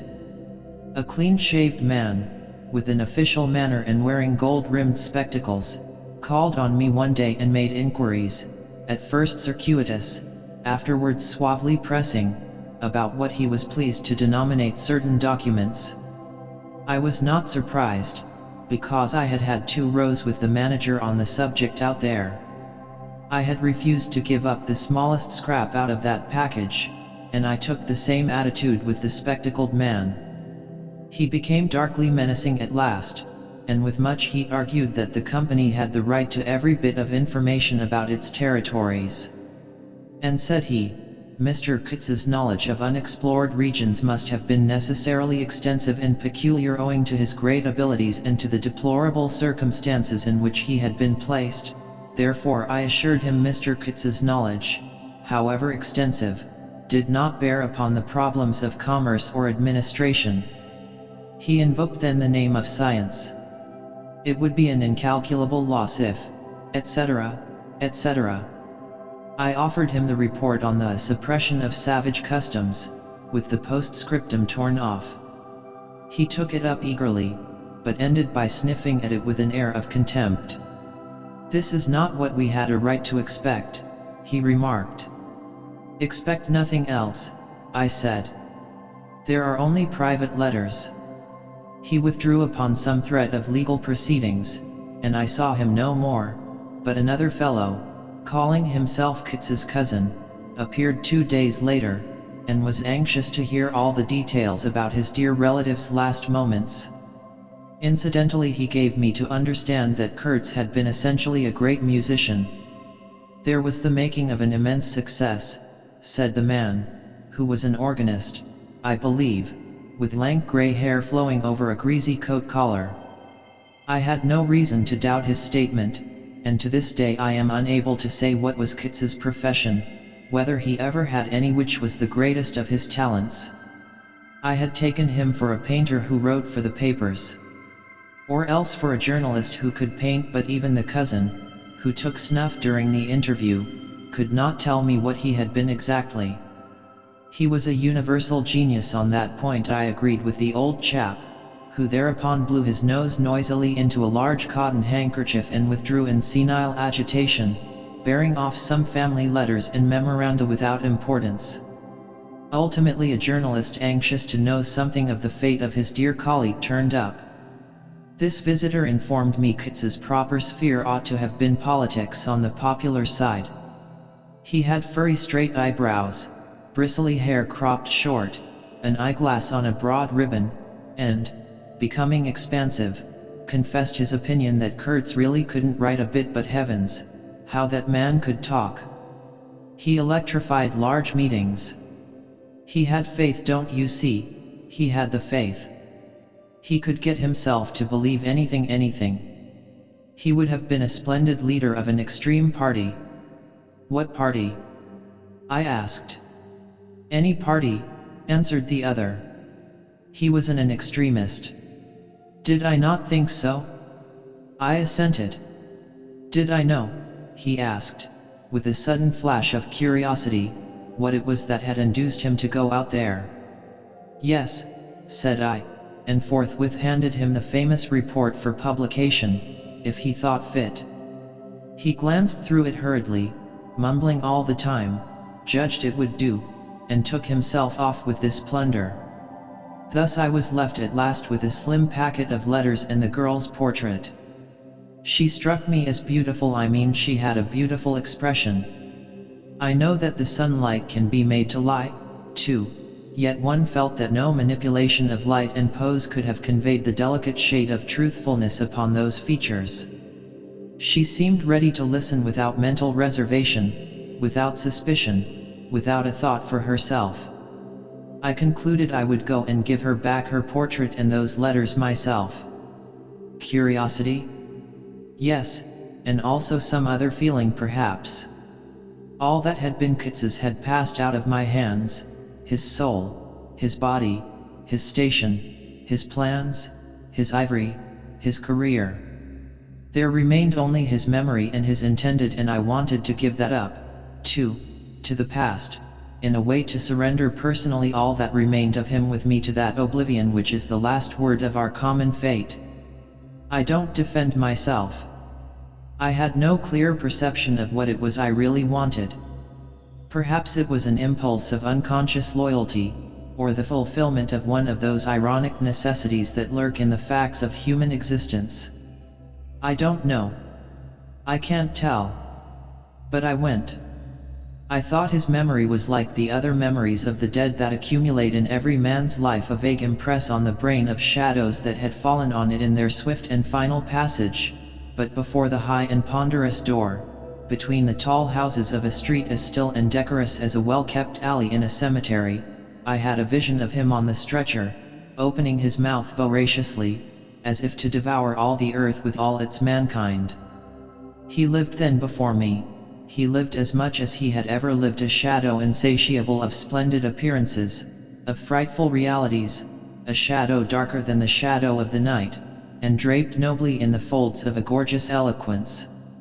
The vision seemed to enter the house with me, the stretcher, the phantom bearers, the wild crowd of obedient worshippers, the gloom of the forests, the glitter of the reach between the murky bends, the beat of the drum, regular and muffled like the beating of a heart, the heart of a conquering darkness. It was a moment of triumph for the wilderness, an invading and vengeful rush which, it seemed to me, I would have to keep back alone for the salvation of another soul. And the memory of what I had heard him say afar there, with the horned shapes stirring at my back, in the glow of fires, within the patient woods, those broken phrases came back to me, were heard again in their ominous and terrifying simplicity. I remembered his abject pleading, his abject threats, the colossal scale of his vile desires, the meanness, the torment, the tempestuous anguish of his soul. And later on I seemed to see his collected languid manner, when he said one day, "This lot of ivory now is really mine. The company did not pay for it. I collected it myself at a very great personal risk. I am afraid they will try to claim it as theirs though. It is a difficult case. What do you think I ought to do? Resist? I want no more than justice." He wanted no more than justice, no more than justice. I rang the bell before a mahogany door on the first floor, and while I waited he seemed to stare at me out of the glassy panel stare with that wide and immense stare, embracing, condemning, loathing all the universe. I seemed to hear the whispered cry, "The horror! The horror!" The dusk was falling. I had to wait in a lofty drawing room with 3 long windows from floor to ceiling that were like 3 luminous and bed-draped columns. The bent gilt legs and backs of the furniture shone in indistinct curves. The tall marble fireplace had a cold and monumental whiteness. A grand piano stood massively in a corner, with dark gleams on the flat surfaces like a somber and polished sarcophagus. A high door opened-closed. I rose. She came forward, all in black, with a pale head, floating towards me in the dusk. She was in mourning. It was more than a year since his death, more than a year since the news came. She seemed as though she would remember and mourn forever. She took both my hands in hers and murmured, "I had heard you were coming." I noticed she was not very young, I mean not girlish. She had a mature capacity for fidelity, for belief, for suffering. The room seemed to have grown darker, as if all the sad light of the cloudy evening had taken refuge on her forehead. This fair hair, this pale visage, this pure brow, seemed surrounded by an ashy halo from which the dark eyes looked out at me. Their glance was guileless, profound, confident, and trustful. She carried her sorrowful head as though she were proud of that sorrow, as though she would say, I alone know how to mourn for him as he deserves." But while we were still shaking hands, such a look of awful desolation came upon her face that I perceived she was one of those creatures that are not the playthings of time. For her he had died only yesterday. And, by Jove, the impression was so powerful that for me, too, he seemed to have died only yesterday, nay, this very minute. I saw her and him in the same instant of time, his death and her sorrow. I saw her sorrow in the very moment of his death. Do you understand? I saw them together, I heard them together. She had said, with a deep catch of the breath, "I have survived," while my strained ears seemed to hear distinctly, mingled with her tone of despairing regret, the summing up whisper of his eternal condemnation. I asked myself what I was doing there, with a sensation of panic in my heart, as though I had blundered into a place of cruel and absurd mysteries not fit for a human being to behold. She motioned me to a chair. We sat down. I laid the packet gently on the little table, and she put her hand over it. "You knew him well," she murmured, after a moment of mourning silence. "Intimacy grows quickly out there," I said. "I knew him as well as it is possible for one man to know another." "And you admired him," she said. "It was impossible to know him and not to admire him." "Was it?" "He was a remarkable man," I said, unsteadily. Then, before the appealing fixity of her gaze, that seemed to watch for more words on my lips, I went on, "It was impossible not to love him," she finished eagerly, silencing me into an appalled dumbness. "How true, how true! But when you think that no one knew him so well as I had all his noble confidence. I knew him best." "You knew him best?" I repeated. And perhaps she did. But with every word spoken the room was growing darker, and only her forehead, smooth and white, remained illumined by the inextinguishable light of belief and love. "You were his friend," she went on. "His friend," she repeated, a little louder. "You must have been, if he had given you this, and sent you to me. I feel I can speak to you, and oh, I must speak. I want you who have heard his last words to know I have been worthy of him. It is not pride. Yes, I am proud to know I understood him better than anyone on earth. He told me so himself. And since his mother died I have had no one to. I listened. The darkness deepened. I was not even sure whether he had given me the right bundle. I rather suspect he wanted me to take care of another batch of his papers which, after his death, I saw the manager examining under the lamp. And the girl talked, easing her pain in the certitude of my sympathy. She talked as thirsty men drink. I had heard that her engagement with Kurtz had been disapproved by her people. He wasn't rich enough or something. And indeed I don't know whether he had not been a pauper all his life. He had given me some reason to infer that it was his impatience of comparative poverty that drove him out there. Who was not his friend who had heard him speak once, she was saying. He drew men towards him by what was best in them. She looked at me with intensity. It is the gift of the great, she went on, and the sound of her low voice seemed to have the accompaniment of all the other sounds, full of mystery, desolation, and sorrow. I had ever heard the ripple of the river, the soughing of the trees swayed by the wind, the murmurs of the crowds, the faint ring of incomprehensible words cried from afar, the whisper of a voice speaking from beyond the threshold of an eternal darkness. But you have heard him. You know, she cried. Yes, I know, I said with something like despair in my heart, but bowing my head before the faith that was in her, before that great and saving illusion that shone with an unearthly glow in the darkness, in the triumphant darkness from which I could not have defended her, from which I could not even defend myself. What a loss to me, to us. She corrected herself with beautiful generosity, then added in a murmur, to the world.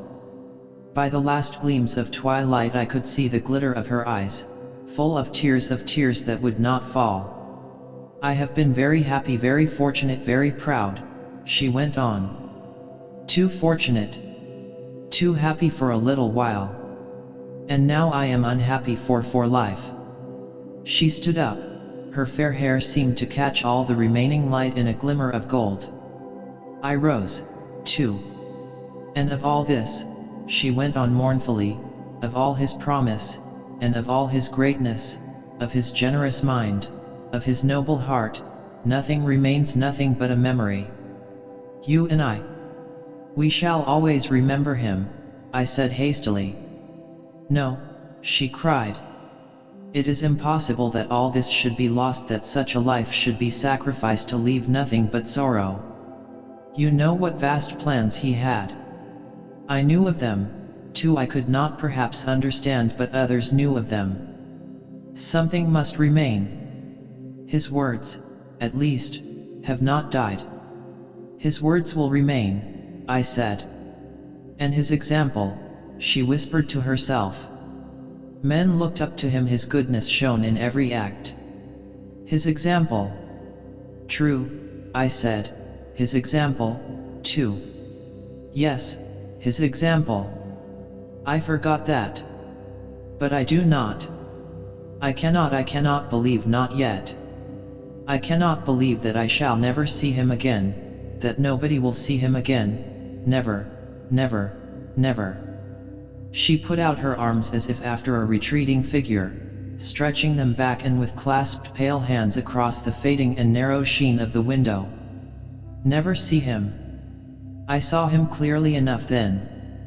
I shall see this eloquent phantom as long as I live, and I shall see her, too, a tragic and familiar shade, resembling in this gesture another one, tragic also, and bedecked with powerless charms, stretching bare brown arms over the glitter of the infernal stream, the stream of darkness. She said suddenly, very low, he died as he lived. His end, said I, with dull anger stirring in me, was in every way worthy of his life. And I was not with him, she murmured. My anger subsided before a feeling of infinite pity. Everything that could be done, I mumbled. Ah, but I believed in him more than anyone on earth, more than his own mother, more than himself. He needed me. Me. I would have treasured every sight, every word, every sign, every glance. I felt like a chill grip on my chest. Don't, I said, in a muffled voice. Forgive me. I have mourned so long in silence, in silence. You were with him to the last? I think of his loneliness. Nobody near to understand him as I would have understood. Perhaps no one to hear. To the very end, I said, shakily. I heard his very last words. I stopped in a fright. Repeat them, she murmured in a heartbroken tone. I want something to live with. I was on the point of crying at her, don't you hear them?" The dusk was repeating them in a persistent whisper all around us, in a whisper that seemed to swell menacingly like the first whisper of a rising wind. "The horror! The horror! His last word to live with," she insisted. "Don't you understand? I loved him, I loved him, I loved him." I pulled myself together and spoke slowly. "The last word he pronounced was your name." I heard a light sigh, and then my heart stood still, stopped dead short by an exulting and terrible cry, by the cry of inconceivable triumph and of unspeakable pain. I knew it, I was sure. She knew. She was sure. I heard her weeping. She had hidden her face in her hands. It seemed to me that the house would collapse before I could escape, that the heavens would fall upon my head. But nothing happened. The heavens do not fall for such a trifle. Would they have fallen, I wonder, if I had rendered Kurtz that justice which was his due? Hadn't he said he wanted only justice? But I couldn't. I could not tell her. It would have been too dark altogether. Marlowe ceased, and sat apart, indistinct and silent, in the pose of a meditating Buddha. Nobody moved for a time. "We have lost the first of the ebb," said the director suddenly. I raised my head. The offing was barred by a black bank of clouds, and the tranquil waterway leading to the uttermost ends of the earth flowed somber under an overcast sky, seemed to lead into the heart of an immense darkness.